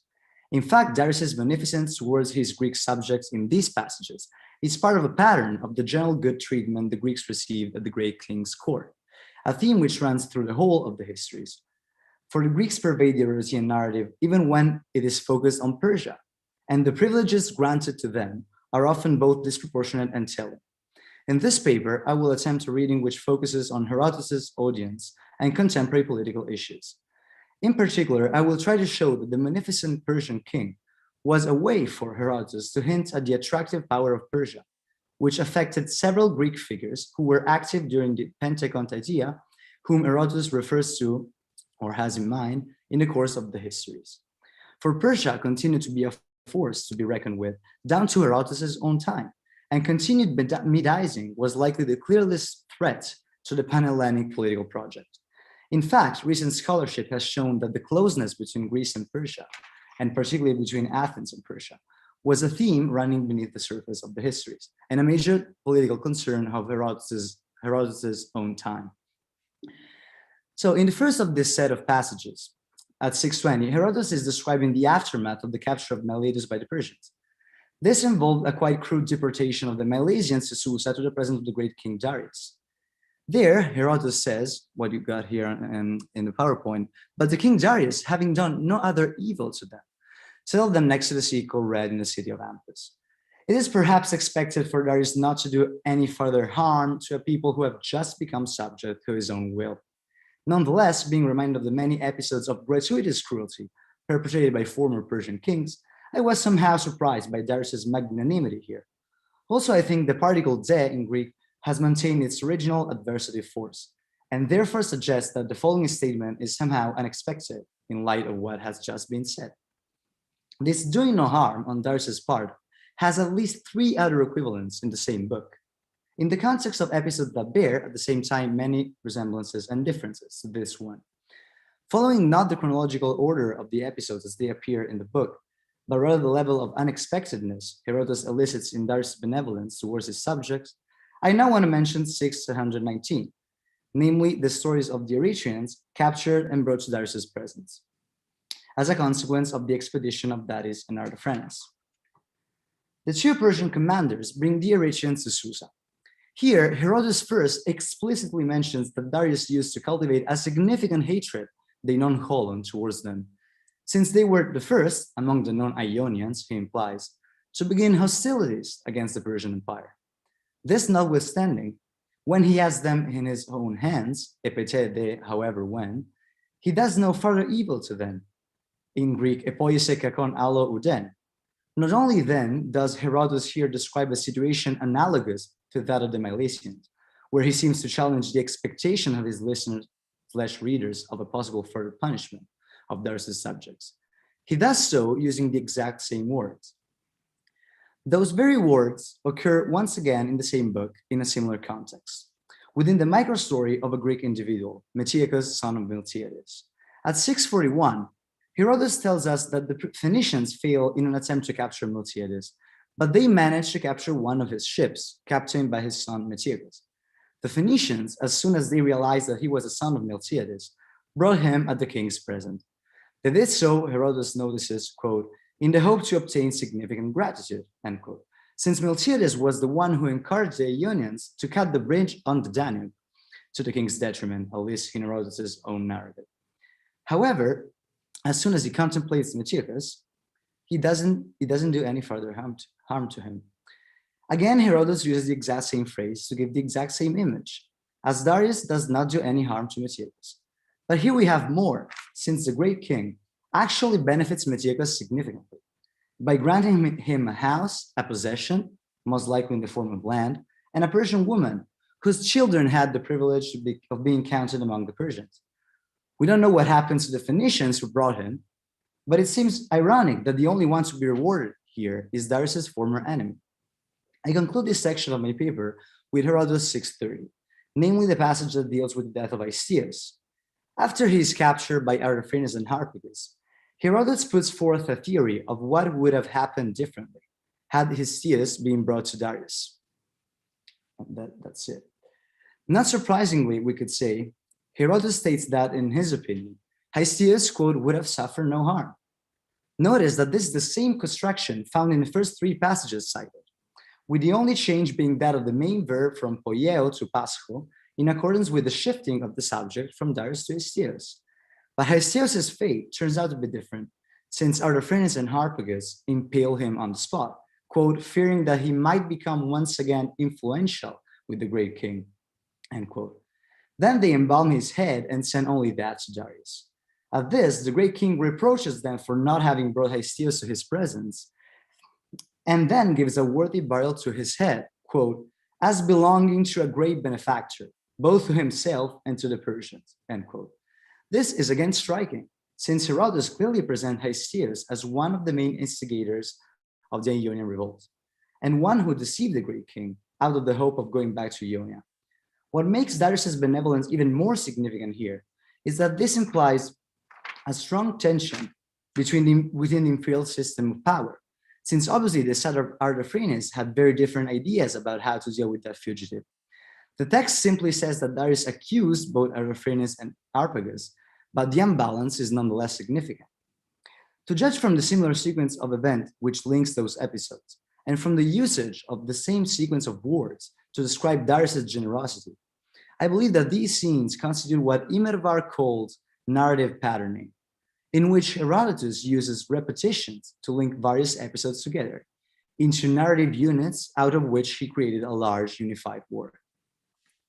Such displays of generosity by the great king in the histories have generally been interpreted as simply reflecting an Oriental narrative centered around the munificence of the great king. In particular, several studies have paused on the great king's notorious behavior of pondering good versus bad deeds when it came to deal with prisoners. However, I believe the focus can be shifted to the recipients of Darius's benefits in our passages, when one realizes that they are all Greeks. And from other Herodotean passages, it is clear that Greeks in Herodotus were granted a special place within the Persian system of power. Individuals like the physician Democedes, the diviner Onamacritus, or some Greek generals from the islands in the Persian fleet occupy center stage in the narrative as close associates to the great king. The consistency with which these Greeks are spared, well treated, and even rewarded is indeed striking.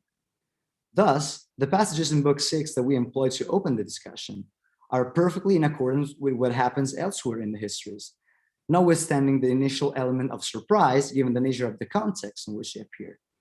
The Greek centrism of the histories emerges here with extreme clarity. Herodotus' own audience must have inspired him to a larger role and the treatment granted to Greeks in Persia, as Brian notes. In relation to narrative patterning, many scholars, such as Fornara, have shown that Herodotus tended to use certain narrative strategies to hint at events that extend beyond the time of the histories proper, namely those developments that a contemporary audience might have considered as politically relevant. Therefore, Herodotus' continuous attention to this aspect of the Greek-Persian relationship could have further implications if we consider another time, namely not that of the histories, but Herodotus' own, asking how this Persian benevolence towards Greeks might have functioned in the narrative of a text written and performed at Athens during the Pentecontaetia.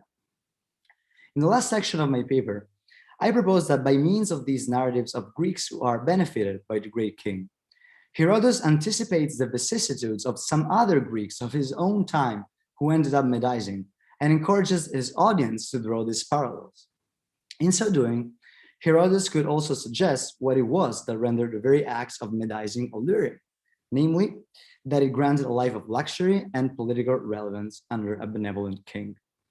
For Herodotus could use the Persian trajectory from hard to soft culture as a warning to the Greeks themselves, as exemplified by the story of Pausanias. Also, he could silently offer a critical evaluation of medizing as a form of Persian conquest alternative to the use of brute force, which was still fully at work even when force failed. This model of thinking allows us to appreciate further developments in the Herodotean narrative that might have escaped us in the first place. That the Samians, for instance, were notorious throughout the 5th century for their attempts at medizing seems to be reflected in the consistency with which Herodotus depicts them as having power and prestige at the court of the great king. A certain Silason, a Samian, is presented as being the first Greek ever rewarded by Darius, in a narrative sequence that stresses once again what we might call the unexceptional exceptionality. And you have this passage here. And who is this Greek benefactor to whom I owe thanks, since I just have the kingship? Either one Greek or no one has come to our place and have no debt towards any Greek man. Guess what? He's going to have a debt with this one, and he's going to reward him. The same is true for the passages in Book 6 we use as a springboard to our discussion. If Darius really granted to the captured Eretrians some benefits, Artaxerxes could have made similar concessions to the same people who tried to medize in 453, as testified by epigraphy. It is not impossible, though difficult to demonstrate, that those Eretrians heard from their fellow countrymen in Persia. Revolts and civil strife in the late 50s are attested in the case of Miletus as well. And though no Persian agency is explicitly mentioned, it is perfectly possible that charges of medizing, true or alleged, were made in order to get rid of political adversaries. But it is mostly with benefits granted to individuals that Herodotus seems to develop this model of hinting at later outcomes. If we go back to Antiochus, we may notice that some elements of his trajectory could remind the Herodotean audience of that of later figures. That he was given a Persian woman as a wife can help but remind us of one of Pausanias' requests as he approaches the great king. In a letter he allegedly composed and which was recorded by Thucydides in 128.7. Pausanias, sovereign of Sparta, sends you this man. Having captured them in war, wants to please you, and I propose if you agree to marry your daughter and to make Sparta and the rest of Greece subject to you. I think I'm able to achieve this if you support me. If they like this condition, send a faithful man to see through whom we may negotiate our terms in the future. Here, Pausanias grants the king that he would make Sparta subject to Persia. More interestingly, he asks for the privilege of marrying Xerxes' own daughter. That request will obviously not be satisfied, but is nonetheless indicative of Pausanias' willingness to become a real Persian. In fact, later on in the Archaeogaming, Thucydides describes Pausanias' entrance at Byzantium, quote, in a Median dress, attended by a bodyguard of Medes and Egyptians, keeping a Persian table, end quote. That Herodotus was also interested in Pausanias' sudden change of attitude towards Persia is proven by a passage in Book 9, whose ironical reading seems inescapable. There, Pausanias admires the splendor of Mardonius' own tent, as he orders 2 meals to be prepared, one in the fashion of Persians and the other of Spartans. He then comments, men of Greece, I gather you here for this reason, since I wanted to show you the foolishness of this leader of the Persians, who, having such a way of living, came against us who have such a miserable one, to deprive us of this. Pausanias' thoughts about the foolishness of Mardonius betrays him as an admirer of Persian luxury. This is another example where the time frame of the history is proper, did not allow Herodotus to fully describe later developments concerning a historical figure, though it didn't prevent him from leaving hints. Like Pausanias, Antiochus is the embodiment of the everlasting possibility for Greeks to be corrupted by Eastern wealth and luxury. A similar pattern can be observed if we consider the Herodotean treatment of the figure of Histiaeus. We underline the grip the Herodotean Histiaeus apparently still held on Darius, to the point that it clearly created a tension between Darius himself and his Persian subjects, who evidently consider him as a rival. The exceptionality of the role of Histiaeus within the court hierarchy must have reminded an Athenian audience of what had happened to Themistocles, whose presence at the great king's court was so prominent that, in Plutarch's works, quote, he became hateful to those in power.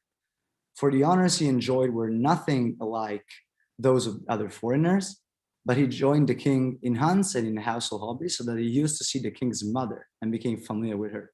And when the king ordered, he even listened to the words of the Magi. His honor exceeded those usually granted to foreigners. Notice in particular the reference to his familiarity with the king's mother, as another case of a Persian woman being mentioned as the final proof that someone has become a real Persian. The popularity of Themistocles' story makes it likely that Herodotus wanted to present Histiaeus as another, lesser-known Themistocles, with the close relations and influence he had over the great king, to the point of eliciting jealousy in the satraps. Another feature which links Histiaeus to Themistocles is their common role as political representatives of Persia in strategic places at the border between the two worlds. For Persia's alluring power consisted not only in the wealth that being a member of such a splendid court could give, but also in the political centrality Persian kings could grant to their Greek advisors.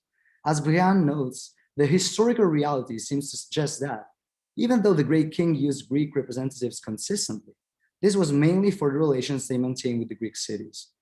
This is, again, something that Herodotus never fails to notice.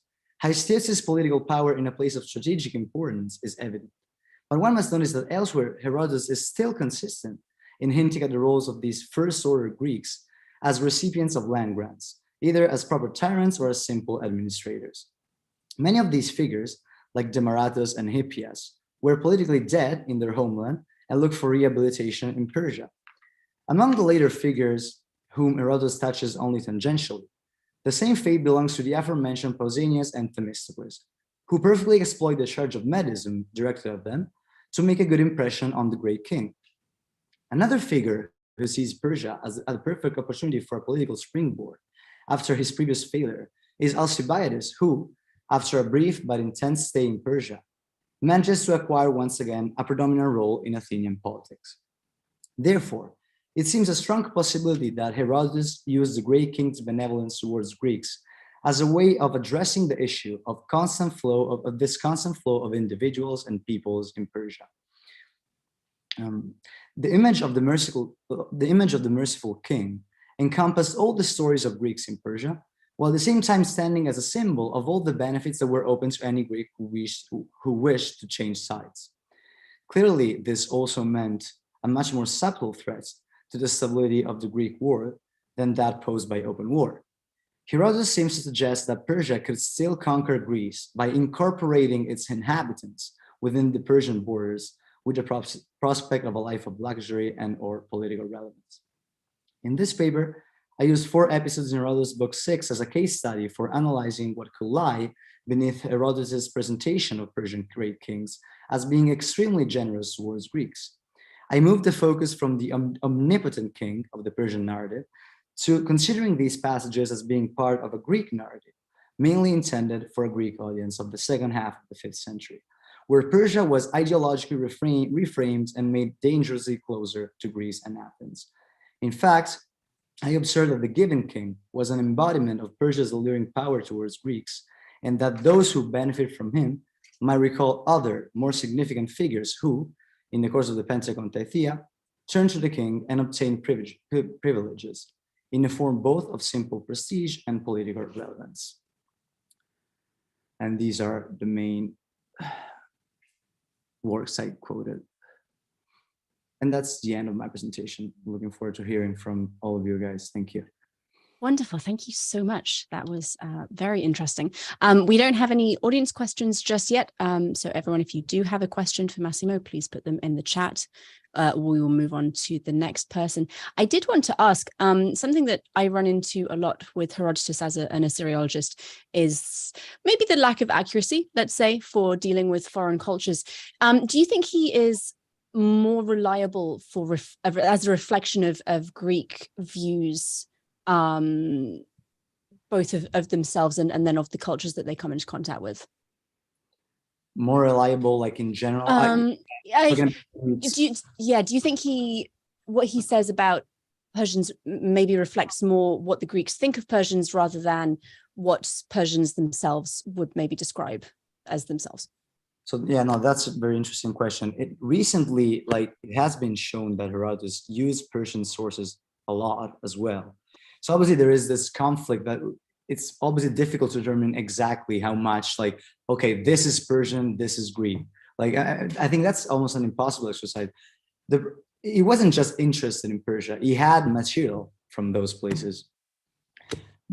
What I would like to say though, is that I really believe in the direct or indirect capacity of the audience of orientating how you tell something, how you present a material. So even though, obviously, Herodotus tried to gather sources from all over the world, of course, he spoke with Egyptian priests and so on and so forth. I believe that especially when Greeks were more or less concerned, he tried. I don't want to say that he tried to give them what they wanted, but he tried to, at least as it tried to show, to enlarge the role of Greeks there. So in a sense, it's not even true that he was more faithful whenever it came to the Greeks, because I mean the Greeks were, in a sense, they were always there. But I mean, in this respect, is it's just difficult to tell. But yes, I think it's, instead of saying what faithful versus not faithful, we might want to reframe the question people should it's legitimate to think that those people, those audience, had to be interested in what he was saying, not only in terms of this is just a good story, I want to hear that, and especially whenever I don't even want to say whenever he got there, but even when he came close to dealing with some affairs that we might want to call that deal with politics. Whenever something came close to Athenian ideology, for example, I don't want to say that he was just the mouthpiece of that, but at least that he was reflective of that, reflective of the ideology of Greece, and especially of Athens, that was development in those years, and that is where this whole argument falls. I mean, this whole openness of Persia was like Herodotus wanted to ring a bell in the spectators. Like, I mean, Persia is still there. It's not that since I'm telling this story and we defeated them, it's over. It's kind of like it's something that we still see. Wonderful, thank you. That's an excellent and very full answer. We don't have any audience questions, so I will let you go and we can move on to our next presenter. Thank you again for your time. Thank you. Thank you very much. Our next presenter is Brian Kinsbrunner. Brian is an experienced spiritual care chaplain with over 15 years of experience working in senior care and hospice. He's a board-certified chaplain and recently completed his 2-year term as president of the NAJC, Neshama Association of Jewish Chaplains. Brian has ordination from Yeshiva University and spent his career closely working with people on areas of spirituality, grief, loss, and transition. He is passionate about helping others discover their authentic spiritual selves. Brian currently runs a private coaching practice, New Beginnings Spiritual Coaching and Consulting, LLC. His the title of his talk today is Are They Divine or Are They Human? Reading the biblical characters through the eyes of the Talmudic rabbis. Brian, thank you so much for joining us. Thank you, Megan, and thank you to the conference organizers, and thank you everybody who is participating in this conference. I've actually really been enjoying the last 2 days of delving into a different area than my professional life, which is in the realm of spirituality and coming into this world of scholarship again. I'm going to share my screen in just 1 second here for all of you. And let me give you a little bit of my thinking as we get started here. So we've been talking a lot about leaders and leadership, and one of the fundamental areas and questions that so many of us, I think, grapple with is the question of how do we see leadership in relationship to areas of good living, morality, and so on. And I think that in relationship to ancient studies, this question becomes very relevant, as we heard in our keynote just a little while ago, and in the topic at hand here, is the leaders of the past were very much put on a pedestal. And if we look at their lives, we struggle with the question of why are they on a pedestal when their lives weren't exactly of the most moral character, or maybe they were. And when it comes to spirituality, religion, faith, and the development of Western culture, if you will, Western civilization, especially in a Judeo-Christian context, this becomes an even greater question. And what we're going to look at here in the time that we have is really the question of how do we read the stories of the Bible, and how specifically the rabbis read some of these of the Talmud period, read the stories of the Bible in relationship to the characters. And the reason that this becomes important is if this book is something that's supposed to be time immemorial, or presumably time immemorial, and here we are in 2022 still looking in this book as a place of inspiration, what do we do when the characters that we read about don't seem to be living up to that, to the persona of a person who is supposed to be receiving the word of God, for example, a prophet, or being an exemplar or the beginning of an entire nation?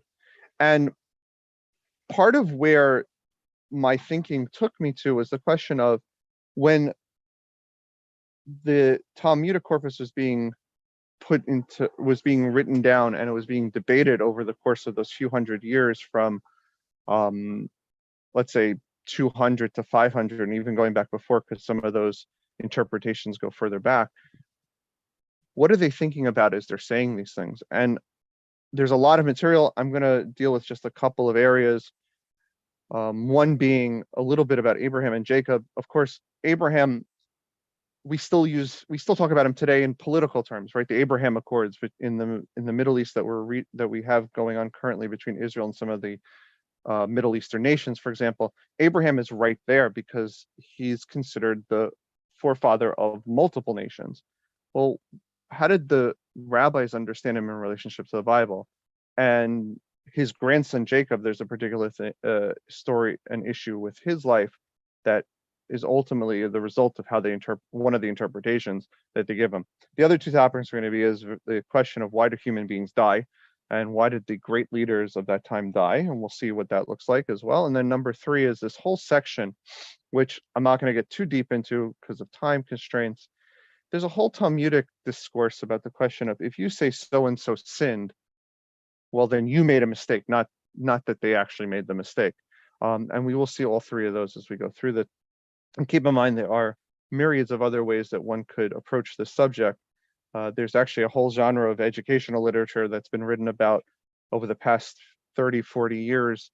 How do you teach these characters to middle schoolers, high schoolers, areas that I think oftentimes get subsumed under the guise of religious education, but I think are important for scholarship as well as we look back and try to do some comparative work. To begin with, there's a Talmudic statement so most of the Talmudic statements I have, actually all the Talmudic statements I have are from the Babylonian Talmud, which is considered to be the more refined Talmudic source. And this one is a question about Abraham. Oh, sorry, I went one ahead. We know the Torah, the way that the Bible describes that the Torah was given at Mount Sinai many generations after Abraham's life. However, the rabbis, reading some of the anomalies that come up in the story, for example, it describes how after the angels came to visit Abraham to give him the promise of the blessing of his son, they went to the city of Sodom, and they went there and were served matzah, presuming that it was Passover, and presuming that there's some sort of that they were celebrating this holiday, of course, which was completely anachronistic to the time. So the rabbis reading a bunch of those verses suggest that Abraham, our patriarch, fulfilled the entire Torah. And there's another passage that expands that not just Abraham, but all the ancestors up until Moses are following the entire Torah. And it even goes so far as to suggest that they're following laws that were only established centuries and centuries later. So we see in this first source that Abraham, our patriarch, fulfilled the entire Torah before it was given, as it said in Genesis, because Abraham hearkened to my voice and kept my charge, my mitzvot, my statutes, and my Torahs. And so there's a debate about didn't he just fulfill the 7 Noahide laws, which are these laws that some consider to be the natural laws, don't murder, don't steal, and so on, or they're considered to have been the laws that were given to Noah for the basic building block of the world, and then Abraham's law, the laws of Moses, the Mosaic laws were given later for the entire world. Anyways, the point being that, but he followed circumcision, which presumably is a Torah Mosaic commandment. Oh, so say he followed that in circumcision, but ultimately it says, no, he followed everything, my Torah, which implies the entire Torah.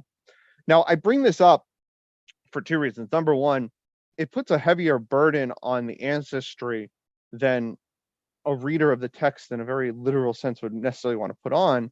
And it opens the door to pointing fingers at the later generation, specifically Jacob, because we know that Jacob marries 2 sisters.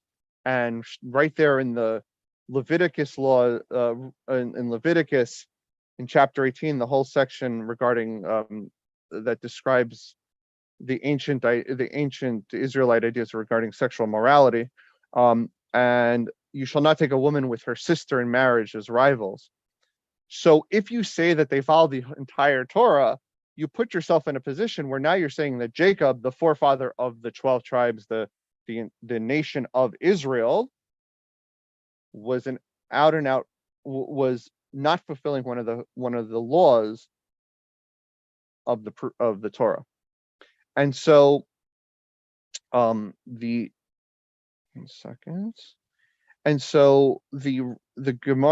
Talmud asks the question and suggests that, oh, here's the way around it, that Rachel and Leah actually had to convert, and by their conversion they are no longer considered sisters, because we have the idea that a convert is considered a child just born and not tied to the previous family. So the rabbis have to go through philosophical intellectual hoops to get around this idea, because they box themselves into it by claiming that the forefathers follow the Torah. This is just one example, follow the entire Torah. This is an example of that, and the reason I suggest this as one of my ideas about the question, are they divine or are they human, is if we want these characters to fulfill everything, we're almost implying that they have to do this on a higher level than the average person, that they are the exemplars of how to do this. But if they're making mistakes, then how can they be the exemplars? Now, my personal opinion is, and that is not scholarship, but my personal opinion is that the fallibility of these ancestors is part of the story that makes the Bible so unique, and maybe helps us understand why it has lasted over 2,000 years as a source of inspiration, is that it's not a divine book, but it's a book that can speak to us on our human level, on our imperfect level. But with that said, let's jump ahead to another passage. And many of us might be are familiar with this. I'm sorry, my trying to screen share multiple things at once. Many of us are familiar with this idea from the standpoint of the whole debate about understanding the question of original sin or not original sin. And the Talmud itself is grappling with that. As we know, Judaism and early Judaism, early Christianity in this Talmudic early Christian era are growing up literally next to each other. We have evidence archaeologically that they're in the same towns. We have evidence in the literary traditions that they're reading, obviously not just reading the same text, but having the same conversations and making very similar interpretations. And even debating this, there's an example that I came across in a book on the early monastic literature and Babylonian tradition by Michal Bar Siegel, where she quotes from the passage from the sayings of the Desert Fathers regarding, again, Jacob, that when Joseph's brothers come to him, when Jacob's children come to him and want to bring Benjamin down to Egypt to at the request of this viceroy, which they don't realize at the time is their brother, Jacob turns to them and he says, well, you've left Simeon there. I don't have Joseph. Are you going to steal another child from me by taking Benjamin? And there's this debate in this one particular source where these two thinkers are sitting together, and one says, woe is to Jacob, how could and the other one says, well, no, you shouldn't be speaking of Jacob like you would understand him because he's on a higher level. And so very similar in this sense of, are these people on a higher level? These are the debates going on. And again, these are debates that I think you would find today. If you walked into a synagogue and you walk into a church, you're going to find the same thing. And so subsequently, the same thing here with this question of sin. So there's one source that suggests there's no death without sin, implying that if a person didn't make a mistake in their lives, they wouldn't die. And there's no suffering without iniquity, which gets us into the question, of course, of punishment and reward. We're not going to deal with that, but we're going to focus on this. There's no death without sin, because it also says in right after that, it quotes from Ezekiel, the soul that sins, it shall die. The son shall not bear the iniquity of the father, right? So there won't be divine vengeance in from one generation to another. Now there's neither the father bear the iniquity of the son. The righteousness of the righteous shall be upon him, and the wickedness shall be upon him. So you yourself suffer for your own sin, or quote unquote, you die because you were human. And there is no suffering without iniquity. Why are these passages there? I would argue that this is one of the examples where they're saying, no, it's not because of a single sin that we all die, but because we ourselves are imperfect, because by our very nature of how we live, we will never do everything 100%. However, they're arguing this question and raise the following. The ministering angel said before, Holy One, blessed be he, master of the universe, why did you penalize Adam with the death penalty? And God returns back and says, I gave him a command and he violated it. And so the angels say back to God, didn't Moses and Aaron, who observed the whole Torah in its entirety, nevertheless die? And so God says back to them, there's one event to the righteous and to the wicked, to the good and to the clean, and that means that everyone dies. And so there's this debate whether death is because of a single event or because of the individual actions. And then we go on that one of the Tanaim, one of the earlier generation, Rabbi Shimon ben Elazar, said even Moses and Aaron died due to their sin because they didn't believe in me. They hit the rock instead of spoke to the rock. This is the story in the 40th year in the desert when the Israelites are complaining about water for the second time. There's the parallel story in Exodus right after they cross over the sea where they're complaining about water, and God tells Moses, hit the rock and bring out water. And this time God tells Moses, the 40th year, speak to the rock. And Moses, in a fit of anger, hits the rock. And because of that mistake, I hate to use the word sin, but because of that mistake, as a result, even they die. They don't get to go into the land of Israel, or the land of Canaan, excuse me. And so the Talmud is back and forth in this debate, thus again questioning, well, are they perfect or are they not? If they're perfect, well, death is because of humanity, everyone must die. If they're not perfect, that means that they're human and that they're not these mythological divine beings, that they're really, again, people that we can relate to on some level, even though they speak to God, they're connected to God, they have special status that most of us don't have. And finally, in that section, just one additional point, there's this strange tradition that comes right after this. It says that the truth is there are perfect human beings. There were 4 of them. Benjamin, Jacob's son, who we mentioned before, Amram, the father of Moses, Yishai, the father of David, and one of David's sons, Kilav, and they were all considered to be perfect. We learn this according to some tradition, except for Yishai. The point being here that are these characters in the Bible supposed to be considered extraordinary, or is this somewhat of a history book? Is this telling us the story of ancestors who were ancestors? You know, you can imagine, we write these books even today, right? Imagine, I'm a Lord of the Rings fan, or I used to be, I guess. I haven't, when that was 20 years ago when the movies came out. And if you read the book, and more so than the movies, if you read the story of Aragorn, who becomes the king eventually, and if I'm spoiling it for anyone, read Lord of the Rings already. It's been out for 90 years. He's the descendant of the mixture of the elves and humans, and he has a special status, but he's trying to downplay that status. And the way that Tolkien wrote his mythologies is that every generation, there was a descent of generations, and they kind of lost that status and became a little bit more fallible and a little bit more fallible. But sometimes there's a tradition that one was perfect and this one wasn't.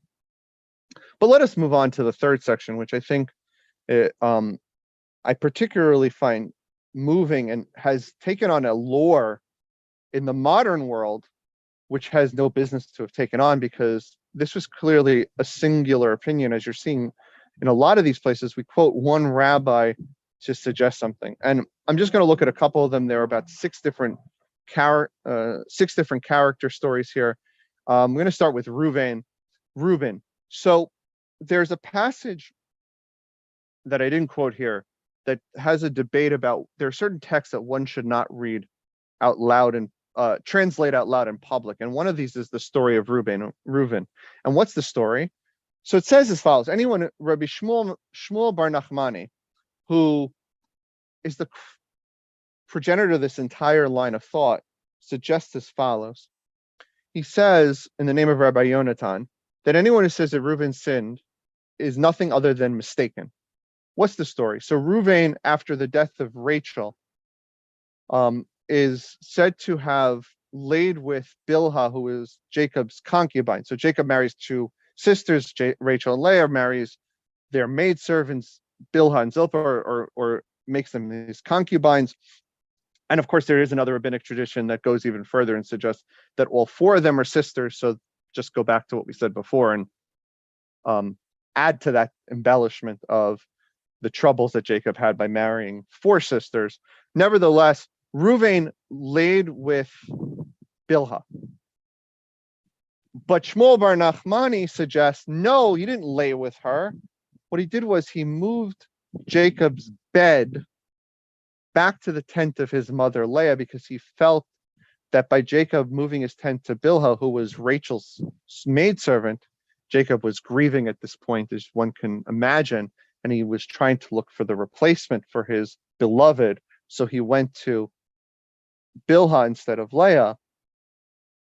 Reuven, of course, moved. So Reuven does one of two things: either he violates Jacob's concubine, forgive the language, I know that's a very harsh language, or he moves her bed, very cleaned up version of this. He does something innocent. For those who are students of pseudepigrapha and the testaments of the 12 tribes, Reuven, the description of Reuven's testament is interesting, because he has this whole long description that he was actually taken by Bilhah. He was attracted to her, and then he perhaps, if you read it this way, he goes so far as to rape her. But the rabbis are struggling, because again, Reuven is one of the 12 tribes. He's a progenitor of the nation, of one of these, of the nation of Israel. He's the ancestor of one of the 12 tribes which make up the nation. How could he have sinned? And in fact, as it says even here, he's still part of the 12 even afterwards. So somehow he must have done something. It wasn't as we understand it.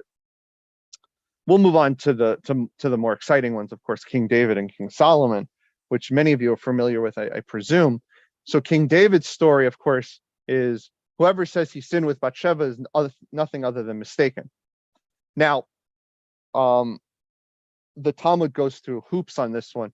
They suggest that he established this idea that anybody going out to war would write a bill of divorce that would only take effect if the person died, so therefore they wouldn't be considered married from the time they went out to war.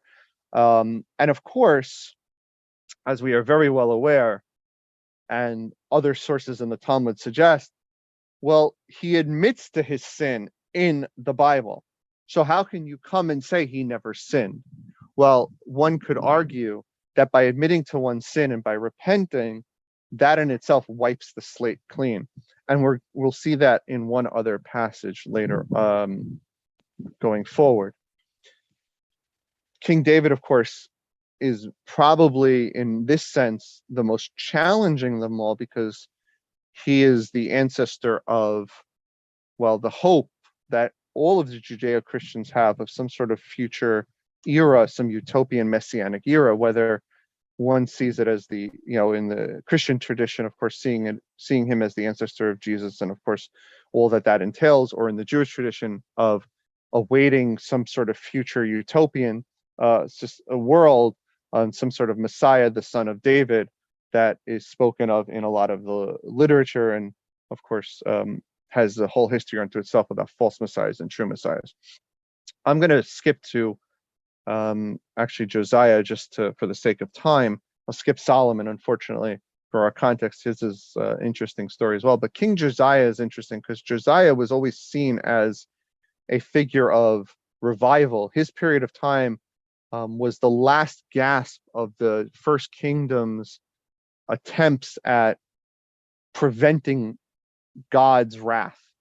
And so the question is, it says here, anyone who says Josiah sinned is nothing other than mistaken. So what sin are we talking about? He's seen very positively, but it said he did that because it says he did that which is right in the sight of the Lord and walked in the way of David his father. However, what do I do with, and like him, there was no king before him that returned to God. So what return does he do? He must have done something wrong in the past. And so the suggestion is that he didn't judge favorably in the years leading up to his 18th birthday, where he was no longer the regent king, but he was actually the king. And the rabbis go so far as to suggest that he repents by repaying all the people who he financially caused struggles with leading up to this point. Okay, So I just gave you a few examples. There are myriads of other sources on this question. For example, just one that I went over years ago that really struck me was, so we know the stories in the book of Judges where you have a lot of leaders who are anything but perfect. In fact, probably the most imperfect leaders that you will find before the times of the kings. And the rabbis try to either lift them up or really downplay them, depending on which tribe they're from, which story it is. There are a host of reasons for that, having to do with who said it when, trying to downplay rebellion, play up the idea again that they are biblical characters. So should we be doing this?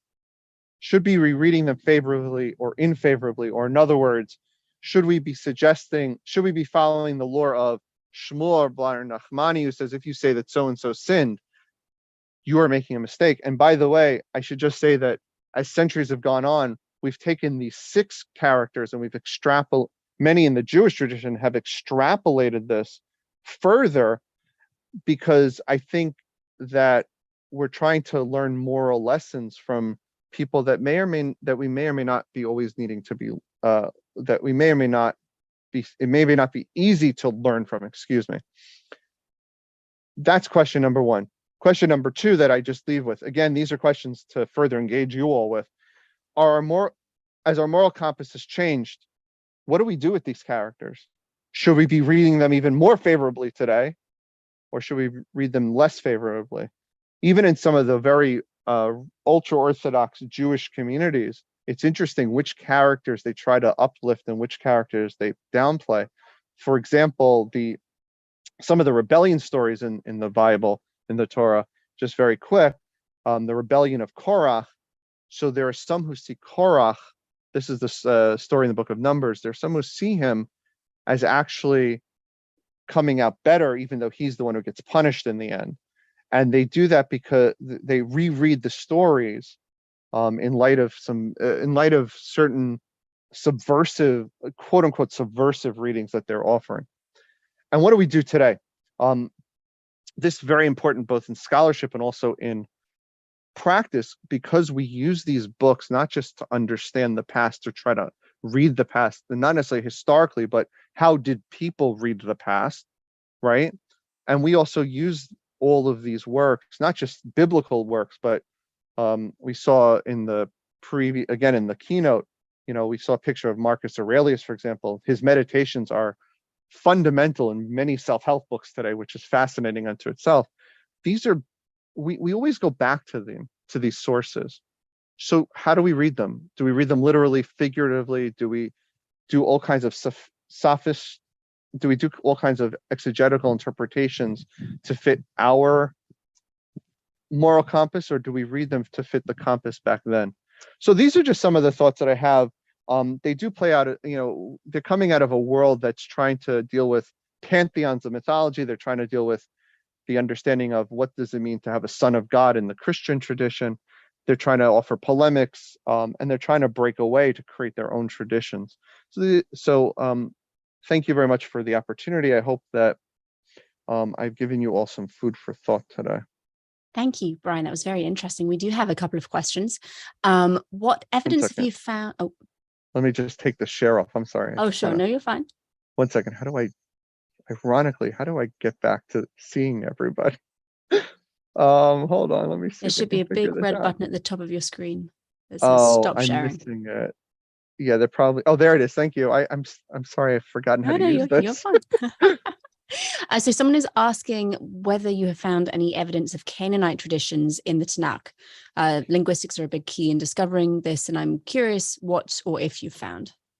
I haven't done a lot of that. I will admit. I'm the true independent scholar of this bunch, meaning that this is not my day job.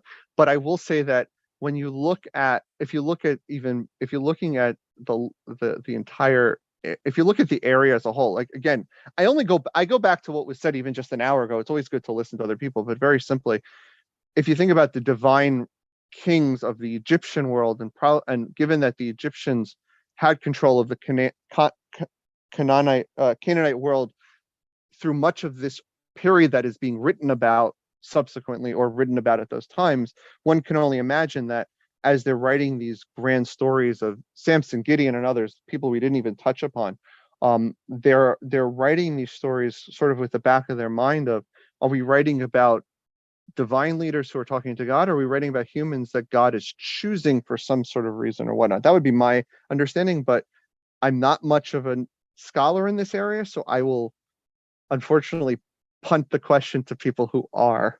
But I love the question. I'm going to have to go look at that for sure. No, that's fine. Thank you. So we have one that is maybe a little bit more within your wheelhouse. Was a lack of sin used to explain particularly long-lived people? The questioner is thinking of people like Methuselah. So I actually think so, personal opinion, but I think that, and I think that, so the perfect example of that, there is a midrash. Thank you for that question. There is a midrashic tradition that tries to explain Enoch's life, which probably also you find in his works. Enoch dies younger than everyone else at the young age of 365, which of course, stripling.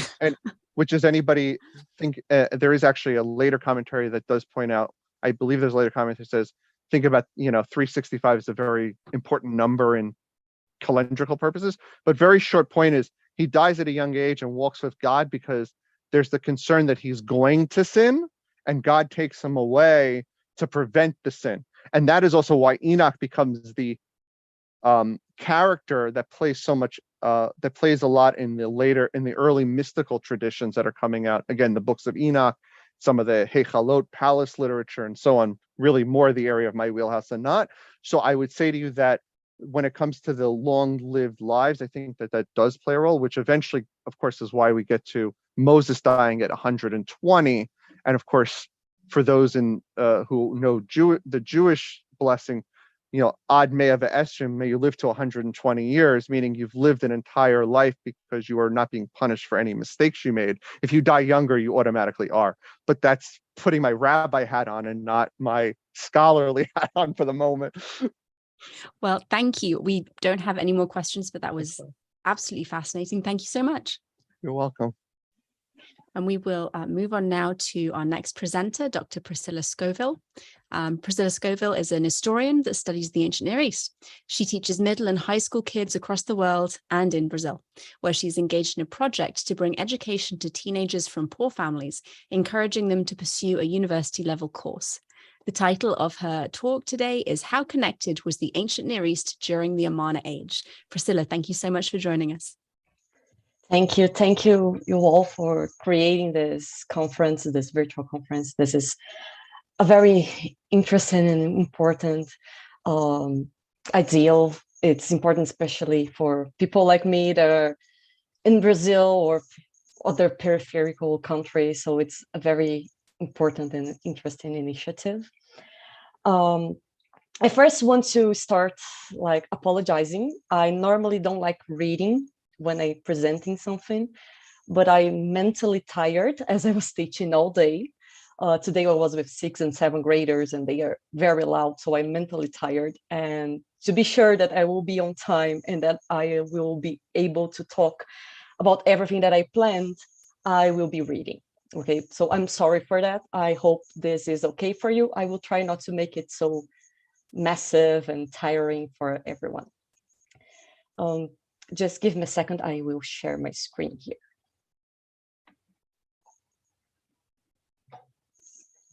So studying the ancient Near East is something relatively new in Brazil. The first generation of Brazilian scholars dedicated to the subject carry out their academic training in Europe or in the United States in the early 1960s or 70s. There is not many bibliographic or archaeological collections in Brazil about any kind of any group and people of the ancient Near East, and not just here in Brazil, but other Latin America countries. So it's a little bit difficult for us here, and this is why I want to first appreciate this initiative.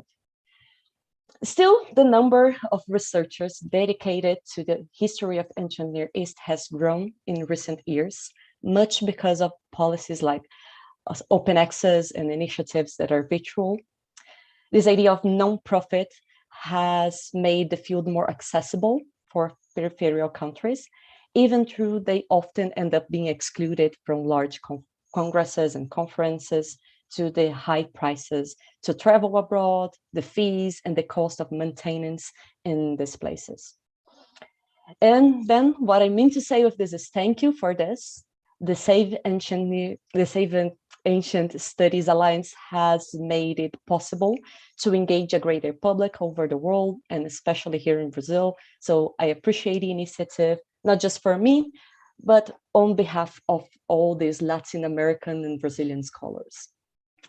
So to start, my presentation is how connected was the ancient Near East during Amarna age. It is my thesis that I just defended in last May. So I just a new doctor here in the area, we just finished it. And I like to give a summary of what I was doing, like some of the main ideas. Oh, sorry. So just like today, ancient people didn't want to be isolated. Connecting with other cultures was an important part of their life. From this realization, official relations between courts began to emerge in the 3rd century BC.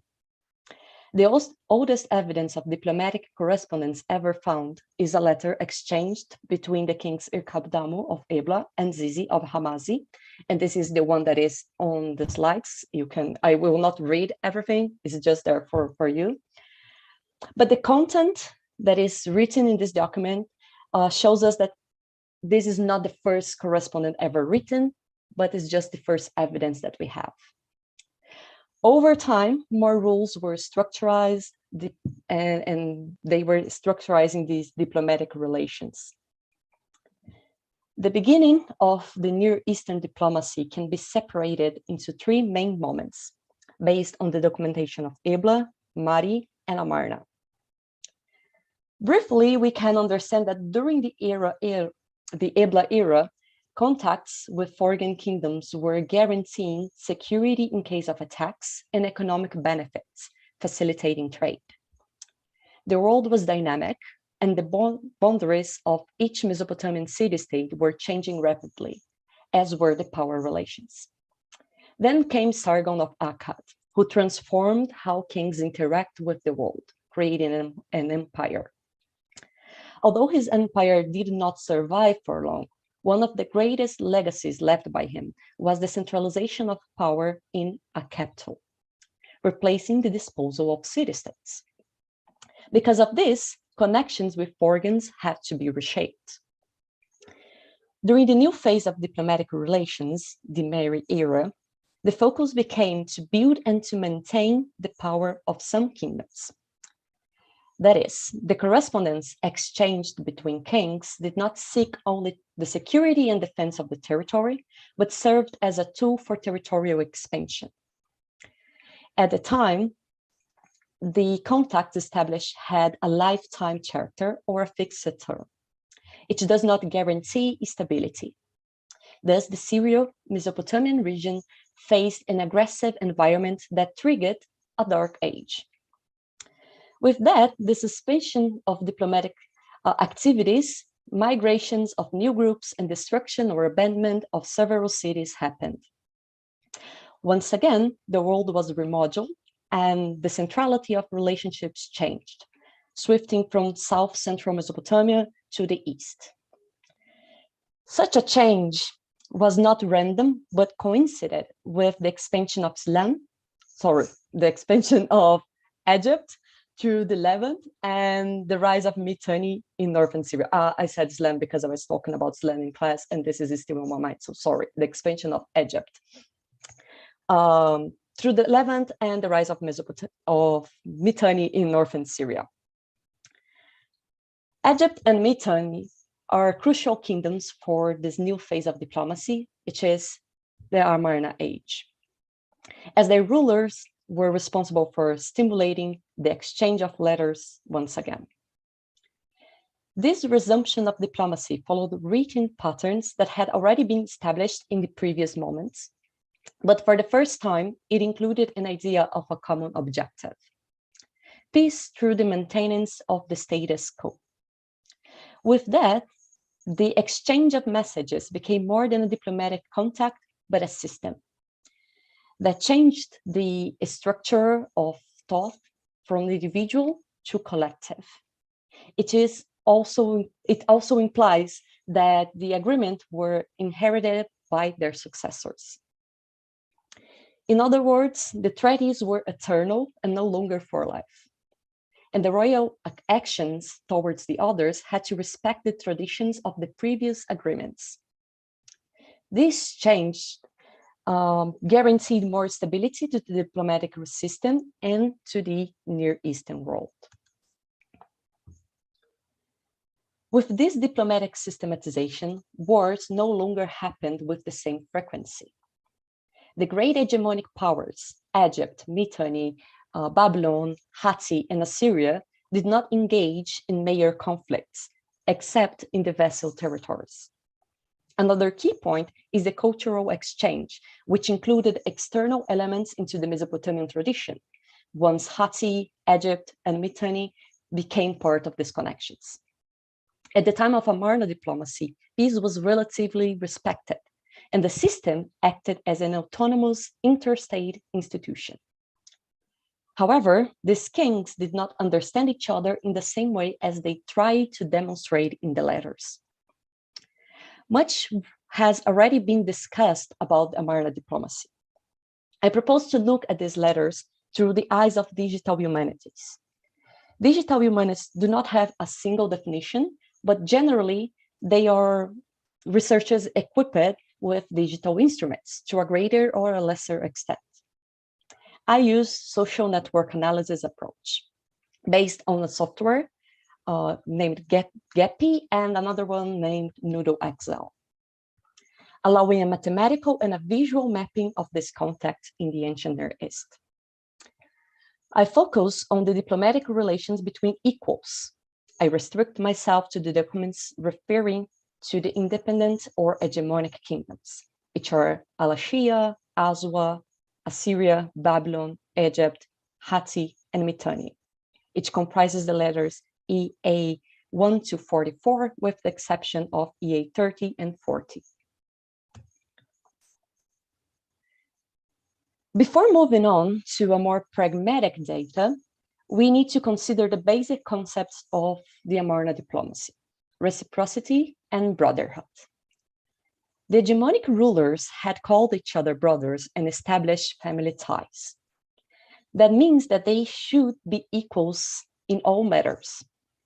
However, they did not miss any opportunity to promote themselves and to criticize their neighbors.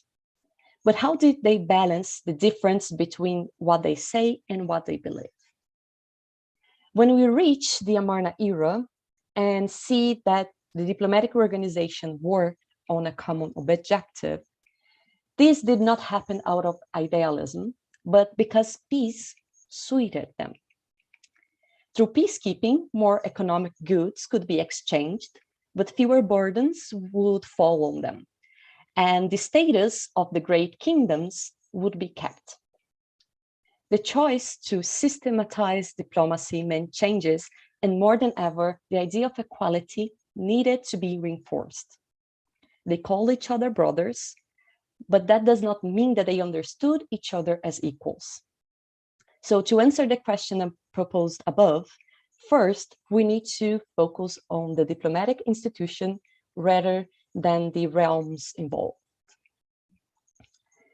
A total of 26 royal individuals are mentioned in the selected letters, corresponding to 147 relationships, and 109 of which happens more than once. This shows us that the relationships tend to be maintained over time. By considering this context and with the help of the softwares, it is possible to measure the degree of each king and kingdom. And by degree, I mean how many relations they established and how central they were in this world. So here we have this chart with the numbers of their centrality, their degree of centrality as it follows. It should be explained that it is natural to find Egypt and its rulers highlighted, since all of the documentation refers to this place. which is the Amarna letters found in Egypt. What is interesting to note is that there is a pattern in the centrality of agents in this diplomatic system. Mitanni and Babylon, who have most tablets, 13 and 14 respectively, have the same degree as Hatti, who has only 4 letters. These kingdoms are still very close to Assyria, which has only 2 letters. These 5 states are the so-called Great Kings. So Assyria, Babylon, Egypt, Hatti, and Mitanni. According to the rules of Amarna system, they should be equal. Alahia and Aswa, which have a lower centrality, were independent, but they were not a hegemonic space. In addition, Assyria still has another particularity that explains the difference between its centrality and that of the other hegemonic powers. It was the last one to be included in this system.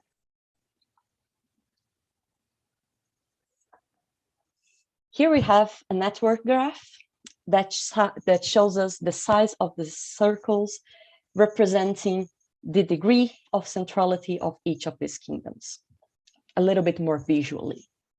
That is, the larger the circle, the greater the number of their relations were established. The lines that connect each circle are called edges and show us who was connected with whom. It is clear then that the 5 hegemonic powers, Assyria, Babylonia, Egypt, Hatti, and Mitanni, are relatively even, and they stand out in contrast of the 2 independent kingdoms, which are Aswa and Alahia. For centuries, diplomacy was a tool for wars, strength, defense, or territorial expansion. A kingdom's prestige was measured by its size and influence.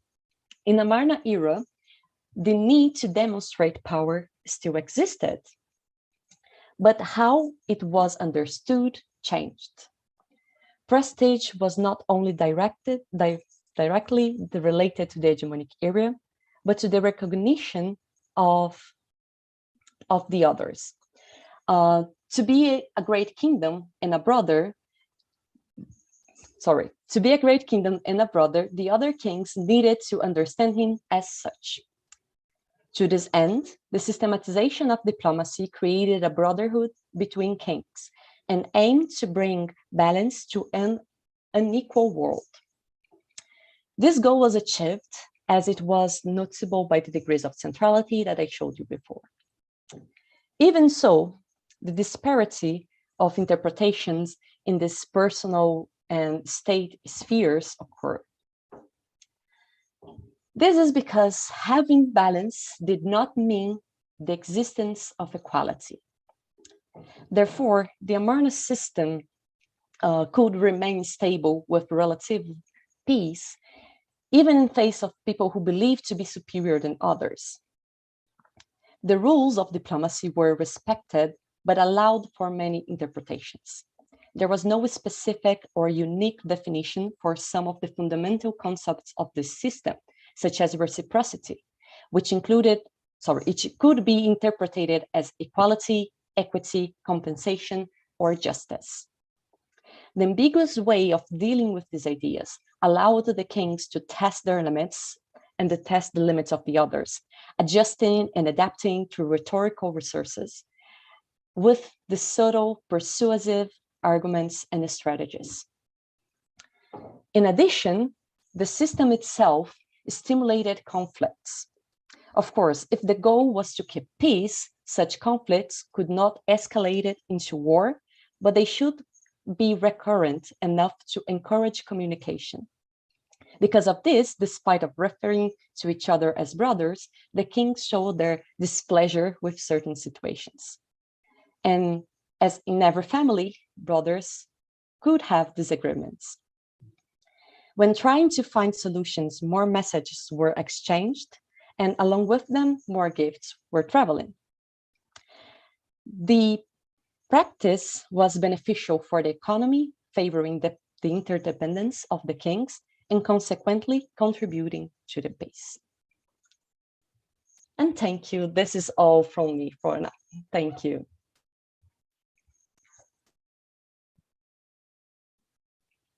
Thank you so much, Priscilla. Sorry, I had to wait for my camera to finish loading. That was wonderful. And I have to say, on a personal note, the Amarna period is one of my favorite historical periods. So I greatly enjoyed hearing about that. Well, we wait and see if there are any audience questions. Can you maybe talk a little about the network theory analysis that I believe you were using to express the relationships between those different kingdoms? Yeah, sure. So this network analysis is basically collecting all data, all information from the source, in this case, the letters. I had to do it manually, like reading the letters, collecting the names of everyone that is seated or someone that is related to the letter, collecting the name of the person, the kingdom, if they are talking about something else or someone else, what is being the main idea of this letter, collecting all this information and then placing it in the softwares. First, I used the Noodle Excel, which is a plugin for Excel. And in this software, I just put there the names and in each letter they are, and this automatically calculates how they are connected. It creates a graph.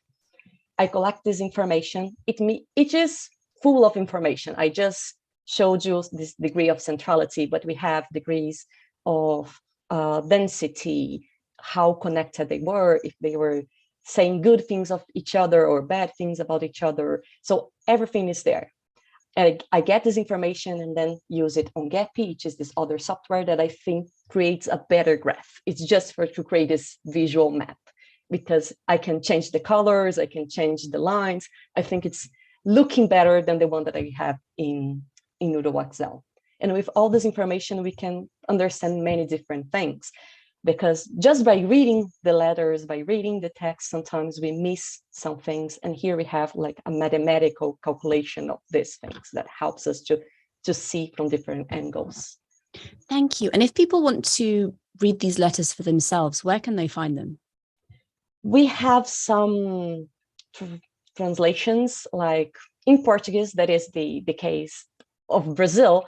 My thesis is the first one that translated it, not all of them, but these first 44. In English, we have two good translations from Rainley and William Moran. They are good translations. They have different views on how to translate. William Moran is the oldest one and has a better a sense of reading it a little bit easier, and the Rainley one is a little bit more true to what is reading down, like exactly literal words there.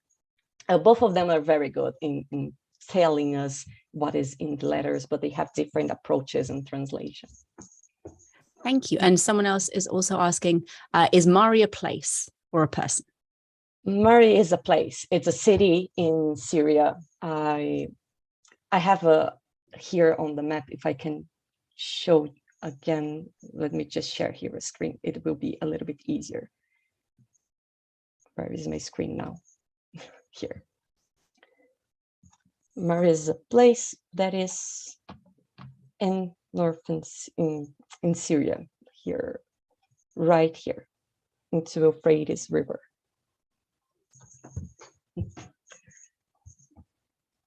So the name of these documents are related to the place in which they are found. Like they were found in Ebla, they are found in Mari, they are found in Amarna. That's why I call it like this.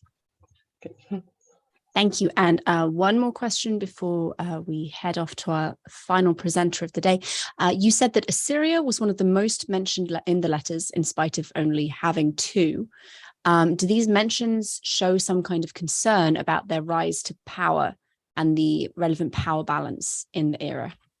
Yeah, so in terms of numbers, they are not mentioned a lot, but as they have less letters, as they appear in some others, they are very relevant. The main people talking about Assyria would be Babylon. as Assyria was once part of Mitanni and Babylonia, and once Assyria was trying to become this independent kingdom and create their hegemony in the area, Babylon would go to Egypt, send a message to Egypt saying, well, they are not independent, they are part of our kingdom, do not answer, do not engage with them. And then they continue to engage with Egypt. So it shows us how Assyria is ascending into power and in creating its own name at this point. Thank you. We do not have any more questions for you, so I will let you go, but thank you again. This was a really interesting presentation. Thank you all. Thank you for the opportunity. Bye-bye. Goodbye. Our next presenter is Jace Short. Jace is a PhD student in ancient philosophy at the New School for Social Research. His focus has been on the pre-Socratics and Plato, with adjacent interest in the broad genre of the fantastic, from ancient mythic poetry to contemporary law and film. Although Jace is an academic, he has long engaged in public outreach by way of activism, including environmental, anti-racist, union, anti-war, and so on, and in this regard has focused almost entirely on public education. He is a single dad to a beautiful 7-year-old child, and relaying lessons from the ancient world to them has been a powerful force in shaping how he thinks about the accessibility of research. Education as an egalitarian project for helping us to live better lives as individuals and as a social whole is central to who he is and what he does. Today, he will be presenting The Open Maw of the God King, the tragedy of Kronos and its statues as political critique in Antiquity. Not statues, status as political critique in Antiquity. I'm sorry, Jace. After I've made, oh, hang on, there we go. After I've made such a mess of introducing you, I'm just going to go away and leave you to it. Okay, I haven't done this screen sharing thing, though. I hopped on a little early in anticipation of doing that. You should be able to just press the green button at the bottom and green select. Button? Yep. Okay. We can start right. Let's see. Sorry, just one No, moment. you're fine. For people watching, this will be our final presentation of the day. If you have questions for Jace, please make sure you put them in the chat. And following his presentation, there will be a social hour. I'm not entirely sure how that works, but I think we will be given instructions in a little bit. Perfect. Okay, Yep. So are we good? Can everybody hear me all right? Yes, yeah, you're great. Okay, so the title of my presentation is The Open Maw of the God King, and it is about Kronos as a figure in particularly archaic and classical Greek antiquity, though there will be some mentions of Saturn and Saturnalia and developments afterwards. But I'm going to just jump on in here with the first slide. Okay. So this is a very famous image. I'm sure that a lot of people are familiar with. It's Saturn devouring his son. Let's just pretend it says Kronos for our purposes, because it's, depicting more or less the same thing. So this is part of Goya's Black series, privately produced on the walls of the Quinto del Sordo, where he had retreated basically in frustration and a sense of gloom and doom, cynicism about the prospects for a Republican Spain. There had been, years of war, the Peninsula War. There had been Spanish troops fighting on behalf, French troops fighting on behalf of the Republican efforts, but they, nonetheless, they had carried out a number of atrocities, and he had sort of done a lot of protest by, doing artworks that depicted the horrors of these atrocities on both sides. And all of the work that he did at this time, he focused on he thought of it as just for himself. This was not for anyone else. And a lot of the work was damaged and so forth when it was removed from the walls in order to be displayed later. Nonetheless, one of the things that his most striking image was this. We see Saturn or Kronos sort of cowering in a dark space where there's, the way the light hits him, it's like like someone's holding a torch or something, and he's being caught, and his eyes are wide. He sees that he's caught, and I think there's something significant to that imagery, and that imagery stuck out. It wasn't just Goya who called upon it, though I think this is the most salient example. But it all kind of came back to this image of Kronos, or Saturn, devouring his children. And in this version, you can see it's very gruesome, and Kronos is sort of the figure of the counter-revolution. But as we'll see, Kronos is a little bit more complicated as we go back to the Archaic period. So who are we talking about here? Saturn, Kronos. First, we should understand that this is in this early period, the Archaic period, not to be confused with Kronos, like time, okay? They will later be fused, but at this time, there is no time god of this type, at least not in the tradition we're dealing with Kronos. It gets a little complicated because it's actually in the classical period that the fusion begins, but nonetheless. So he, in the story that I'm going to focus on, which is from Hesiod's Theogony and the Works and Days, he's a Titan. Titans are kind of god. He's the youngest child of the Titans Uranos and Gaia. And these are, Uranos is sky, Gaia is earth, but you don't want to think of them as the god of the sky or the god of the earth. These are just the sky and the earth, and those things are gods. So the earth on your feet that you put your feet down on, that is Gaia. And these are some of the primordial entities that Hesiod introduces. The first one is chaos, and that the word is more like our sense of chasm or gap, opening. And then there's Eros, who drives things together. And there's Gaia, and Gaia gives existence to Uranos from herself. And she has these children, and one generation are the Titans, which are sort of the former gods. And the next generations are monsters of various kind, which are very exciting for me. So one thing to keep in mind too, these are not, in the story, in the narrative, these are former gods, but we're not looking at an example here of like an Olympian cult that is displacing an older cult. This is a kind of literary creation. These other gods, there are ritual sites, there are, forms of worship of them, but not all of them, but notably Rhea is one, is a big one. There's some things for Kronos himself, but they are more of a less cult figures, more literary, poetic, mythical, if you will. So Kronos is the father of Zeus, and that is the most important aspect of him, especially for Hesiod. As MOS says, his visible characteristics and attributes derive from his position as father and predecessor to Zeus.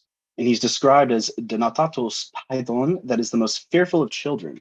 His youth is emphasized again and again. So we've got a very ancient god, but his youth and his willingness to act on behalf of his mother for the injustice that she is suffering, which we're going to get to in a moment, is emphasized. So going on to the next, let's just go a brief historical context here.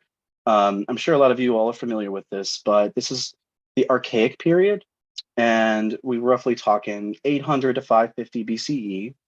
And you have Phoenicians, Etruscans, various people from the Italian peninsula, and Greeks traveling and establishing settlements all over the Mediterranean and the Black Sea area.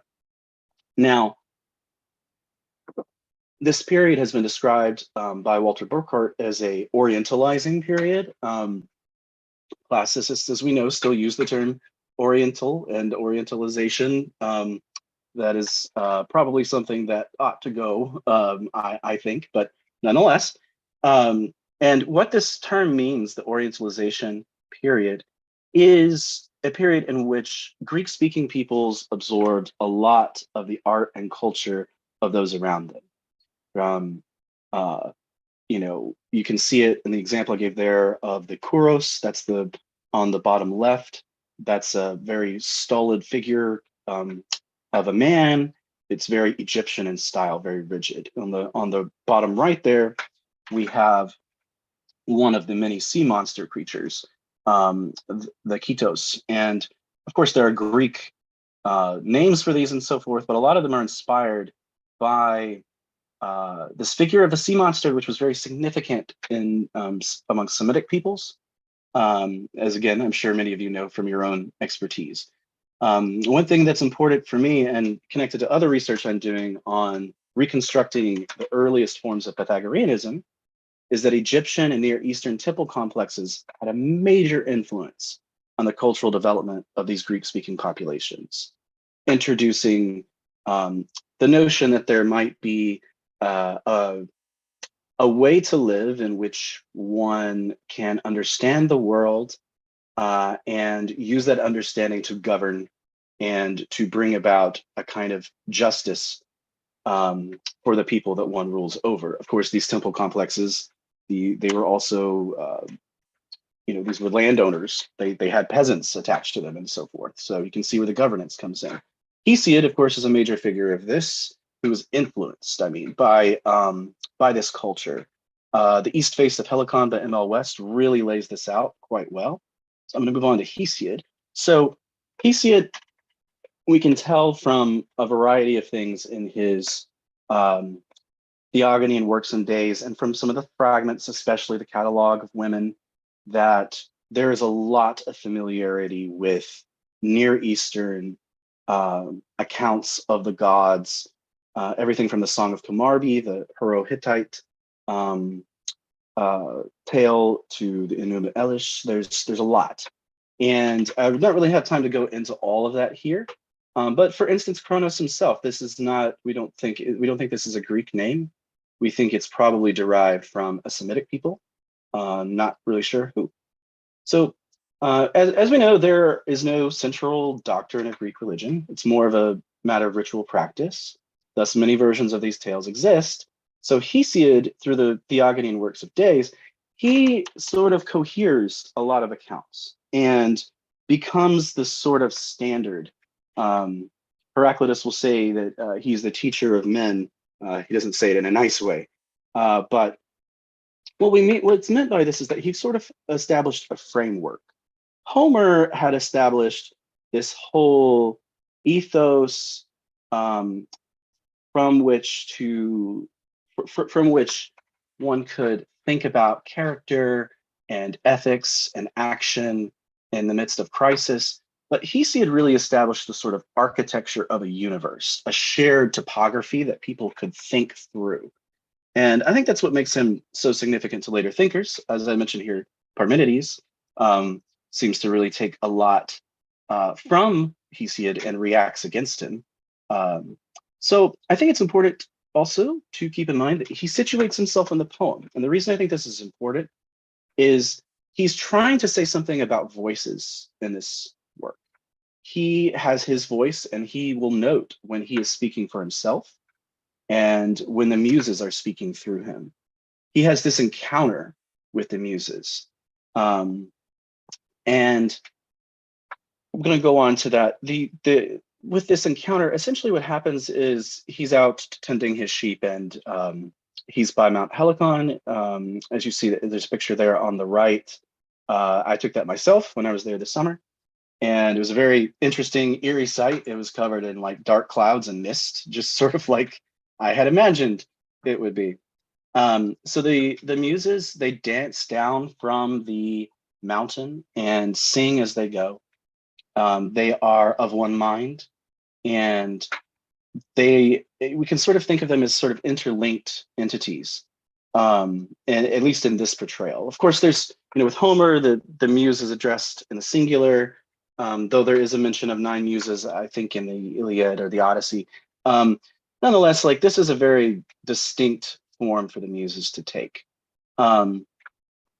So the muses, what's important here, I think, is they claim we know how to tell many lies that appear like the truth, but we know how to tell the truth when we will. So they tell lies like the truth, and they tell the truth, and you never know when they're going to do it. And this kind of initiates this theme of doubling that I'm going to go to here next. So just some examples of the doubling. We've got the muses, like I said. Then there's, the muse's voice itself and Hesiod's. There's Gaia's sort of fission. She splits off from herself, parts of herself that become their own entities. We have Uranos and Kronos' mutual repression of their offspring. Kronos and Zeus as a kind of double entity. The Titans and the Olympians as double entities. The Golden Age egalitarian paradise and the post-Golden Age period. The two strifes, that's very significant at the beginning of Works and Days. Hesiod essentially says the muses were not telling the truth, and there's a second strife. And it kind of, that centers his entire narrative. We have the two poems, the Theogony and the Works and Days, which I agree with a lot of scholars like Jenny Strauss-Clay who think that these must be looked at as a singular whole. You can't really separate them from each other. We have the Kronos swallowing his offspring and Zeus's swallowing of Metis, and on and on and on. I could just keep on listening and forever. But what I think is really key about this notion of doubling for Hesiod is that anything that we encounter, there is a potential doubled version of it. And that doubled version or variant could speak to us much more than something that's really put on the surface. And here I'm meaning specifically that we are inheriting a tradition that typically reads the Theogony as a tale of Zeus the hero, who established the order of justice. And we think that because when we see the word justice translated, we think of our own notions of justice. But for Hesiod and the Greeks of this period, Dike is it's a chthonic deity. It's a deity that lives under the earth and Tartarus, and it is more associated with things like the Furies than anything else. And I think that one can read the story more as a tragedy of Kronos, and we can see Zeus as kind of a villain, and there is a element of political critique that comes with this. So, all right, then we need to get just to the story. So let's just recount what has happened for those who aren't familiar, like the basic overview. This is called the succession myth, and the succession myth appears to again be related to things like the Song of Kumarbi and the Enuma Elish, and possibly other Near Eastern lore. So the first thing that happens is that Uranos and Gaia have children, but the Uranos is driven by Eros. So the sky is driven by desire or love to cover, as it says, Gaia, the earth. And he's horrified at his offspring, both the Titans and the monsters that come to be from it. And accordingly, he forces them back down into Gaia, into her womb. The imagery here is kind of a perpetual penetration. Hesiod's a little cagey with his language here. Seems to be he's trying not to get too explicit with the sexual imagery, but it's there. And so many will call this a rape.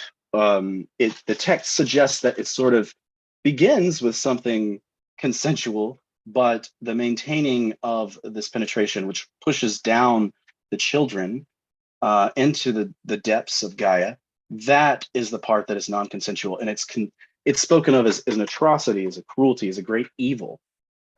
And thus, Gaia wants an end to this. She needs a hero, and she asks her children who will help. And none of them are willing to step up except for the very youngest, Kronos. And she gives him a adamantine weapon, a kind of sickle. This is one of the things that we're going to see here. He's connected with the image of the sickle, a tool for harvesting. And he's sort of the Lord of the harvest in a way. And we'll get to that in a moment. But that symbol is pretty significant. And also, to know we don't really cover a whole lot of it. I'm not going to cover a lot of it here, but ultimately, the way Zeus and his brothers, Hades and Poseidon, manage to defeat the Titans is they go into the earth and also receive under the earth magical weapons that allow them to fight. So with this weapon, Kronos castrates his father, Uranus, and the blood drops hit the earth, and that produces the Furies, and the actual genitalia lands in the ocean, and from that emerges Aphrodite. And there's a whole lot to that that's interesting, but we're not going to cover here. And we have, at this moment, the reign of the Titans. So the Titans, this is gonna lead to what's called the Titanomachy, the war of the Titans. And the rule of the Titans is maintained by Kronos' swallowing of his children. Crucially, I would say swallowing them whole, unlike the image we saw from Goya at the beginning. I think this is a kind of imagery that their powers are latent and undifferentiated within their father. And there's something about their release that indicates an imagery or symbol about humanity's movement from being a kind of natural being to an unnatural being, beings with language, with culture, with writing, with technology, and of course also new kinds of violence. And Kronos, he does this because he learns from Uranus and Gaia that one of his children will be his undoing. So it's one of these typical examples in Greek myth of someone hears their fate and they want to avoid it, and in trying to avoid it, they pretty much cause it. So Rhea is grieving for her children. She seeks Gaia's help. She gives Gaia an idea of how to take care of this. So what she does is she gives Kronos an omphalos, a stone, a navel stone to swallow. It's swaddled in infant clothing. So when Zeus is born, she switches it out. She takes Zeus to Crete. He's raised there. He grows up quickly and prepares his vengeance on behalf of his mother, Rhea. He gains poison from the Titan Metis, who, for whatever reason, seems to also be unhappy with the Titan regime. And Metis, keep in mind, will be the sort of mother, not mother of Athena. Her name means like wisdom or insight, intuition. And once Kronos is tricked into swallowing this poison, he throws up his children. Then the Olympian gods emerge and they battle with the Titans. And the earth, the surface of Gaia is devastated.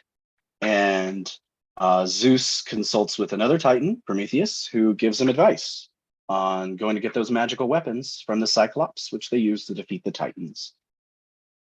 So we're going to talk about this just, in the terms of image and motif and mythoi, that is myth.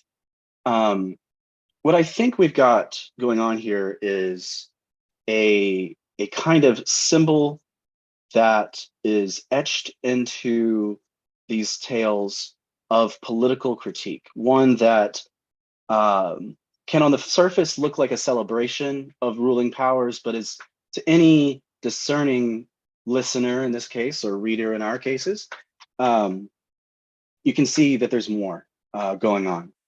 And the more that's going on can really be explained. I'm going to go ahead and skip a few here, just to go into this one. Can be explained by the practice of the Chronia. The Chronia was a festival, and it was held at a certain time in Attica and a certain time in Ionia. But what's important for us, we can connect it to Saturnalia and medieval festivals. It's a kind of festival in which the enslaved people of the area got to party, and often their masters would wear the clothing of servants and slaves, and the enslaved people would wear clothing of royalty and present themselves as sort of kings and aristocrats and rulers. There's a whole lot of imagery here of uncrowning and travesty and thrashing. And how is this all connected to Kronos? Well, Kronos was thought to be the ruler, the god who ruled the golden age. That was a time of paradise. And this is an image that seems to come from Near Eastern notions of paradise. It's completely egalitarian. It's there's a kind of immediacy in which nature just produces what people need spontaneously without any need for technology or knowledge. And this is disrupted and overcome. First, with the Titanomachy, it causes so much destruction, wiping out this first generation of humans. But also what comes after, as detailed in the works and days, is a new regime in which Zeus is not the best or kindliest ruler. Prometheus makes an effort to work around this, and he's punished in perpetuity for it. And basically, Zeus, he takes this second strife that I mentioned earlier, and it says he sets it into the roots of the earth so that humans must struggle to live. And the whole imagery here is that after this initial period, there now must be struggle to live. Life is now hellish and difficult. And there's a yearning for that pre-class, pre-Zeus reign, pre-Olympian period that's expressed through the Chronia.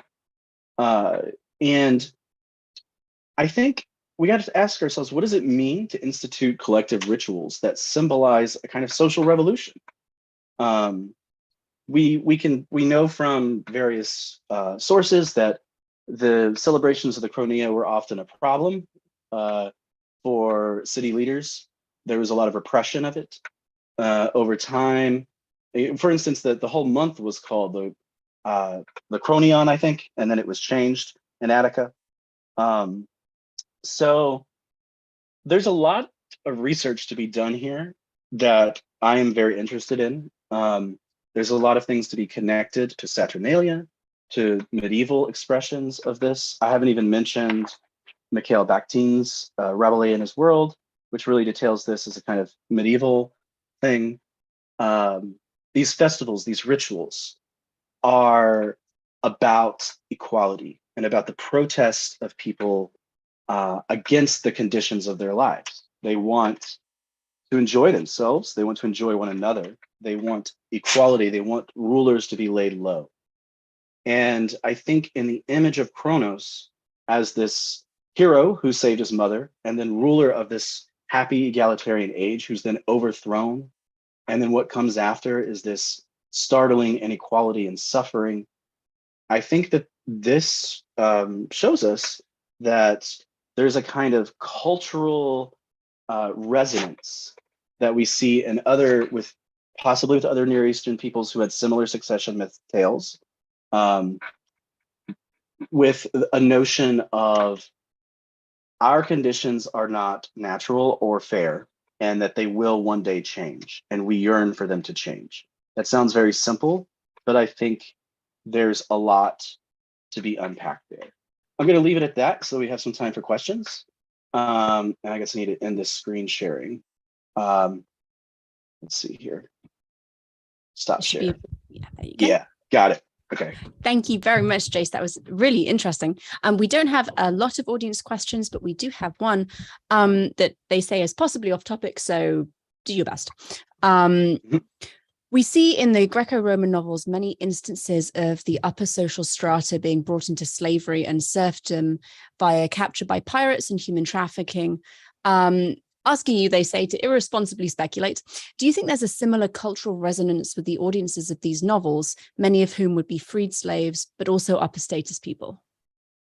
Yeah, I do. I think that there's a lot of people who go through life in the ancient world who maybe at some point in their life were enslaved and then they're not. And they carry with them, a strong sense of like, I don't want to be a part of that anymore. And it's a travesty.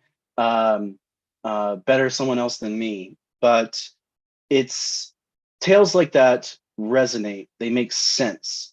The things that survive from antiquity are things that echoed off of people. And once they felt that there was something significant, more people wanted to produce it, more people wanted to hear it. So yeah, I mean, speculation, I don't have a concrete connection here to that, but that's interesting, and I'd like to look into it myself. Oh, lost you. Sorry, I mute myself to minimize child noise, and then I forget to unmute. I got you. I've got one too. Would you say that the last summary is largely Hesiod's take, or more common across the Greek world? Right. So this characterization of Kronos and this version of the tale becomes the dominant one. And it seems that by the classical period, this is the one that is kind of the standard for most Greek peoples, but that was not the case when he composed it, obviously. And there are other theogonies. We have fragments of, reconstructions of, some that even mention an entity like Kronos.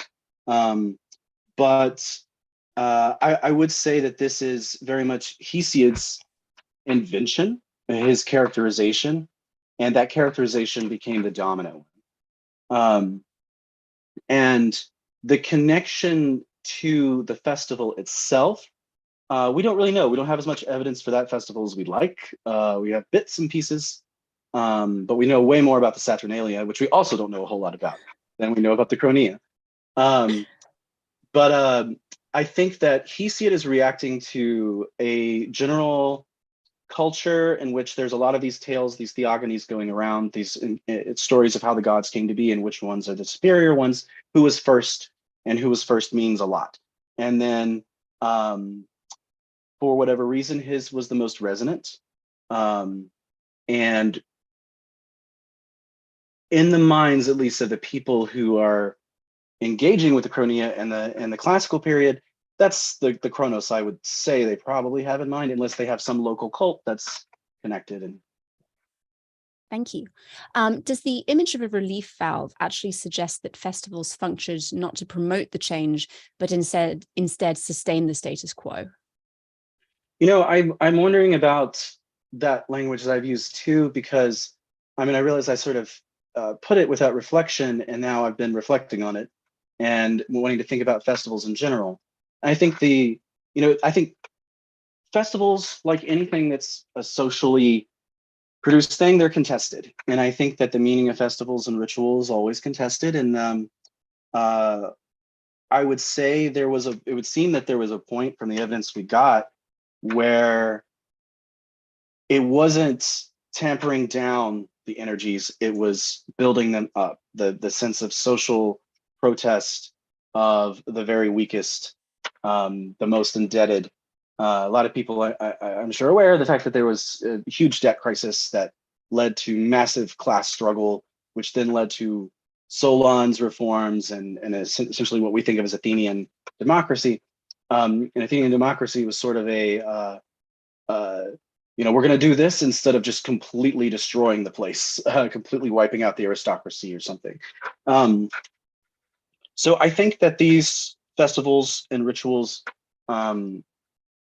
likely, the intention is not to promote, it is to release. I think it is to find ways to salve the wounds of the everyday life, to find a way to break up that everyday routine and make it acceptable.